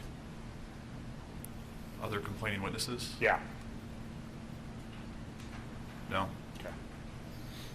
And just so the record's clear, no one has ever interviewed Jump Kick Man, correct? Correct. No one's ever been able to identify him. Not that I'm aware of, no. He's never come forward and complained to law enforcement that he felt as though he was somehow the victim of a crime on August 25th. Correct, he has not come forward. And he never came. You tried to identify him. We tried. You tried showing his picture around, asking numerous people. Yes. Now, you testified about Mr. Zeminski, correct? Correct. Now, after getting a bunch of the videos, which you did get, you review those and you realize, correct me if I'm wrong, that Kyle Rittenhouse did not fire the first shot. Correct. And through some Facebook sleuthing, it's brought out that an individual by the name of Alec Blaine was the individual who, in fact, had done or fired the first shot on the 25th. Yeah, I believe it was Alex Blaine was going around social media and different outlets, but yeah, I saw that name on the internet. Okay, and through getting his picture off Facebook, that picture was circulated around your department. Yes. And he was a known individual, and somebody says, that's not Alec Blaine, that's Joshua Zeminski. Correct. And do you know who that was? Information was forwarded to our gang crimes unit at the time, and I believe they had a resource in Milwaukee that they helped coordinate identification with, and through that coordinated effort, we were able to get that identification. And now we all agree that it was Mr. Blake who fired one shot. You said Mr. Blake. I apologize. Mr. Zeminski, the real name, who fired a shot shortly before Mr. Rosenbaum was shot by Kyle. Yes. Now, on direct examination, you were asked a question about the timing from Zeminski's shot to Kyle's shot, correct? Correct. You did that with a stopwatch? Yes. So it's a human act. Yes. Okay. And the Wisconsin State Crime Lab has numerous individuals who can break down video, correct? Yes. You can do a frame-by-frame analysis of the video, and that can tell you frames per second, and you can come within hundredths of a second of what happened, correct? Correct. And whether Mr. Zeminski was on the sidewalk or Mr. Zeminski was on the beginning of the parking lot, where you see the flash on the video is behind Kyle Rittenhouse, correct? At that time, yes. Okay, and the shot goes off, and it's in close proximity, 30 feet? Yes. Okay, and from behind him. Yes. And you were asked questions by Mr. Binger about Mr. Rosenbaum and your information regarding him. And he named a series of weapons, gun, knife, I think there was even a bat or something like that. In your extensive review of the videos, there were numerous times where Mr. Rosenbaum was armed, correct? I can recall him carrying a chain at one point. And to the best of your ability and investigation, that chain came from a trailer in that church? From the St. James campus area. And the St. James, we're talking about the rubble and things like that. Yes. And that was an area where there's numerous videos of people going and arming themselves with projectiles, rocks, or busted up cement. Yes. And that was where Mr. Rosenbaum and Mr. Zeminski got the trailer to bring down Sheridan Road to start the fire, correct? Correct. And that's where Mr. Zeminski and Mr. Rosenbaum are bent over, starting the clump of debris and things like that in the road on fire with the trailer up on its side. Yes. And that's where Mr. Rosenbaum is wearing a blue mask, correct? Correct. And that's what would commonly be referred to as a baklava or a shield that goes from his neck to down to his shoulder area, correct? Correct. Not the maroon shirt that he was wearing on his head as a mask when he was shot by my client. Correct. Now, as you said, you've been a detective for 3 years. It's against the law to use physical force against a citizen of Kenosha to try and steal their property from them, correct? Correct. That would be what's called strong arm robbery. Correct. It's a more serious crime if you attempt to do that while you are masked. That's what's called a criminal enhancer, correct? Correct.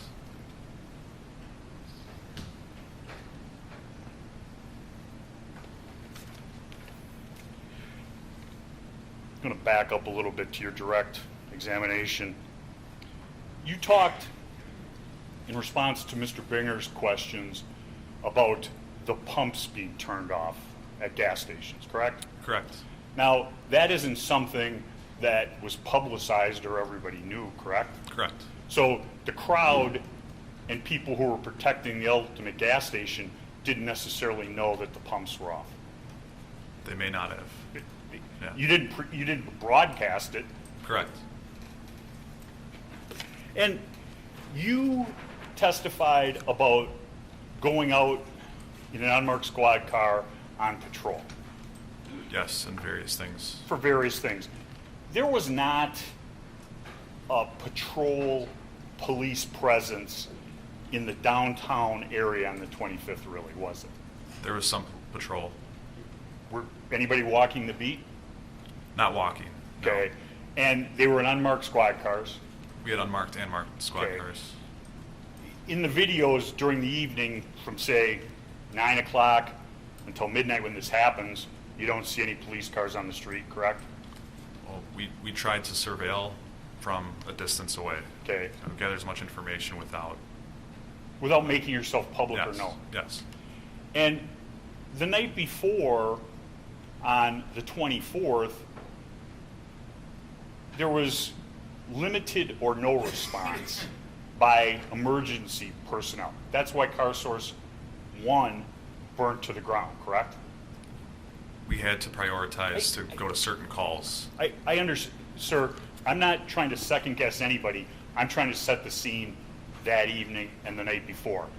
Nobody went to Car Source, what I refer to as 1, the lot that was wiped out, with fire trucks to put it out, correct? Correct. We were not responding to just property damage at that time. Now, you interviewed BG on the scene, Bretton Gradschweiger, and he was interviewed at the Kenosha Police Department. Correct.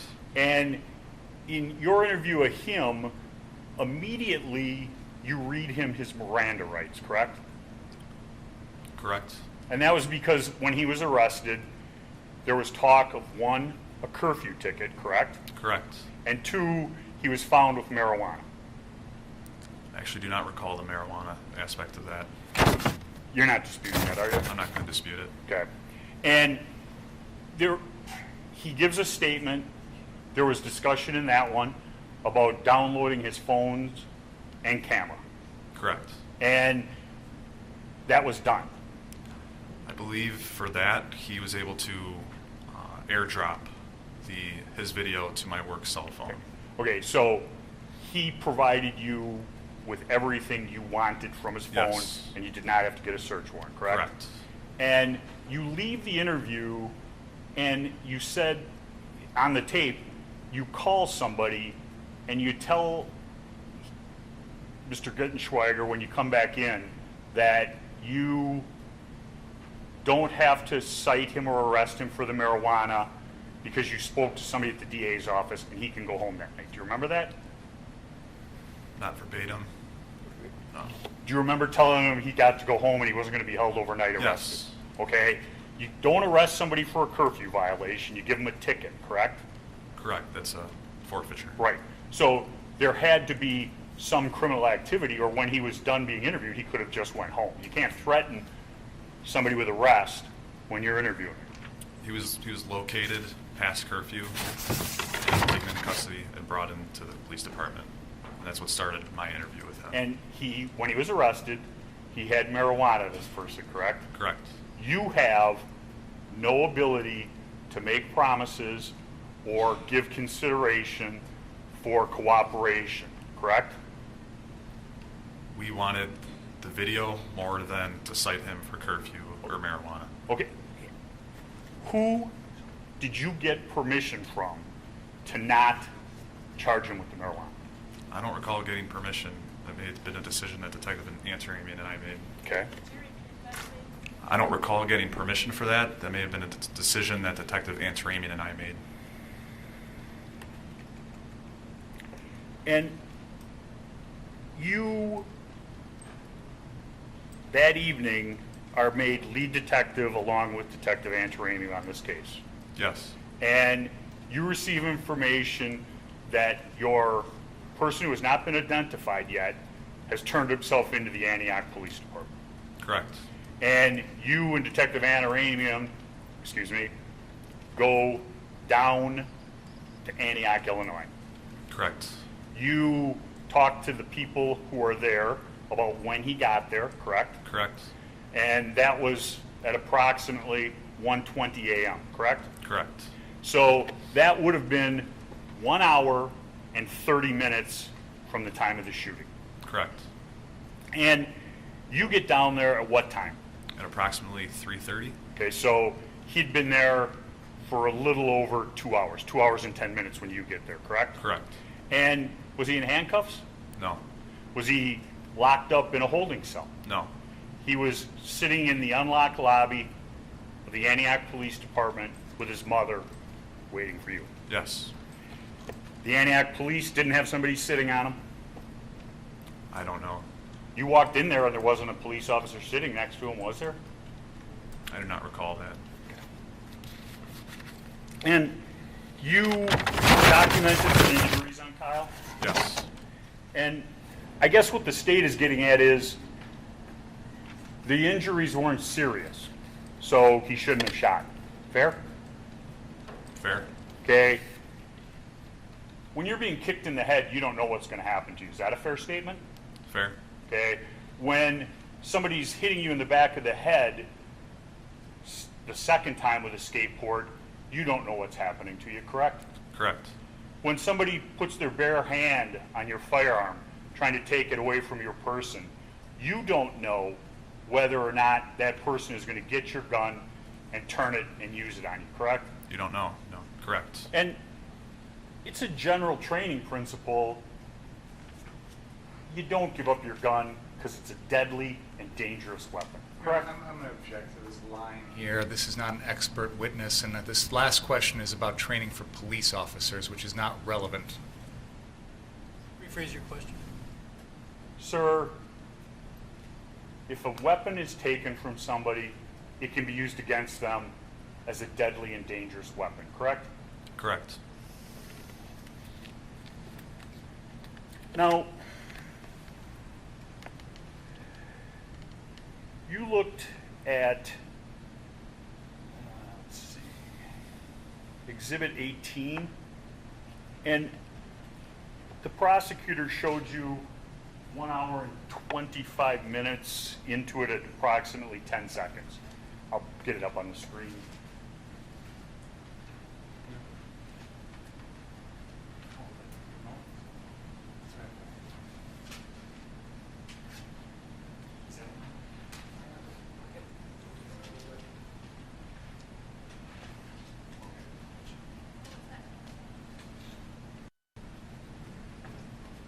One 25:10. This one doesn't. It's not on yet. Requires the other remote. Yeah. I'm gonna put this back where I got it for me, because otherwise I'll lose it. Take it like I do it out of my house.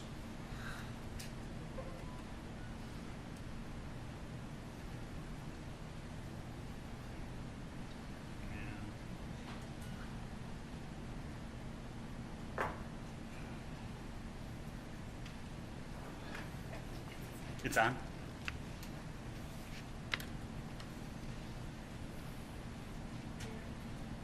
Yeah.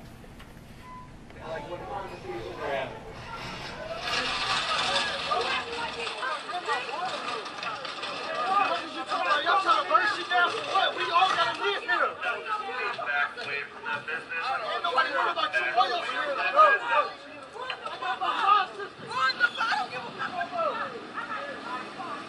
Thanks, guys. Back away from the business. I can't see the time on.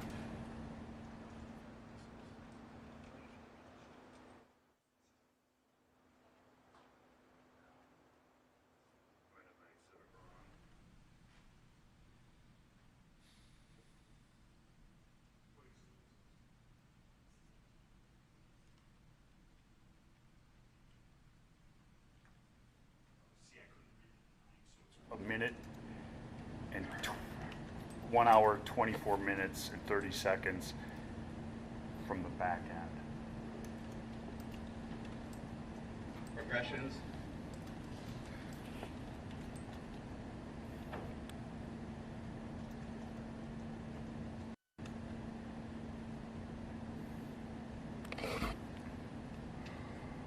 Organize.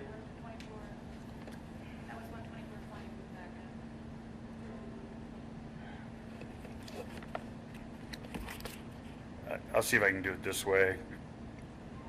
Do you remember in the video when the dumpster's out in the street and Kyle goes out and grabs the dumpster? Yes.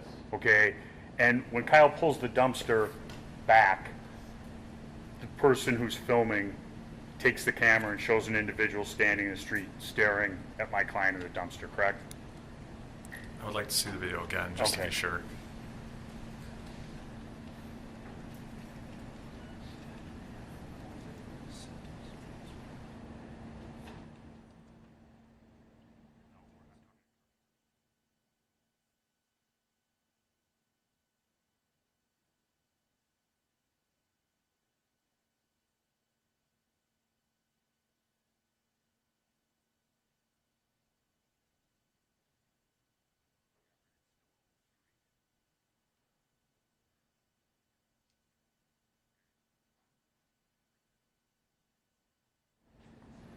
Found it.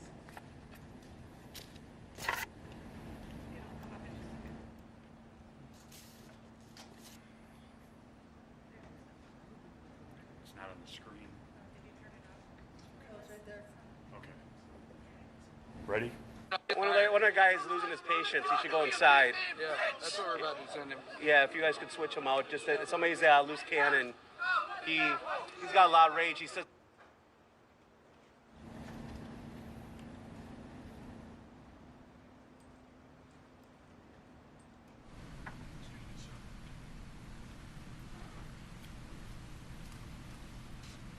Showing you the rundown live.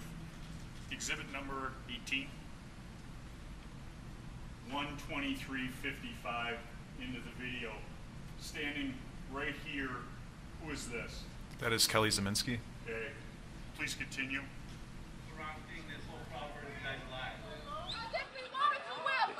Protect your property. They're respecting that. Just keep it there.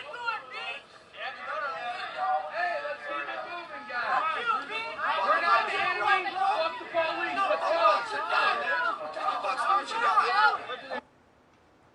Zeminski. Go back 40 seconds. Go ahead. Gonna be on the street. They're just protecting their property. One of their guys is an asshole. I know. I thought they were yelling at them. I was like, why? Oh, no, These guys well, were. Well, we did because they lit it on One fire. of their guys losing his patience.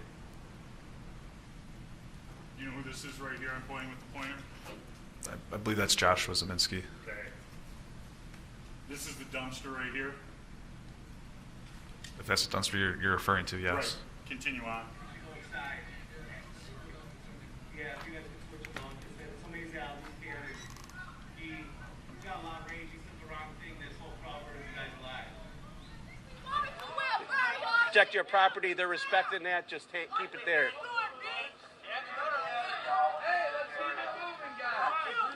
We're not handling. Fuck the police. Let's go. Dude. He's just trying to protect his property. He doesn't want anything. He has no problem with you guys. He just doesn't want anyone to burn down his shit. I can't blame him.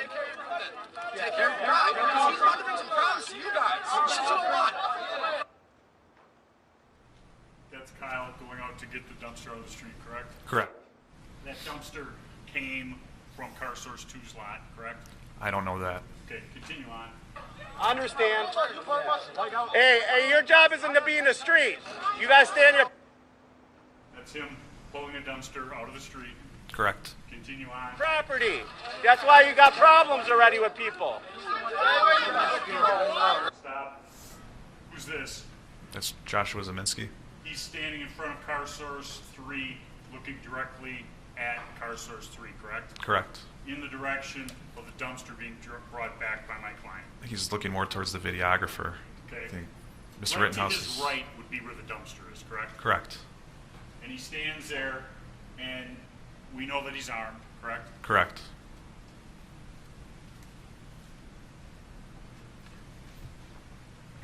And in viewing all the videos that you viewed, putting out fires upset these individuals who were starting the fires. Is that a fair statement? That's fair.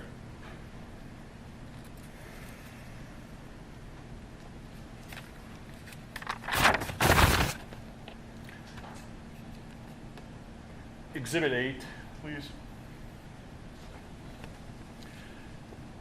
On direct examination, you were asked questions about non-lethal, correct? Correct. And that was in response to my client saying the statement about they didn't have any non-lethal, correct? Correct. And that non-lethal also doesn't mean nightsticks, OC spray, and things like that. There are what are considered non-lethal bullets. Can you say that again? There are bullets that are meant to kill, dismember, maim, correct? Correct. There are also bullets that go in firearms that are what are referred to as non-lethal. Yeah, rubber bullets? Yes. Could be one of those projectiles, yes. And as far as you know, none of the people out there that evening, like my client who were protecting property and themselves, were armed with non-lethal bullets, correct? Not that I'm aware of. Okay.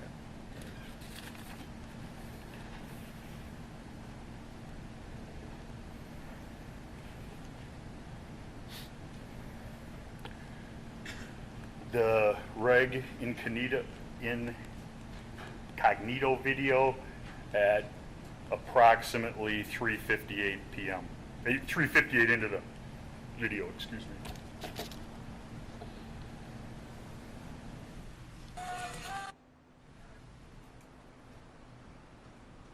Three hours 59, 55 seconds.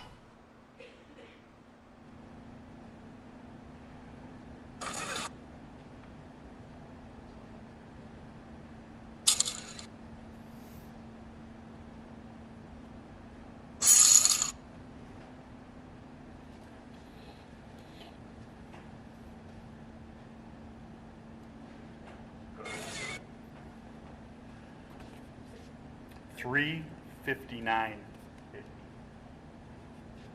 Oh. It's back.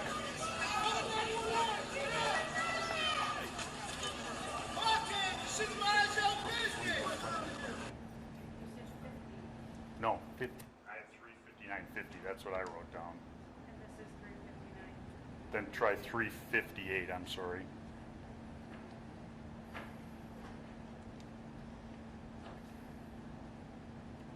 So the white dude I was just talking to, or whatever he is right here, he just got his phone slapped. He got his phone slapped at him and socked at the same time. This dude right here, walking away. This dude right here got his phone slapped and blindsided.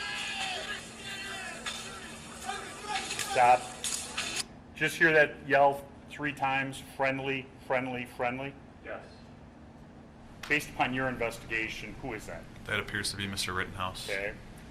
And that's when he's being chased by Mr. Rosenbaum. I don't know if it's right before the chase, but approximately the start of the chase time is when that audio appears to come out. Okay. And that would be something to say to someone, I don't have a beef with you, friendly, friendly. Yes. And that didn't dissuade Mr. Rosenbaum, based upon your investigation and viewing of the videos, from continue to attempt to attack my client, correct? Correct. And as my client is running from Mr. Rosenbaum, is he gaining ground on Mr. Rosenbaum, or is Mr. Rosenbaum gaining ground on him? Looks like Mr. Rosenbaum is gradually gaining ground on Mr. Rittenhouse. And Mr. Rosenbaum is running towards my client, and my client turns around and points the gun in his direction. Does not level it at him, but makes it very clear that he's armed to Mr. Rosenbaum, correct? Correct. And Mr. Rosenbaum is not dissuaded by that firearm and continues to chase after my client. He stops briefly and then continues to run again. He doesn't stop like I'm standing here and say, contemplating life's realities, like maybe I should pick a better course of action. He slows his gait and then continues on after Kyle, correct? Correct. And Kyle runs, I'm terrible with my directions, in a southwesterly direction through the car source, correct? Correct. And you've seen the Lucas Zandon video, correct? Correct. And even in this video, you hear like a bang, bang, bang repeatedly, correct? Correct. And based upon your investigation, what is that? Those are bats or other blunt objects hitting cars in the car source lot. And in the Lucas Zandon video, which is a little over 7 minutes, that's taken from the 63rd looking in a northeasterly direction into the car source. Yes, mainly north. Okay, and there's well more than 50 people there bashing car windows, jumping on cars, and starting a fire there. So I'd say there's more than 50 people there, but it might be a little less than that with people that are actually doing property damage, because there are a lot of people that are standing around. Because there probably weren't enough cars for everybody to beat on. Is that a fair statement? I'm going to object. That's argumentative. I don't think it's argumentative. The objection's overruled. There were only so many cars, correct? There's a certain number of cars in the car source lot, correct? And back when Car Source was a running business, those weren't junk cars. They were real cars of somebody's property, correct? They were cars for sale. And correct me if I'm wrong, did you ever hear any of these rioters give an explanation for why destroying somebody's property is going to make their situation or Mr. Blake's situation better? I'm going to object. It calls for your sake.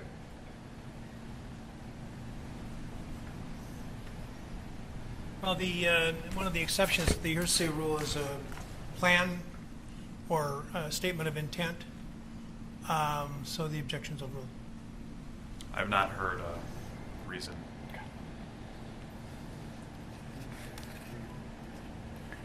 Now, the video of Car Source that's shown from the FBI fixed-wing aircraft, that's at 9,000 feet, correct?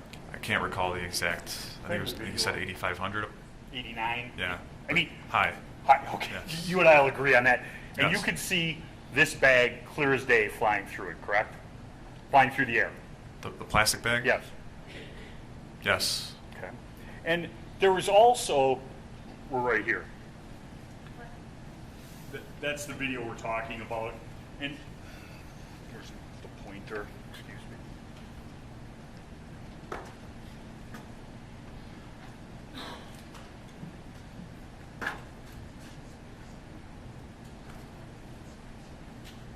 This right here, I'm pointing in the lower right-hand corner of the television. There's a number 8,941 feet, correct?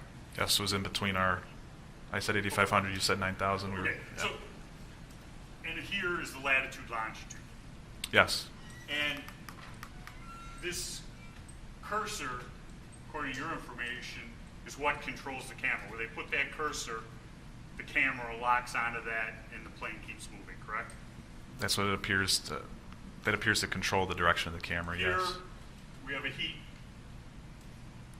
we have a heat source, We see some white there, yes. which would mean hot. Yes. And here, in the car, which I'll refer to as the Duramax, at the northeast corner of car source, we also have a heat source. Yes. And there's a video of an individual right before my client gets there, starting that Duramax on fire. Yes.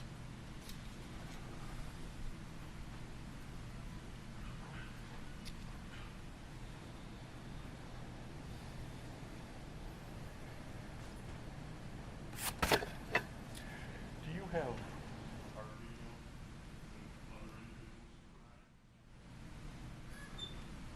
this exhibit is what number? No, this exhibit, that's up.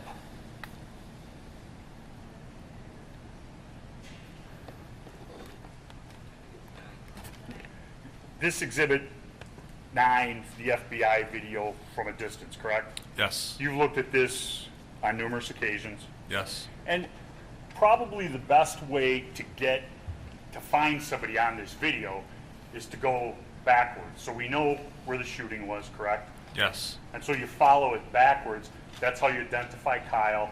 That's how you identify Mr. Rosenbaum, correct? That and relating it to other videos. Exactly. Yes. And in this video, you're able to get Mr. and Mrs. Zeminski also, correct? Yes. Could I have our exhibit, please?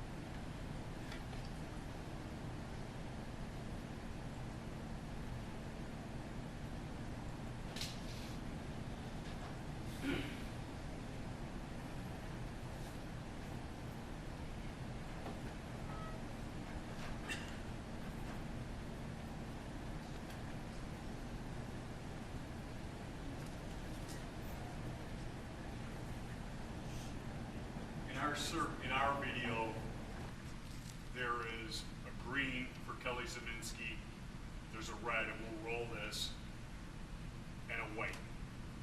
Go ahead, please.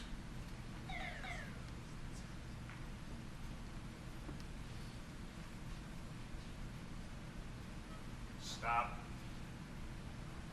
This blue circle between what I would say the second and third row of cars, Mr. Rosenbaum, correct? Correct. This red is Mr. Zeminski, green Mrs. Yes. White Kyle. Yes.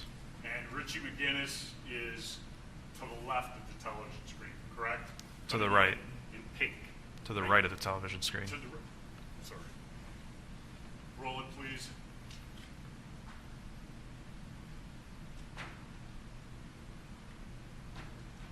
Stop. As Kyle, the white circle, comes to the Duramax, this individual, Mr. Rosenbaum, begins to come out of his hiding place. Yes, he comes around the vehicle at that time. And he's masked. Yes. And he comes around, roll.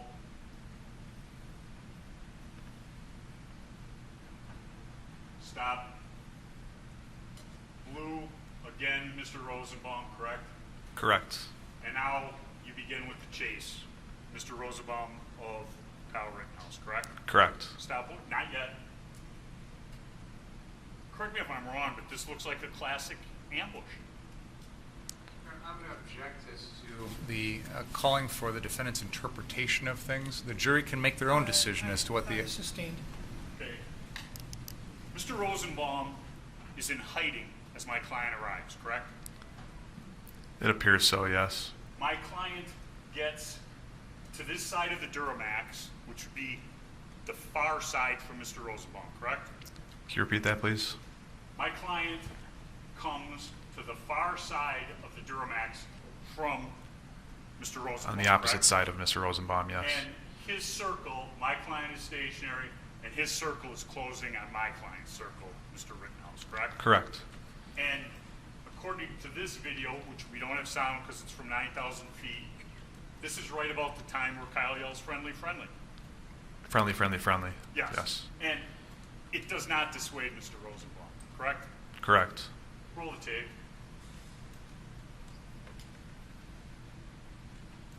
Stop. Kyle goes out into the road, goes back into the car source lot with him, meaning Mr. Rosenbaum, following, correct? Correct. Where's Mr. Zeminski in this? He's on the sidewalk. It's going to be just north of the blue circle, and that's going to be going right, from left to right on that screen. No, the other direction. To the right of the blue circle on that screen. Okay, so right here? No, to the right of the blue Right circle, here? yes. Exactly. I mean, almost directly behind Kyle to the side of Mr. Rosenbaum. Yes. Okay, roll. Stop. This is Mr. McGinnis. Yes. This is Mr. and Mrs. Zeminski. Yes. She's very identifiable because she's got a big backpack on her back. Yes. Continue. Stop. This does not depict the shot, correct? I think this appears to be just before. Okay. Continue. You don't see the flash of Mr. Zeminski's gun in the thermal, correct? I did not see it, no. Okay. But we know from other videos there's one a sound and two a flash. Yes, in multiple videos, yes.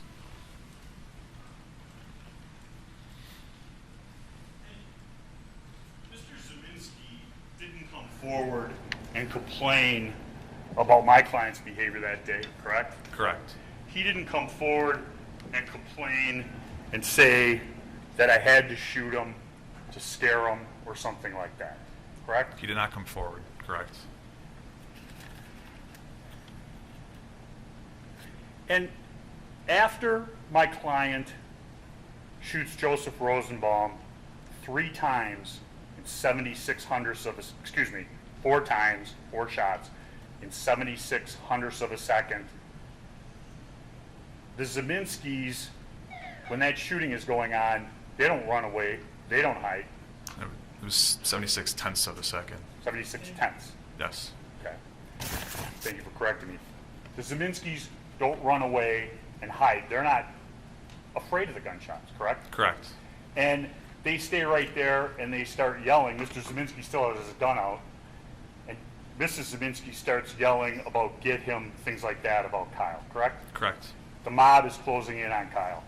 There are multiple people closing in on Kyle. Okay. Mr. Rittenhouse. And that's, I apologize, Mr. Rittenhouse. And that's closing in on him at the car source parking lot, correct?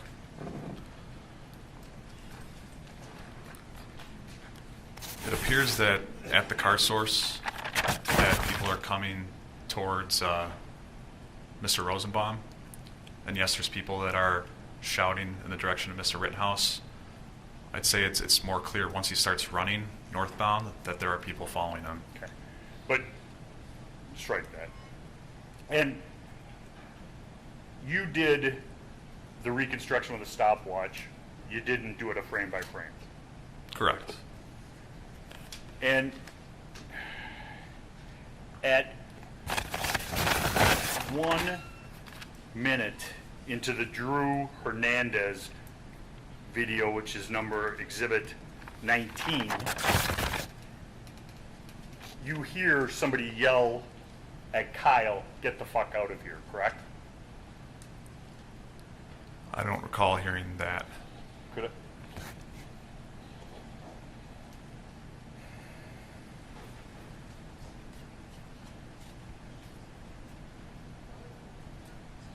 I've got it at 1-0.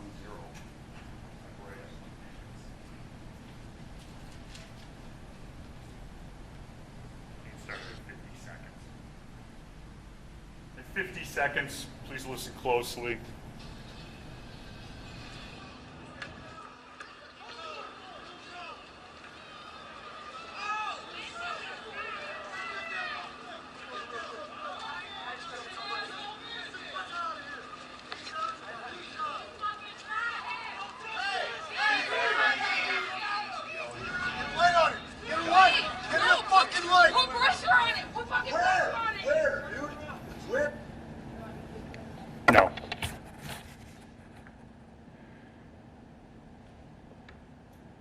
And Kyle then is running down Sheridan Road in a northerly direction.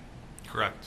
He, in all the videos you see, he doesn't point his firearm at anybody, correct?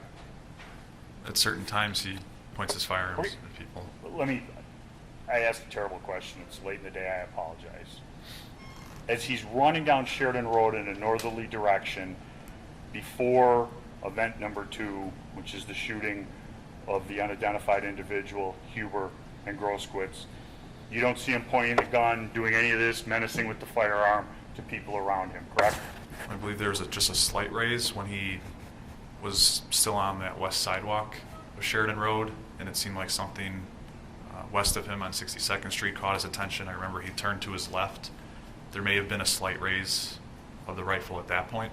Didn't fire? No, not at that point. Gage Grosskreutz runs up on him?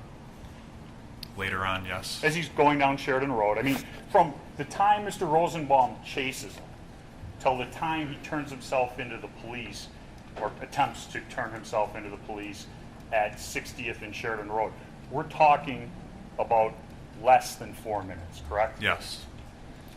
He heads down Sheridan Road in a northerly direction. There might have been a slight raise. Something caught his attention to his left.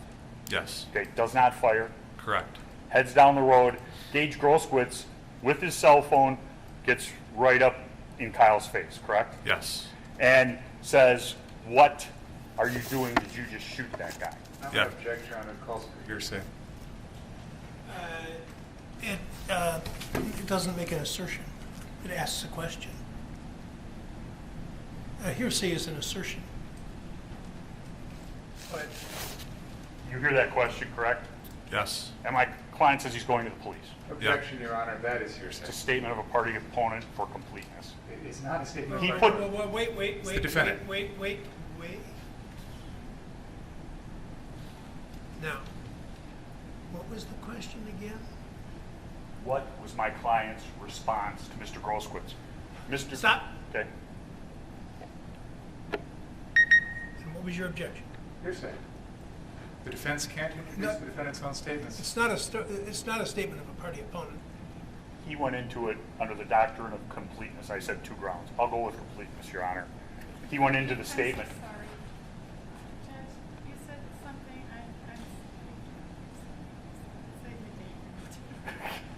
Okay. How much more do you have, by the way?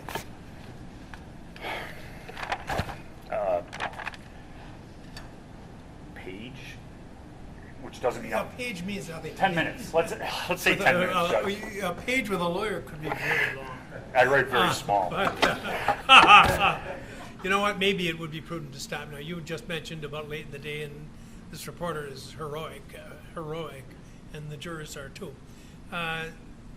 So we wouldn't finish before 5 anyway, considering.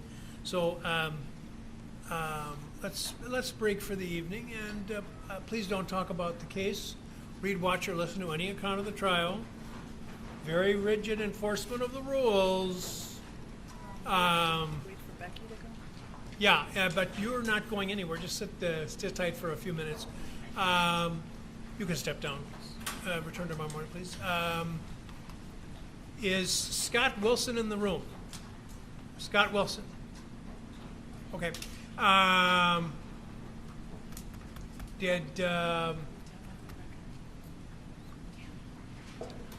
Is there anything else from the lawyers before we leave? No, not by us, Your We Honor. need to resolve that objection, Your Honor. Yeah, maybe I'm going to ask you guys to stick around. Ask the clerk to come down, deal with the. I'm going to excuse everybody else. Well, that's not going to work because they want to cover the argument. But that can be. She can deal with the jurors and the. Tell her to go up to the 3rd floor. Why don't you go up to the 3rd floor and we'll see you tomorrow.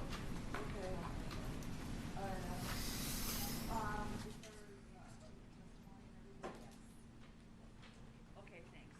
You're going up to the jury room. Okay, come back. Laura's gonna come down and go up there.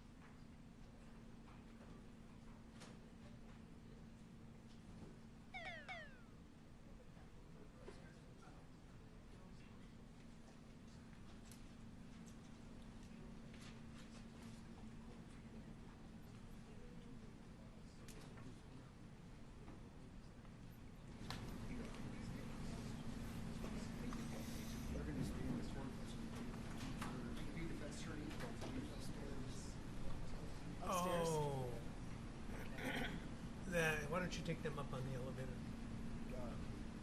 Pardon me? Yeah, escort them out. Deputy to escort the jurors, 2 jurors, to the 3rd floor, so they can be with the other jurors. Where are they now? Are they in the back here? Okay. Yeah.